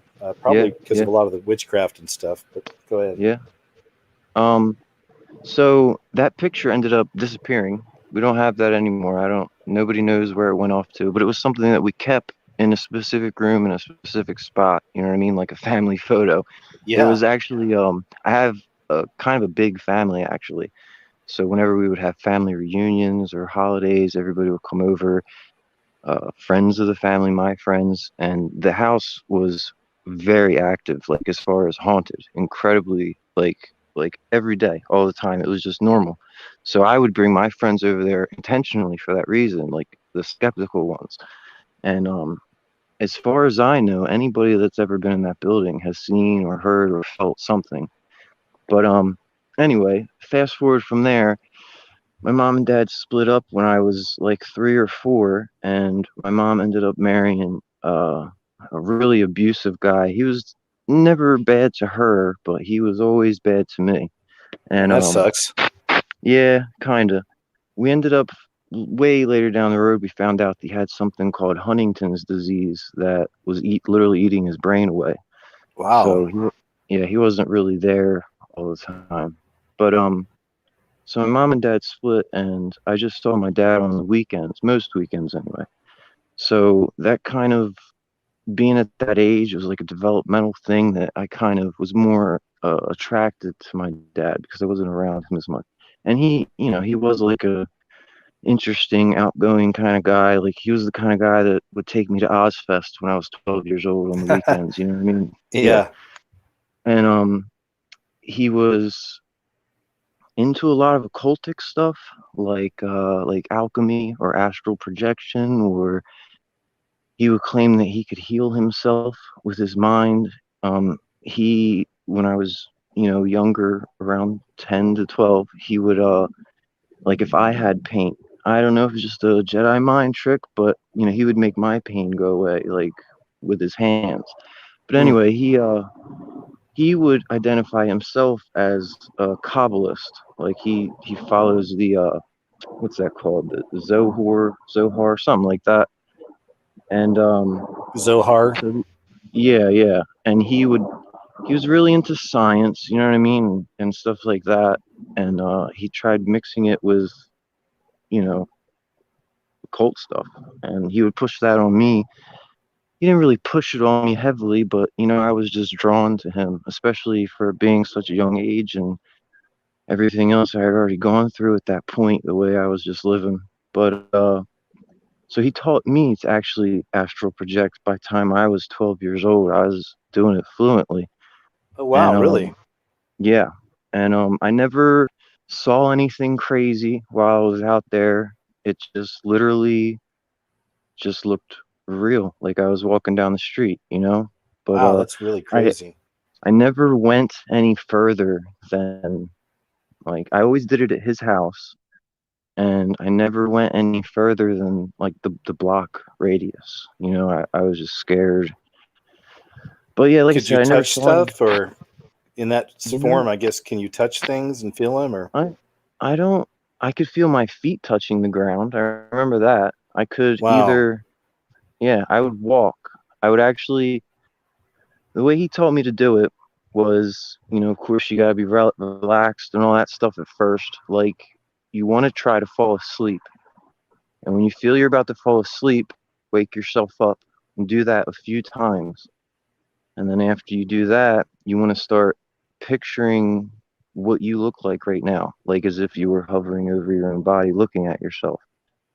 And then once you have that well enough, then it's the tricky part is you just want to find that medium between falling asleep and waking yourself up while focusing on yourself at the moment. It's so wild. And by the way, folks out there, we're not telling anyone to do this. I believe it's very dangerous. I'm sure you're about to tell us that too, but still, it's very interesting, and it's a real thing. I read books on all that. I was seeking as a teenager in early 20s and reading books from Shirley MacLaine. I remember this years ago. She'd talk about astral projection and all that, and I don't know. You know, we all go through that. I even had Dianetics from L. Ron Hubbard at one point when I was 20. You know, anyway, we live and we learn. But go ahead. Yeah, exactly. So I was just being influenced by that kind of stuff for a majority of my life, and there was that life I was living over my dad's, and then there was the other life with the abusive stepfather at my mother's house. There was one time where he I didn't like I wasn't wearing crazy clothes or anything, but I just wanted to pick out my own clothes. I was 13 years old and wanted to pick out my own clothes, you know? And he would just buy me these crazy giant like white New Balance shoes and just goofy looking polos and stuff at 13 years old. And I was in like an inner city type of a school, you know what I mean? So it just caused problems. So I skipped school one day, and he found out when I got home later that day. He found out, and the house at my mother's house was the ground floor was our garage. So our actual living quarters was upstairs. Oh, you had to go up a flight of stairs. It was our own house, but he just had to go upstairs to get to the actual house. So it was a good 20, 25 steps probably like 10, 15 feet. He pushed me down the stairs first. He pushed me out the door. There's a door at the top of the stairs. I went through the door, down the steps to the landing on the bottom. There was another door that actually went outside. I didn't bust through that door, just the top door. So he knocked me down the stairs, and I'd already had a history. I already knew he's, he wanted to fight. He would physically, try to fight me. It wasn't just a beating. He would put his hands up and box me like he wanted to fight me. And I never fought back. I would just always try to cover myself. So I ran out of the house, and there was sort of like a tree fort type thing that I had in our backyard. There was woods in our backyard. It was maybe 50 yards into the woods past our house. It was basically just a bunch of old twigs built up into a little teepee type thing. I went in there and hid out for a minute. Nobody knew of this place except for me and a couple of friends, so I knew I was safe. Well, we had, pens and pencils. We would draw in there. And there was a pair of scissors in there that I grabbed. And I grabbed the scissors and I came back out, and I was trying to go back to my house, and he was in his pickup truck, and he was trying to run me off the road. He came up onto the sidewalk and everywhere. He was trying to run me over. He was crazy in the past, but this was just something that I had never experienced with him before. Yeah.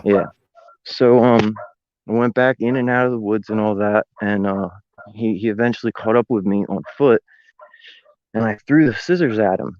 And I've been going over what I wanted to tell you this whole time. I've been on hold since 3:30. I know. I'm sorry, man. Thank you. No, it's all good. I actually got bumped to the back of the line a couple times because I lost connection. Oh, but okay. anyway, I've been listening to some other people, and some of the things they're saying, it actually is bringing to light some other things that I just never even thought about before. But when he got out, my stepdad, I noticed like his eyes were just black, like he said. Like, I don't know. I thought maybe his pupils were just big from the adrenaline, but thinking about it, they definitely were. Something was definitely up with his eyes. But anyway, I threw the scissors at him and I cut him, but it wasn't anything serious, and that really pissed him off. So I ran to a friend's house and hid in the backyard, and I sat there all day, at least 12 hours. It was the middle of the night. Yeah, like 1, 2 a.m. before anybody found me. And I ended up going to live with my dad after that happened. And then just all the indoctrination from my dad with, scientism and his spirituality behind it, it just grew and grew and grew, and it was crazy. And I started getting into drugs at that point, and alcohol and all that. I'm only, 13, 14. And so fast forward again, when I was 17, I dropped out of high school. I came back to live with my mom and my stepdad. I dropped out of high school my senior year of all years. And when I was 17, I signed up for the Army. And so my mom had to sign off on it for me to get into the Army. And this was 2005. So it was just shortly after the whole, thing that happened in New York. And I was in the Army for only 3 years, 2005, 2008. I got stationed in Alaska, Fort Wainwright. Alaska is beautiful. It was probably the best experience of my life. And this whole time, my dad acknowledged a God. It wasn't exactly a personal God like we would think of, but it was sort of like an entity, sort of. So I acknowledged a God. If you would have asked me back then about Christ, it would have been like asking a Muslim about Christ, like he's just some prophet that, no different than, I don't know, just some smart guy that knew his literature. But so I had always acknowledged a God, but there was no personal relationship really. There was like a really like, I don't even know how to explain it. It's kind of the same, but it's definitely not the same. And there was no Christ at all. So that just blows the whole thing out of the water. So while I was in the military, there were a few different things that I saw while I was overseas that really started to make me question my government, and just made me question a lot of different things actually. And Good. yeah, it real heavy, like firsthand experiences. I was a mechanic, and at the time I got selected to go into a class to fix these vehicles that were not released yet. And because of that, I got a security clearance, which, like, I don't know, it wasn't anything crazy, like, top secret or nothing like that, but it was a security clearance, and I was working Yeah. with other people. I had other friends that, we anybody that had there's different levels of security clearances. So if I'm a mechanic and you're a medic, but we both have the same level of security clearance, we may be working on different things, but we're still allowed access to a certain level of information. You know what I'm saying? So Oh yeah. anyway, I would, we would all talk and all that. But so kind of a side rail here, sidebar. One time when I was in Alaska, the barracks, right out back of the barracks, there was a patch of woods that's probably about a mile. On the other side of the patch of woods was a highway. Right on the other side of that highway was the liquor store. So we were always making that run. One time, it was nighttime. We were walking through the woods. It was me and two other guys. All three of us, as we're making our way through the woods, we're just BSing. So we're spread out a little bit. And I remember we were getting close to the highway and cars were driving by. And you could see the lights of the cars, like, sort of going around you. You know what I mean? You could see them at one angle of the woods, and then, like, pans through the woods and makes it to the road where the car is. Well, I saw something in the corner of my eye as these lights were going by, and as I looked, the light was coming off of it. So I thought it was just trees, just the way it looked. And mind you, right before this happened, probably a couple months before this happened, this is around the time that the Fourth Kind movie came out. Have you seen that? Yeah. About the Didn't it kind of it connected the Greys to the fallen angels, didn't it? exactly. Yeah. Okay. So I'm all creeped out about aliens now after seeing this movie. And before I had found Christ, I made that connection myself before about, advanced intelligent beings from the abyss. That can go for two different kinds of paradigms. You know what I mean? Oh yeah. So I looked over in that area and it was dark. I thought it was just trees. They were real, thin, a whole bunch of really thin trees. Like I don't even know what kind of a tree it would be. But anyway, I'm looking and I'm trying to, like, squint through the dark and strain really hard. And as I'm moving, I see a glare, and, well, two glares. It was eyes. I saw eyes. There's a lot of critters out in Alaska, so, it could have been anything. It was up pretty high, maybe like 10 feet, 8, 10 feet. And it was clearly eyes. I could tell it was eyes. So I'm thinking maybe an owl or bird. I wasn't very, believing in, like, except for ghosts. You know what I mean? I believed in ghosts because I've had Yeah. experience with, but aliens and all that stuff. I wasn't really on that train yet. Yeah. But so another car comes by, and it pans through the woods, and I'm telling you, I see, like, exactly what a typical gray would look like a stereotypical big-headed, long, scraggly armed looking alien. And Yep. it was like, it was probably about 50 yards away, and there was trees between it, so I could just make out parts, but I'm constantly moving this whole time. So the trees are panning by, and I saw it. I saw the whole thing. It wasn't moving. It was staying perfectly still, but it was looking right at me, like 50 yards away. I Wow. bolted it. I took off, and like I said, there were two other guys with me, and we were all spread out a little bit. Like, I mean, within, I guess it was dark out, so it wasn't really within eyesight of each other. But anyway, nobody else saw anything. It was just me. Nobody saw anything. So I shrugged that off. Didn't worry about it. I got out of the army, and I had a kid. And then the woman that I had my first child with, she was really messed up on drugs. So then I started to get really messed up on drugs. And because of that, I started getting messed up with the law. So now I'm in and out of jail for, 10 days, 20 days at a time, whatever. Me and her break up because I knew that, I can't do this anymore. I'm not going anywhere in my life. Things are getting worse. So I drop her, and her dad put a restraining order on me. Her whole family was just insane. And I have custody of that child now. This was 2010. When Good I for had you. my first son. Yeah. So he ended up putting a restraining order on me. Now, in the great state that I live in, I don't know about any other state, but if somebody has a restraining order on you, they can call the police whenever they want. You could be 10 miles away. If they call the police and say such and such is harassing me and have a restraining order on them, police will pick you up, take you to jail, and then ask you questions later. So it was really messed up. It was bad. Yep. Horrible time.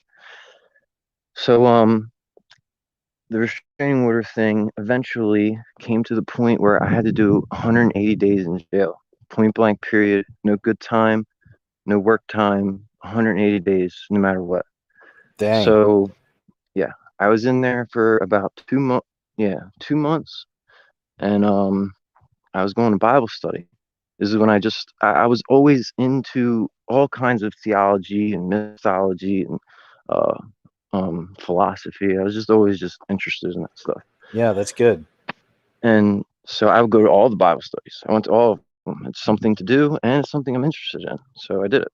And there was probably out of literally 6 or 7 different little classes, groups, Bible studies, whatever. There was one group that they were pastors. They would come and see you at your cell once a week. They would pick somebody on the list and go see them at their cell and just chat for a half hour or whatever. So my turn came up. They came to come see me, and I was just telling them about how life was, and basically I told them this story right here that I'm telling you now. And so he said, what's stopping you from accepting Christ's gift of taking on your sin? What's stopping you from accepting that? And I said, I guess nothing. So I said a little prayer of salvation. I said, I believe that Christ is the Son of God and that he died for me personally for my sins. And that was it. I went into my cell, and then maybe 10 minutes after I went back into my cell, the officer came to me and told me I was being released. I hadn't even done half of my time yet. I didn't ask any questions. I just left. Dang, that's such a cool metaphor that God did for you too. Absolutely. You were really released in so many ways. Man, that's great. I love that. And the gray alien story. Wow. Go ahead. Yeah. After that, this was like 2012 maybe. I still stumbled and messed up, and honestly, I wasn't taking Christ serious yet. I believed at the time what happened was 100% a miracle from God. I just wasn't on the Christ train yet. It didn't click to me. I didn't get it. So I still messed up after that. I wasn't right. I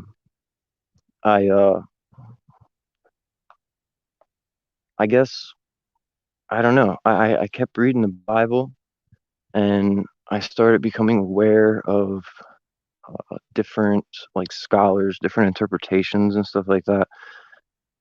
And I don't know, it's just the way that some people put things. The Bible is insane how intertwined and complex, and some people will argue over a passage. It means this, no, it means that. It could mean both. Mm-hmm. There are several, the whole Bible. There are several passages individually in the Bible that they could be relevant 2,000 years ago, and they're relevant now. Like the power of the Bible, and just, I don't want to call it a magic book, but it is literally magical. Like it's amazing. Yeah, that's a That great way that to is say. that's a huge cornerstone in my faith. Just the power of those words, you know. That's awesome. But so a couple years after that, it took a couple years really for me to start taking Christ serious and God, start taking it all serious, you know. And I met the woman that is my wife now. I'd actually known her my whole life. We went to elementary school together. We had talked on and off, and Oh, cool. we ended up getting married and having another kid of our own. He is 6 now, and she grew Congrats. up. Thank you very much. She grew up in a Jehovah Witness family, so her concept was a little messed up, like mine was To also. say the least, yeah. Yeah, Well, you both yeah, came from some religious programming, yeah. yeah, exactly. And I don't know, we just feed off of each other and, you know, share with each other, and it's just gotten much better since then, you know. And It's great. I don't want anybody to think that, you know, I've got the wrong idea, like, and for anybody else that's wondering, anybody that wants to make Christ their savior, he's the Son of God. He died for your sins in particular, individually, so that you don't have to face God with sin on you. He took it on himself, so you don't have to do that. He took your sin and gave you his blood, so that when you do see God, God will see Christ's blood and not your sin. And I understand that, and I accept that, and I hope everybody else does too. It's beautiful. Thank you. Thank you. That's it. Yeah, I guess that's All all I right. got. There's other people, you know. I want everybody That's else to okay. have No, a minute. I appreciate it. Psalm 40, man, both great stories, observations, and just you're a great guy, man. I appreciate you so much. You take care, okay? Yeah, thanks a lot. Okay, see you later. All right, guys, one after the other. Got Phantom coming up, and then 3 more after. Phantom, thanks for waiting so long. Are you there? Yeah, can you hear me? Yes. Hey, thank you so much for your patience. What is up, man? Oh, Like, not I've much. always heard your voice, but I've never, talked to you. I've always Yeah. just been a listener.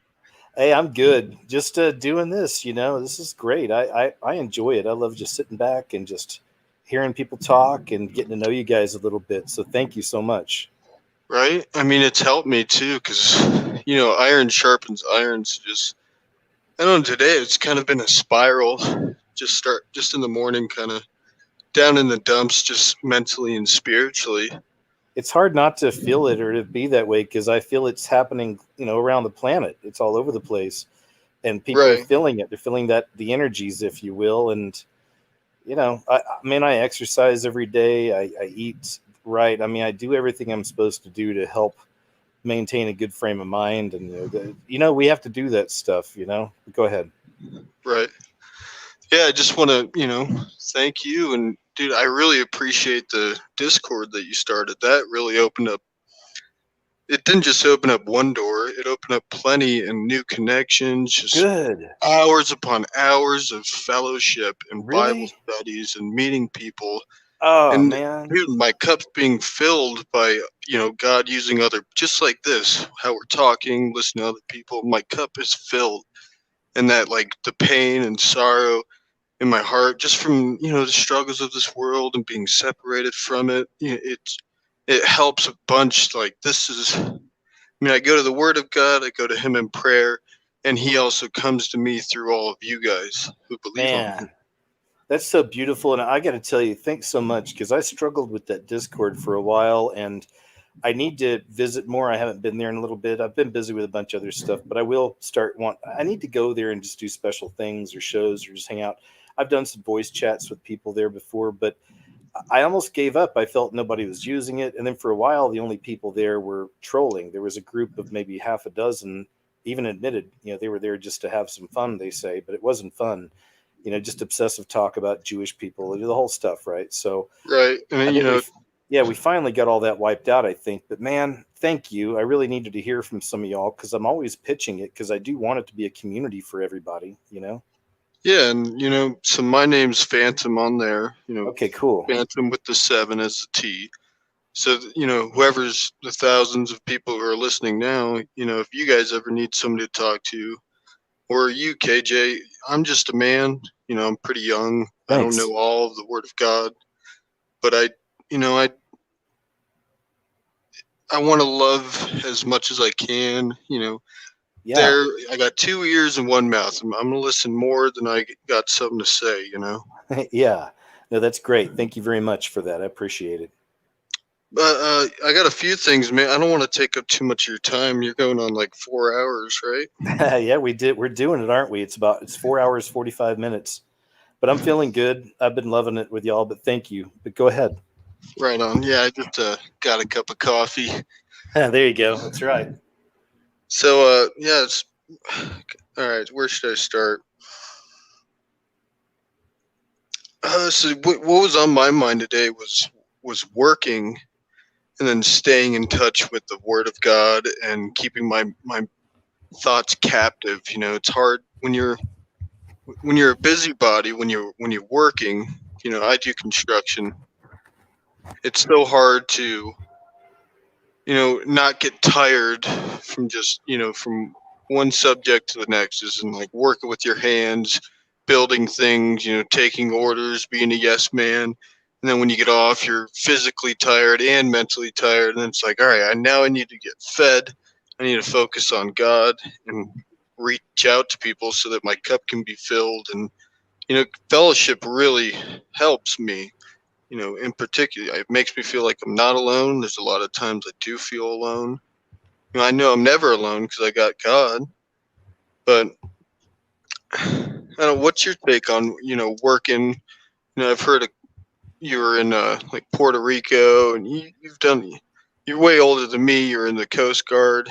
How is your take on working and staying in the Word of God? Did it ever like give you strife in this type of manner? I know what you're saying. Not really, because honestly, I come from the kind of church background I come from. It's a very humble and solemn kind of a situation, and like if people start putting their hands up like, hey, we'd be like, they need to leave. And that's just kind of the way I was raised. But so even praying at the end of live shows was a hard thing for me for a long time, because there's, a lot of people that pray in public and all this, they're doing it for the wrong reasons and they're putting on a show. And so I just don't like it. But I guess my point is that I've always had a relationship with the Lord, even as a little kid.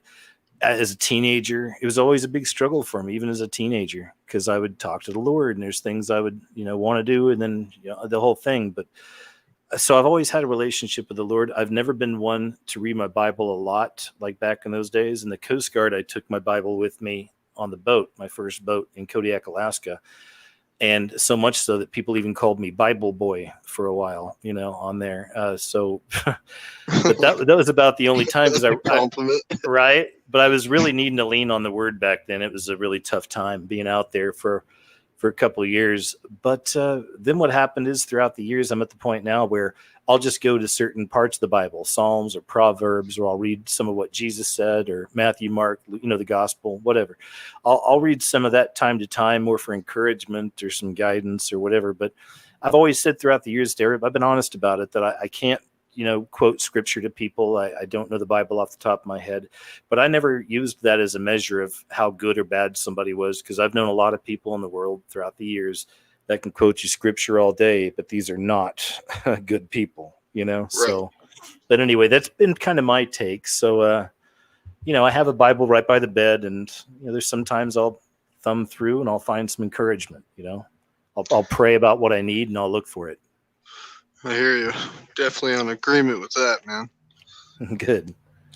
So I got so check this out. This was from a few weeks ago, but it was the Gazette here in Colorado. And I never read the paper. I'm 23 years old, so you know better already. That's great. But so check this out. It's called the Gazette, but if it was instead of the Gazette, if it was end times newspaper would totally fit. Mm-hmm. Right here, here's an article. It's titled "State Turning to AmeriCorps Members in COVID blah blah blah fight." So, do you mind if I just read like? Of course, please. So it says the Colorado Department of Public Health and Environment is recruiting an additional 100 AmeriCorps members to serve in its COVID-19 Containment Response Corps as the state faces a new peak in the pandemic. The members will serve 9-month terms of the next year, supporting case investigation, contact tracing, resource coordination, test result notification, isolation, and quarantine monitoring in Colorado. Mm-hmm. That's kind of spooky. That's like the That's boots on the spooky. ground.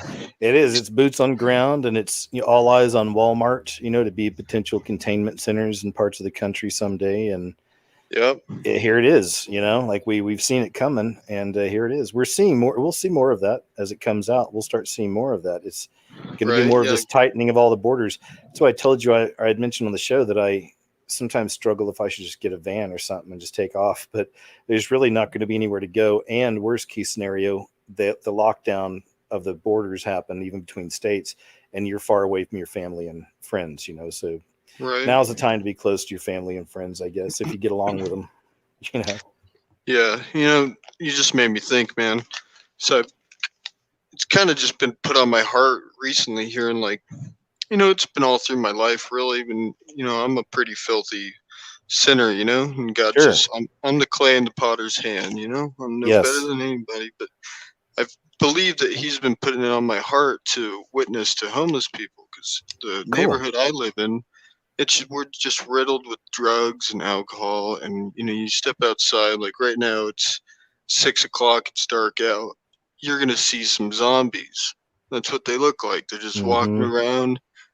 Some are just down their luck and they believe in God, or they need the Word of God, or they're just getting into stuff, and But I've been called to help, and God's provided.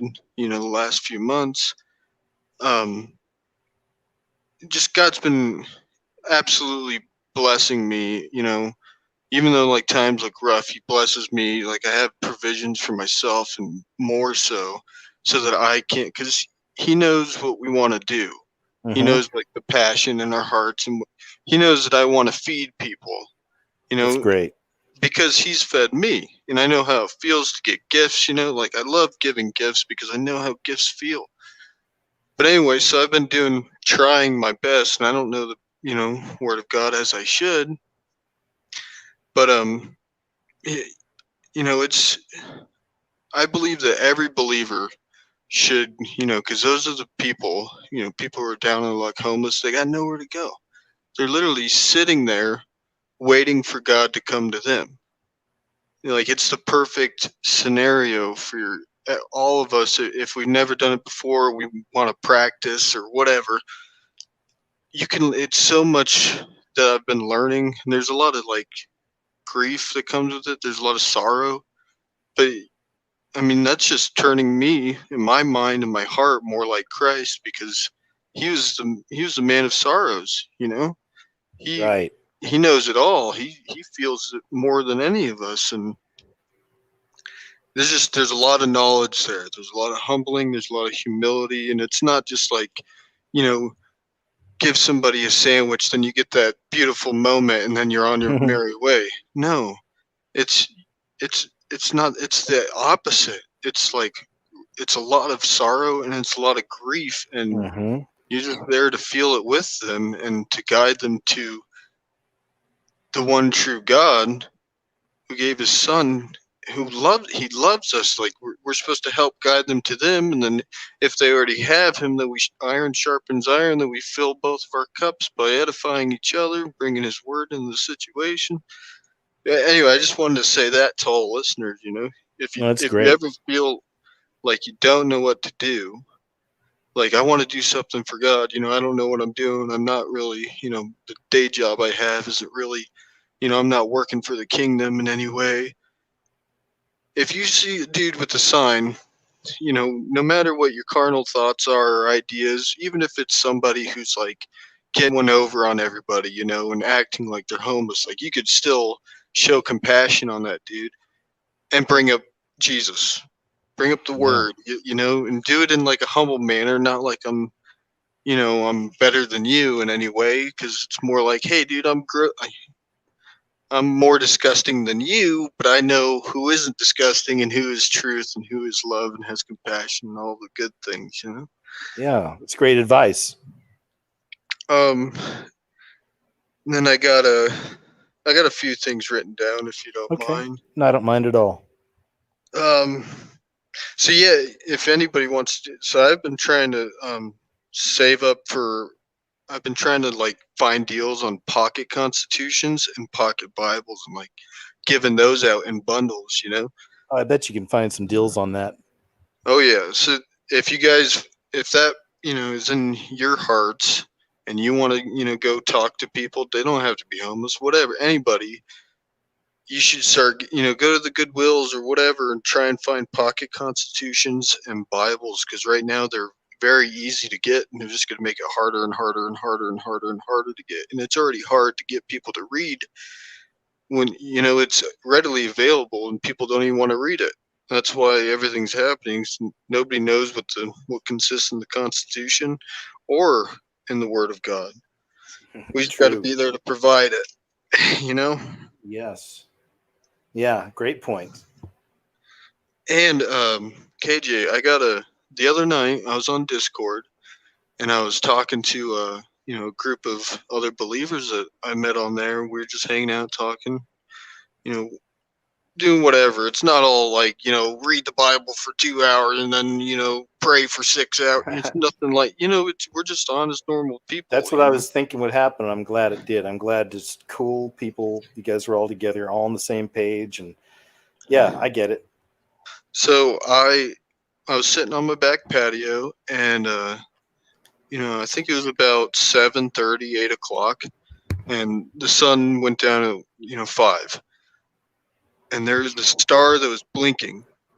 And, you know, to the human eye, just looking at it, I'm like, all right, that thing's flashing. I've never seen, like, I see stars twinkle, you know, but it's always like a dim twinkle. But this one was bright, and it was like it was flashing. So I ran inside, and I'm like freaking out on Discord, like, hold on, guys, you know, grab my my spotting scope, and I went and, you know, set it up outside and looked at it, and it was up close. Like, there's definitely some of the Earth's at. It wasn't a UFO, it was definitely a star, or I think it was stationary and it never went away. It was at the same spot and moving with the same, you know, stars around it. Mm-hmm. But anyway, I got a video of it. You know, it's not, I mean, you could imagine with your phone trying to look through a spotting scope at the star, how to focus it. It's pretty bad, but, you know, I think God provided, or, you know, it happened. I got pretty good footage of it. You know, sometimes it's not focused, but then you get a good couple seconds of focus, and what you see is just the rainbow, like every color spectrum in the rainbow, it's just coming off of the star flashing. Cool. It's like a disco ball in the sky. I don't know about you, but I've never seen that before. Never. Like, it blew my mind. So I could post that on your Discord in like a video share link if anybody wants to check that out. Yeah, there's a video share over there too, so that'd be great. Yeah, I'll do that. And then I got 2 dreams to share if you guys are willing to listen. Yeah. So I forgot what day this was. It was probably a month ago. And so in the dream starts off like I'm with my girlfriend that I'm seeing right now, and we're running and the streets are on fire. There's people panicking, looting, and that's the type of mindset I'm in and what I'm seeing, like literally fire in the streets and like running, it's scary. But we were running and I knew where I was going, but in the dream, I've never seen this place before. We're running through a building, and, you know, we go up flights of stairs, and I'm freaking out, you know, I'm panicking, and she's like, what? She has no idea what's going on. So I get to, you know, floor, get to the door, and I kick it in, and we run in, and I know I understood in the dream that I knew the place, like I knew where things were in the house, or it was like a apartment building.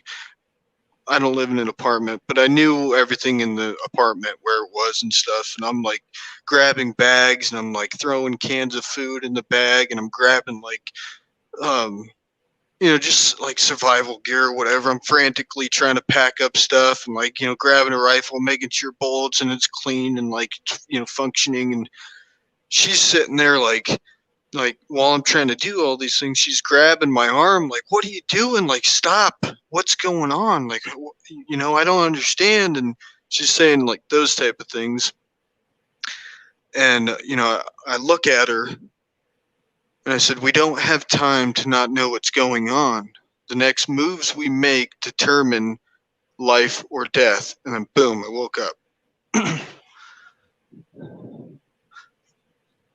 You guys, So I'm take sorry, that, I was still listening, still thinking it out. No, man, that right? was very interesting. Yeah.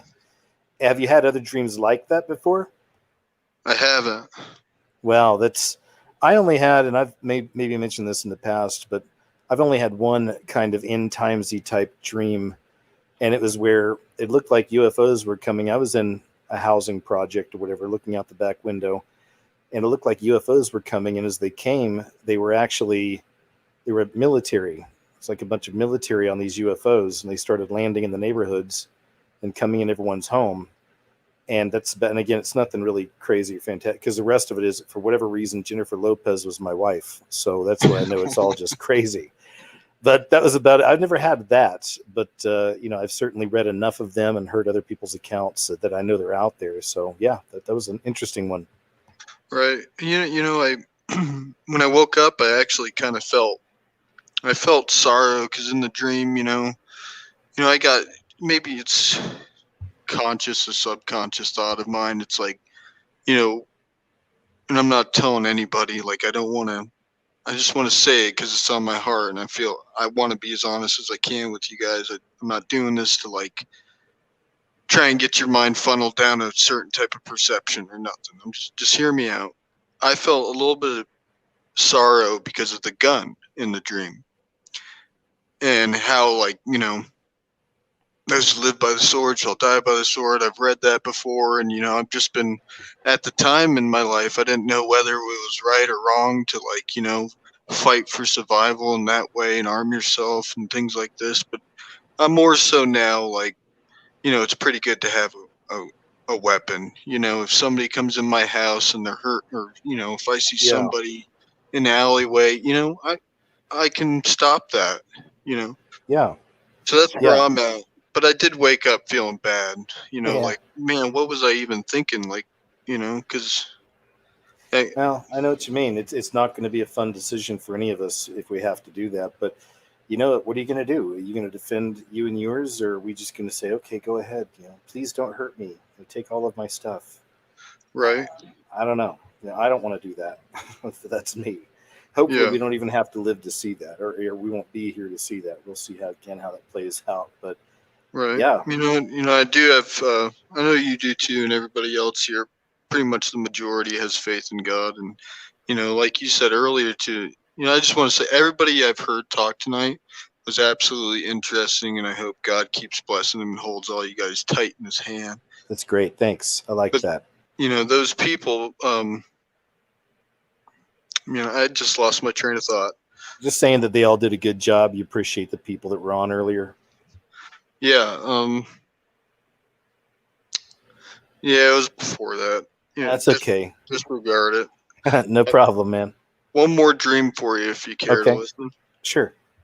So, dream starts out. I'm on my back patio, and I'm sitting with a couple of my roommates, and my roommate has like a girlfriend with some kids and stuff. So they were all sitting on the patio, and we're all looking up, and we see a UFO. It's flying around, and we're saying what anybody would say when you're seeing a UFO, like, whoa, that's crazy. What is that? Whoa. And then it disappears, and we talk about it for a little bit, and then we said everything that needed to be said about it. And then another one pops up, and we're saying the same things, like, there it is again. That's wild. What is it? Like that? Never seen anything like that before. And it disappears. And we say everything, we stop talking about because we said everything that needed to be said. And, I'm sitting there in my chair and I'm kind of like, I'm not within like the group, I'm kind of sitting out on the edge. And all of a sudden a beam of light shines over me and I'd never looked up, but a light is shining on me. It's like a bright white light and I'm like stricken with fear, like absolute terror, like, I'm couldn't sure. couldn't move, I couldn't. I'm like, what is, and then I looked to the right. That's where all of them, there was probably like 6 or 7 of them sitting, and I looked at them to see if they're seeing this. And I can't say anything. I'm just like looking like I want to say like, hey, do you see this? But it's hard for me to say it. And one of them looks at me, and she goes, like, I don't.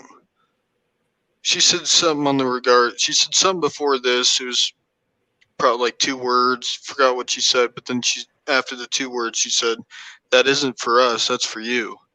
And then that made the fear even stronger. And so I just closed my eyes and I just said, "Dear Lord," and then I woke up. Started Oh, praying to God, and then I woke up. wow. That's a good one. Yeah, well, I believe in that, man. I mean, especially going back to the Grays and stuff as well. I've mentioned this in the past, but a really good friend of mine, I guess you could say really my best friend, we grew up together more or less, especially the teenage years and on. Very down to earth, blue collar kind of dude. Doesn't think about too much of all this stuff when it comes to aliens and all that. But he's had issues in the past with dreams of those things coming in his room and doing stuff as well. And that's a whole other story. But a lot of people have had those experiences and they're terrified because it feels really real, when it happens. And these things are doing things to them. It's crazy. But anyway, I'm rambling. Well, Phantom, thanks, man, for sharing your dreams. And anything else you wanted to share with us? I got 2 more dreams. They're way back in the past. I'll just make them quick. Both of them, they were demons. And the only time that, like, when it ended, so there's 3 dreams, these 2 demons, and then that UFO. I think that God allowed those dreams, me to feel that spirit of fear so that I can train. He was training my mind to know what to do when you feel it. And all that is to give it to him and to rely on him. And then it all ends. That's perfect advice. Yep. And it works. Good. Thank you. You're welcome, dude. Thank you. Hey, Phantom. Man, it was nice talking to you. Thanks for using the Discord. For those of you who want to check it out, there's a link under the player for my Discord. When you click it, some people will see the message that says it's expired. It's not. Click the blue button. Go to the chat room on the next window on your left-hand side. You'll be in. There's tons of different things you can do. You can have voice chat. You can create your own rooms. But just please check it out. If you want to continually be a part of a community that, you can not feel crazy in, then hang out there. All right, Phantom, have a good night, and thanks. Take it easy, okay? Thanks, KJ. God bless you. You too. Bye-bye. All right, guys, what I got left, I got Elle, Tony, and Aaron. Michael, I'm sorry, man. You came in a little bit later, and I'd called it after Aaron K-Dub. So no offense, okay? But it's been 5 hours. I'll do another one of these in the next few weeks, and I hope you'll come on, okay? So thank you. All right, Elle, I'll go ahead and add you here. Elle, how you doing? Hi. Hi. Hey, thanks for waiting so long.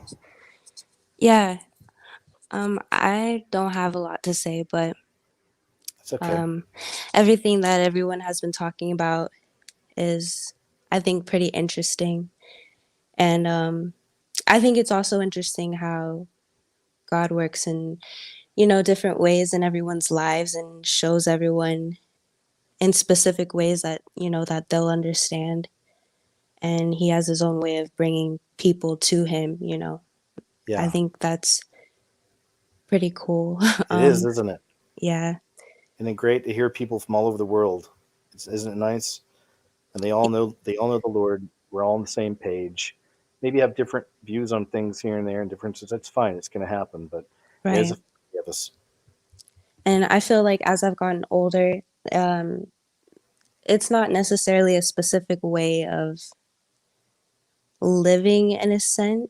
Of course, you know, you have to do the right thing and of course be a good person and not like purposefully and intentionally sin and make the wrong decisions. But for a long time, I kind of had like an idea that, oh, well, I can't oh, I can't watch TV or oh, I can't oh watch yeah, this the or that. extreme religious stuff. Yeah, Yeah, exactly. And my grandpa was a pastor um, when I was a kid. And so I had asked him, you know, maybe about a month ago, like if he ever had heard of like a religious spirit. And he was just kind of like, well, you know, he kind of gave me like the religious the view about religious view, sure. yeah, and he just told me that because what I thought from it is like a religious spirit is like kind of like a bad thing, you know, because it's basically you being self-righteous and thinking Mm-hmm. that you have to do specific things and able to be a specific way. Yep. And he kind of was just like he didn't really get it. He just kind of told me like, oh well, there's a religious spirit and like I don't know, you know, I know he what you just mean. It's yeah, hard to break that programming from, especially a pastor. You know, yeah, it's really tough. It's yeah, tough not to crack. my family, it kind of sucks because my whole family is kind of they're kind of, you know, in that mind control state of mind right now. My grandma was talking about getting the COVID vaccine, Yeah, and I haven't really said anything to her about it because I don't know really what to say. Because it's a crazy. Hey, I'm right there with you. I've mentioned earlier. My mom and dad are all in. Like they are terrified. Terrified. I mean, I have to wear a mask in their house. No right. hugs. I How do mean, you go it's about that? Because my uncle's the same way. He told us we didn't go over there for Thanksgiving because he wanted us to wear masks, and we just kind of thought that was crazy. I guess I put so much energy out doing shows and videos and creating things every day and working on stuff to put out, and that it's hard for me to give much more. It's hard for me to get real fiery about it in real life with people. You know, it's that. So with my family and people like that who are just going to go for it, I tell them what I think. I tell them it's bad. I'm not going to do it. But you're a grown up. You know, I would wish you wouldn't. I believe it could harm you. We'll see. You know, I don't know for sure. We'll see how it plays out. But yeah, that's all you can really do. And then I have to let it go or it'll eat me alive. You know, I have to Yeah, just love them and know they have Christ, and but they have the religious mindset too. And I'll tell mom, you know, we're living in the end times.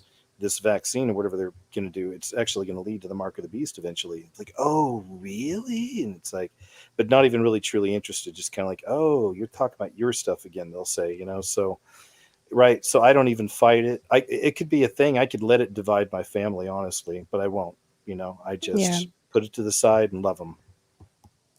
Yeah, my I've asked my grandpa multiple times if he thinks that we're in the end times, and every time he just kind of says, "Oh, well, not yet." And I'm like, "But how? Like, what do you mean not yet? How do you not see everything that's going around?" But you know, then again, he just kind of sits in his chair all day and watches the Steve Harvey show. So Yeah, right. So there you go. And you love him, and there's no offense to that, but he's perfectly programmed in a lot of ways, and these people are really tough to break through to. But as I said, you know, for better or worse, I believe if they get away with this plan that they've launched so far, it seems to be moving along fine. There's going to come a point for everybody on the world where it's going to be really obvious the choice you're making. There'll be no more. The world that they're going to be offered will be one that I don't want to be a part of. But some people are going to give in because they want it. It's a normalcy bias. They want everything to be normal again, yeah, to still be able to shop, you know, things like this. Well, that'll be it. You know, I mean, and I believe they'll know that it's wrong and that it's evil. And I just, you pray that people will make the right choice. You know, a lot of Christians are going to fall for it. It even says in the Bible, you know, a lot of the elect will be taken and fall for it. Yeah, and that's the thing that kind of it kind of bothers me because when I think about it, it's like, you know, I wish that my family was on the right path of thinking, you know, and not allowing themselves to be subjected to control. And Yeah. my mom and my brother are they're two people that are huge victims of that, you know, like my mom's always on Facebook and she's always like watching stuff just just like Fluff. violent, huh? Oh, I'm sorry, not fluff. I said fluff, but no, it's violent stuff. Go ahead. Yeah, like you know how when the shootings came out and everything and there was videos and about it and Mm-hmm. she'll come over to my house and she'll be like, "Oh, I watched this video where I heard about this guy and he got shot by his friend or something and he put his body in the trunk and stuff like that." And I'm like, why are you, first of all, why are you looking into things like that? And second, Mhm. why do you think it's normal to talk about something like that? You know, they're Exactly. just so desensitized to it and Gosh, that's it so makes me sucks. angry. Yeah. Well, that's we see it in the world. That's why there's so much footage online of violence because these people, no one's doing anything about it. They're just sitting back like it's a movie and they're the director. Wow, look at this. That guy's getting his ass kicked, you know? I mean, Yeah. and that's, you know, unfortunately, that's another part of that programming. You know, so many people that they don't even know what's real, fake news. You know, everyone's got a camera. It's just so, but we know that, you know, I mean, again, we can point it out, we see it, we understand it, but we know what time it is. We know Yeah. what this is. And doesn't the Bible at one point say in Revelation that it'll be a time where family will turn against each other? And Right. right. So, I mean, now we're starting to see the makings of that in a lot of ways. In my opinion, we're really starting to see the makings of it. And as that vaccine shows up, that's really going to be where, like I said, man, we'll see a lot of division out there. I mean, it's right there. It's a part of the plan. All we can do is love our people and pray for them, you know, and try to talk to them, especially when it goes down. Like before, when it's really here, my folks are about to go get it. I'm gonna definitely have a talk with them, just so Right. they know where I'm coming from. You know, straight to the, just so they know. See, I've tried to tell you all Wh- this in the past, but this is your choice. Go ahead. Yeah, whenever I try to talk to my mom and my brother about it, or I'll bring something up, like I'll start talking and they're just really quiet and I feel like they think that I'm crazy because and sometimes when I'm talking, I feel like like I sound a little bit crazy, but at the same time it's not because it's real, you know? And I guess the truth does sound kind of crazy, but that's It just the does. world that we live in, you know? Yeah. I had Yeah. showed my mom the video that you posted a couple of days ago. I think it was Oh, like last week yeah. of Thanks. Biden and his eyes like black Yeah. and she's and it's clear as day, you know. It's clear. It's It's clear to just see. clear. And There's no denying she it. yeah, and she was just like she's like, "Oh, well, you know, people can edit videos and stuff." And I was just sitting there like um Yeah. That's what everyone I don't says. That's the know. problem. Yeah, that's it. Yeah, I That's don't why know it's what to hard. say to that. Yeah, it's so hard to show people, especially the shape shifting and some of that stuff that happens because everyone that's you know, digital effects. I mean, nobody. But that's again a part of just the programming, man. You know, I mean, because as all this obvious wickedness is growing and spreading and censorship and everything else, I mean, there's also a lot of paranormal and supernatural things happening more and more. So it's Yes, just it's a a lot. crazy powder keg, isn't it? The whole thing is nuts, but it's I also had amazing. watched, oh, sorry. No, go ahead. I had watched this video on YouTube called, I think it's called Androids Among Us. And it's by this guy named I think like Stellon TV or something like that. And when I watched it, it blew my mind. And like before I had watched this, I didn't know anything about like shape shifting and like demons like actually being in physical form of a human being and things like that. And and I think that's the whole part of like God really waking us up in certain ways. And I feel like he does it slowly for people that are ready to accept that because when I watched it, it like I was thinking about it for so long and I'm just like thinking like that is wild. Like that's crazy that that even exists, you know, and it's right in front of people's faces on national television, and like no one sees it, you know.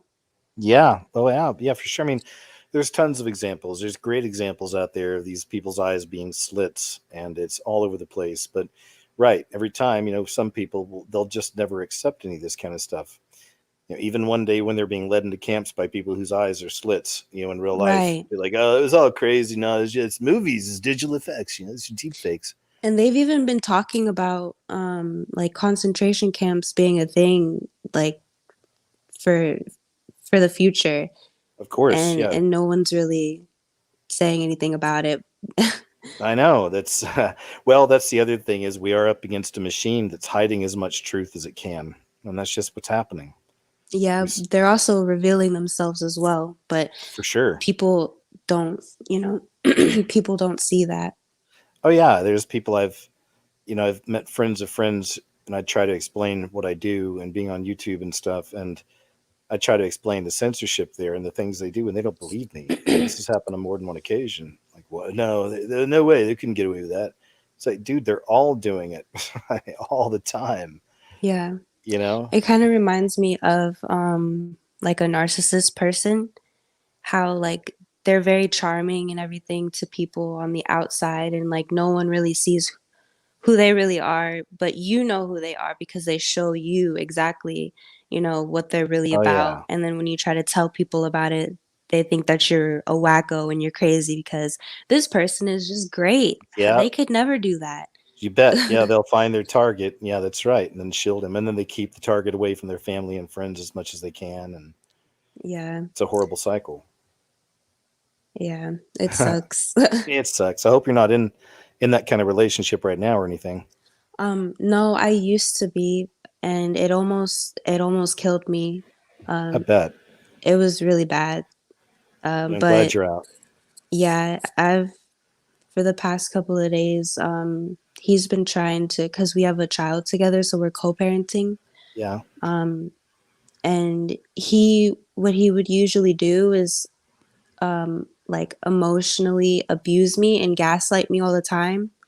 And he would practically like get inside my head and like say things on purpose to upset me, and like just instill so much anger and like rage within me. And he was already an angry person himself, Yeah. and I feel like he was just kind of like a vampire. He would just always suck the joy out of me, Mhm. and I'm like originally a really joyful and happy person, and he's clearly not. And it's so weird because I would be like super happy, and it's like he would see that, and then like he would do something to upset me on purpose, and then all of a sudden his mood would completely change, and he'd be like really happy and everything. And Oh, it's so it's crazy. right. Gosh. And I wish I would have saw it and noticed it before it got so bad, but I guess Yeah. you live and you learn. And I believe that when you go through things like that, it's to make you stronger. And Definitely. I think that God definitely puts us through situations to make us stronger and to eventually, show us the truth of what is going on in this world. And I think that's what life is really all about, is just, us living our lives, but also allowing God to direct our lives in the right direction, and not Yeah. us trying to be so controlling over, like how I was doing, trying to control everything. Yeah, that's a great way to put it. You've got great wisdom there, my friend.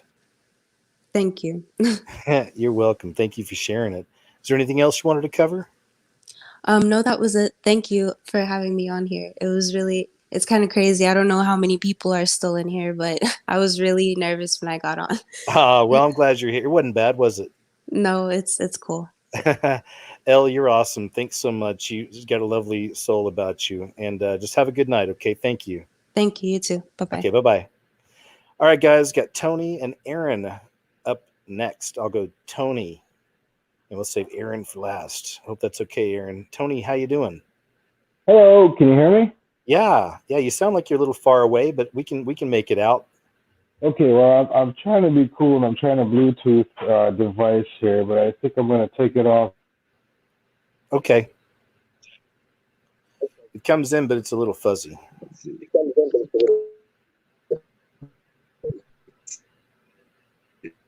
And I'll just say to the audience real quick, hey guys, thanks so much for still being here, man. We still have like, I just looked up at 945 people, 939. It changes fast.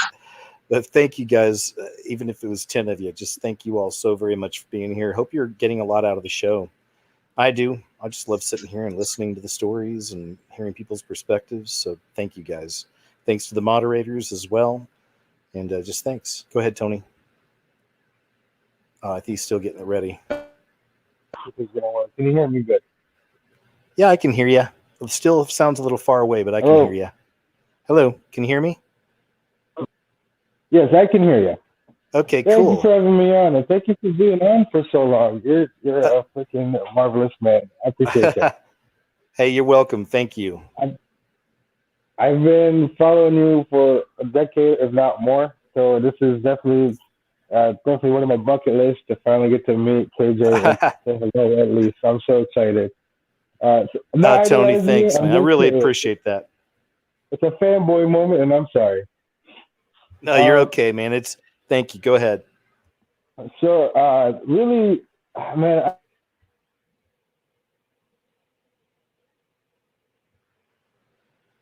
I think I may have lost you again, Tony. Sorry, man. You went out. You said really, and then it just cut off. It's okay. I know you're having some audio. Yep, now I can. Go ahead. Okay.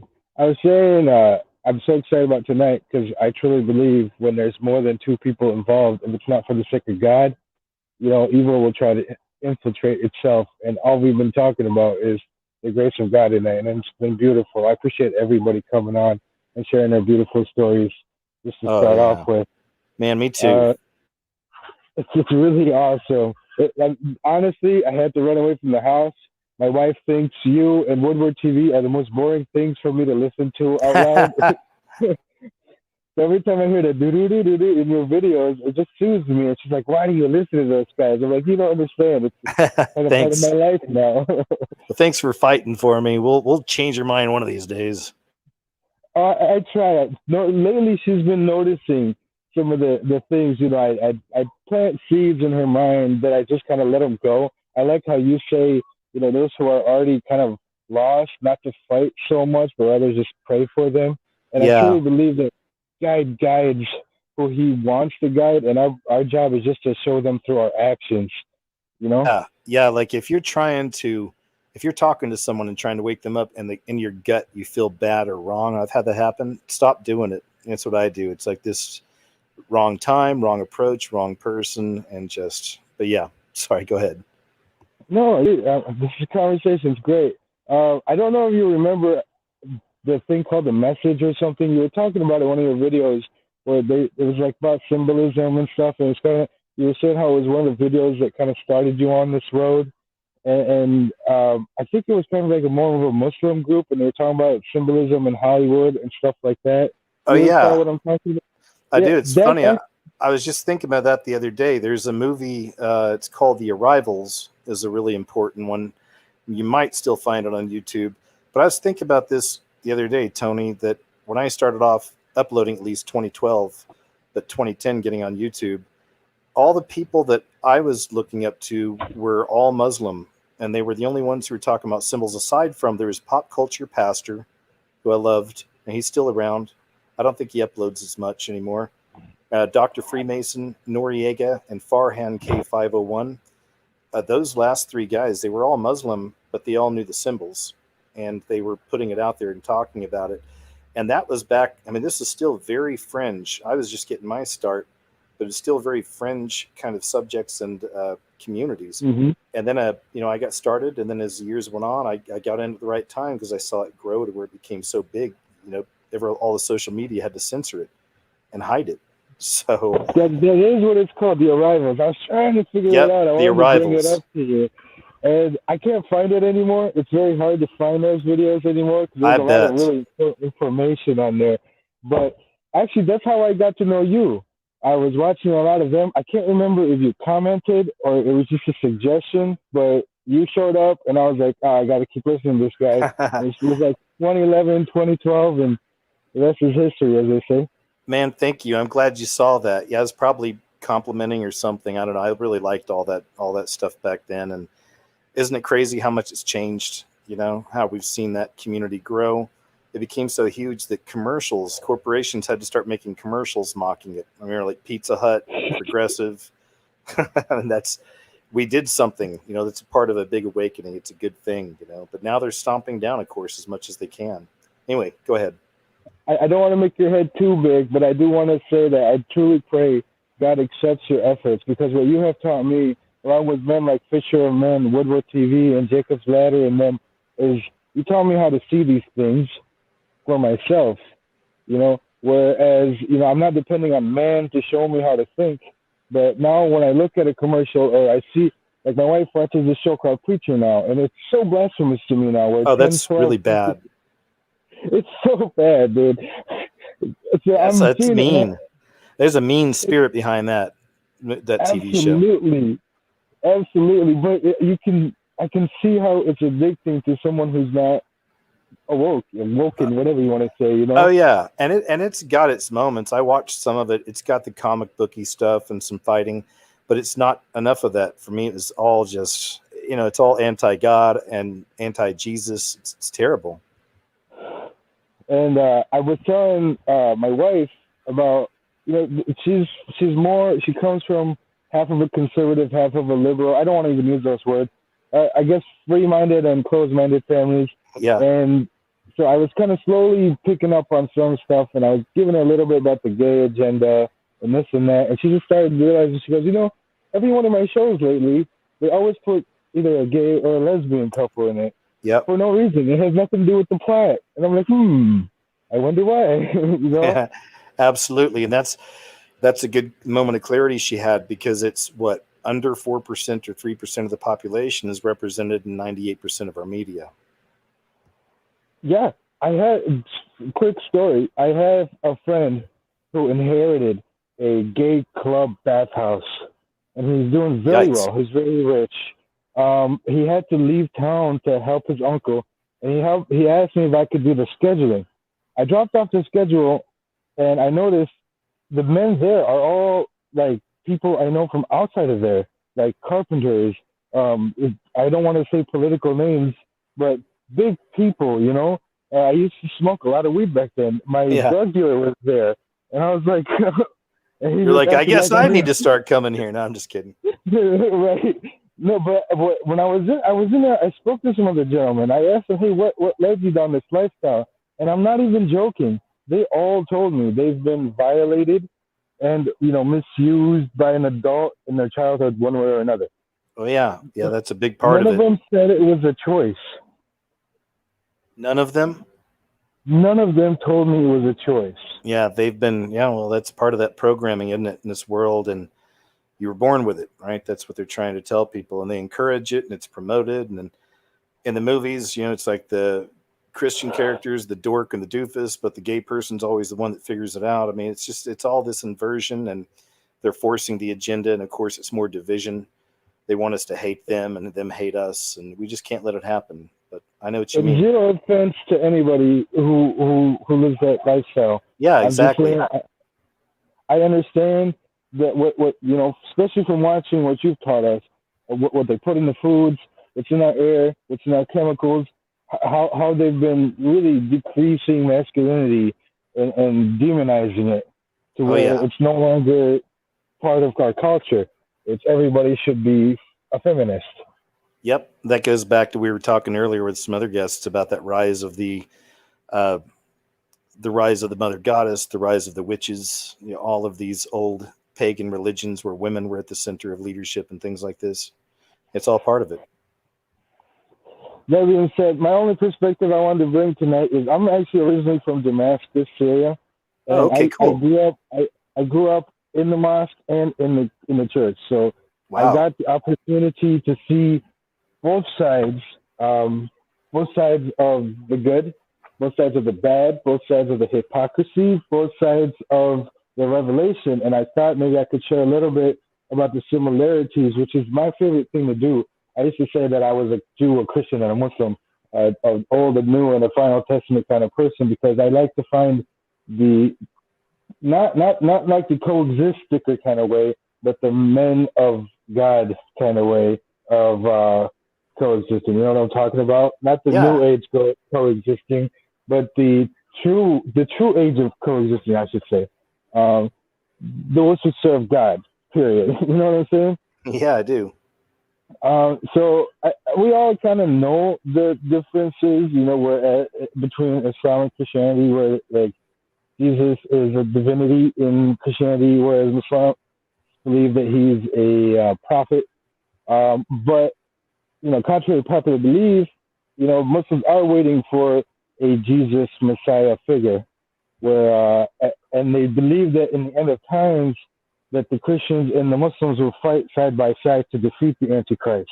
That's something that kind of blew me away when I started going, hey, what, you know, let me look deeper into this to see what the divisions are and what should bring them closer. When I realized that in Islamic literature, it says that the time when the Antichrist is here, they believe that Jesus will come down and he will defeat what they call the Dajjal or the Antichrist. And I'm sure from watching the Arrivals, you know the name Dajjal. Oh yeah, absolutely. He's characterized as a man who's one-eyed, which means one eye. It's kind of a metaphor and also literal. We all know about the one eye thing. Anybody that watches your video should know the one eye symbology right now. Yeah. But it's saying that one eye, he only sees the external, the world. In the Bible, it teaches us that we are not of this world, but we are in this world. If I'm saying that correctly? Yeah. So that's what they say the Antichrist is. And you guys brought up, another guest was saying that he believes the Antichrist, or you said that, is here. That's another thing in Islamic folklore, is that he's been here and he's tied up and chained up on an island. That's something I thought I'd bring up to somebody's attention. If you guys want to look further into that. That's an interesting rabbit hole. There are 10 minor and 10 major signs in Islam that talks about the end of times. And then I'll try to digress and shorten my talk here. You're fine. Of the 10 minor signs, they've all come through. And the first of the major signs is the Antichrist arrival, which is where we're at according to Islamic scholarship. Wow, that's interesting. Because even in Israel, a lot of the rabbis are saying the Antichrist is here, or you know, their Messiah. So it's happening all over, isn't it? Absolutely. So some of the 10 minor signs is where man and man will be married. That as a youth in America didn't really matter to me, because I was like, well, gay is gay, dude. That's a big deal. But what I didn't recognize is it's never been a thing for gay marriage to be in existence until Obama. Yeah, you know, absolutely. Ever. I don't know if you know of any time in history where it was okay for marriage to constitute a man and a man. Oh no, And that goes back to the idea that Obama could be the Mahdi. Have you ever thought about that? I don't believe he would be the Mahdi. Absolutely not. I think he's much worse. I think he's much worse. Could be the Antichrist. I was extremely excited about Trump in 2016. That I was the only one in both my Christian and my Muslim family to be pro-Trump. And I was just like, you guys, we need to change Hillary. It's horrible, yada, yada. And I went through the whole thing. And I tried to show them videos. I tried to play, you know, Jacob's Ladder is really like lighthearted.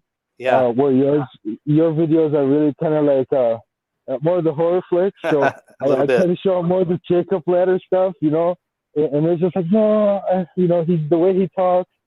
But then I had to get back to my roots last year, before the pandemic started. And I started asking myself, what opened my eyes? And I went back to what you taught me, what others have taught me, is that I wonder, this is a question to you now, because I guess the shadow, they know so much about, how do I phrase this?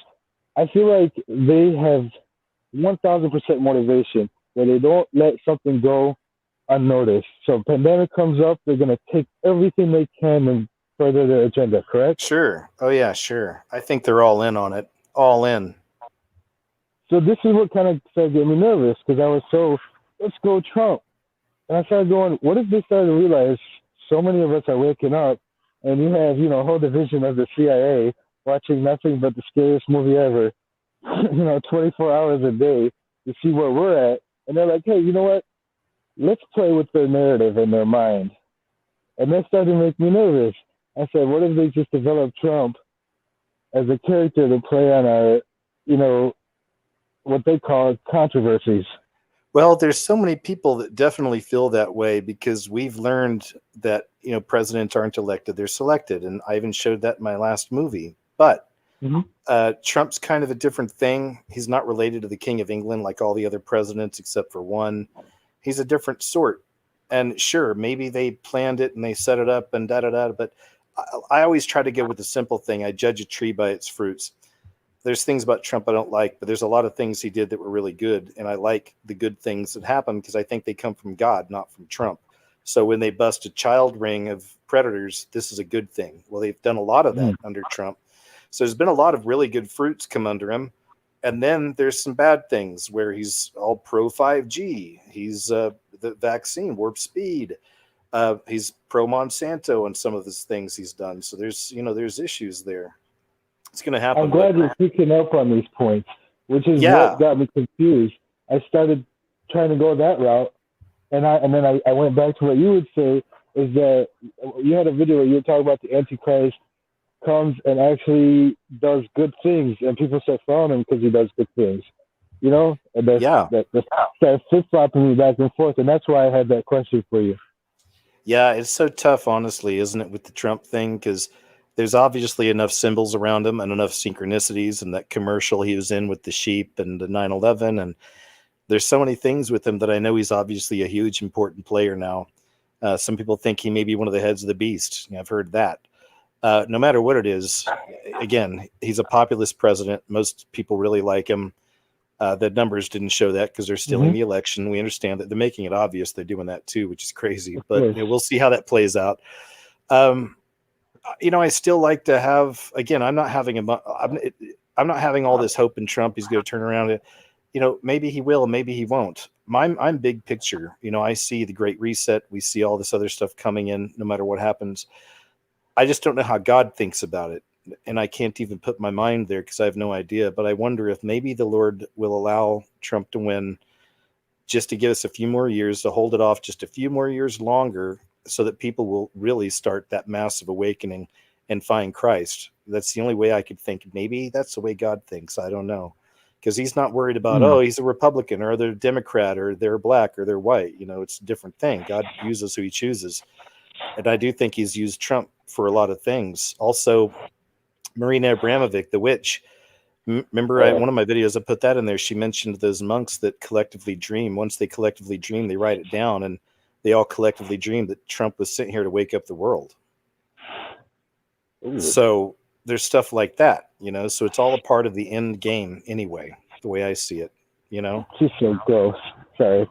It's okay. She's absolutely gross. Very, very, very well said. And what I've been saying, I'm not a Republican or Democrat. I'm a conservative. And what I've been saying to my conservative friends who've been having a hard time recently is what you've been saying, is that whether he wins or not, as Christians, as Muslims, as lovers of God, we should be happy because this is still in the agenda of God. You said that just recently. And it's still on his play, Yes. Yeah, man. Thank you. Yeah, I agree. We just have to really, it's that whole balance of just having faith, knowing the Lord's got us, and then doing whatever we feel led to do through the Spirit to do, to help. Oh, one more thing I'll say, since we're both in the same type of business. When I first started waking up, I did go XC for a little bit, and I worked in television and movies as well. I left it to work. I worked for Fox News for a local TV station, and I was doing the teleprompting and floor directing for a local TV station. I noticed that every morning I'd get there at 3 a.m. because I did the morning news. I wouldn't get the morning news from the head writers. I'd have to wait until a certain software sent me what news we're supposed to talk about for the day, and I would come in about 30 to 45 minutes before the news started, and bad word you not, the logo for this software is an eye. Of course. I'm not even joking. This is 2013. I took a picture of it, put it on Facebook, and then soon after I got let go from the news station and that post got taken down. And then I just got really deep into my controversies after that. There you go. Well, that's more that beast system manifesting, right? Do we see it through the symbols, and it's on everything, on most things. Well, it pushed me away from religion. And the way God works is God loves us, and we say this all the time, and He wants us to love Him too. He brought me right back in where I went so far away that I latched on to science, and science led me spirituality, and I really believed in frequency and energy to the point where I got right back to the beginning of the Bible, and I'll end it with this saying that I sat there and I started thinking, if everything in the universe, I think this is right after one of your videos about how water is, it's either you or Woodward, about how water is affected by frequency. Yeah, that's the Dr.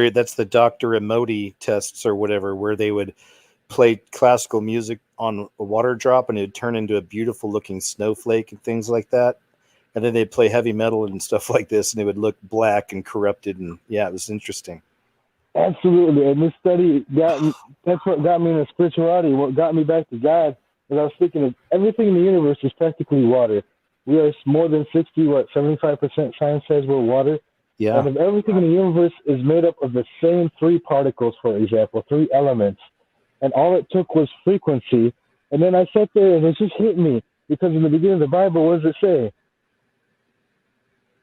Go ahead. God said, let there be light, right? And to say something, you have to have an automation. You have to have a frequency.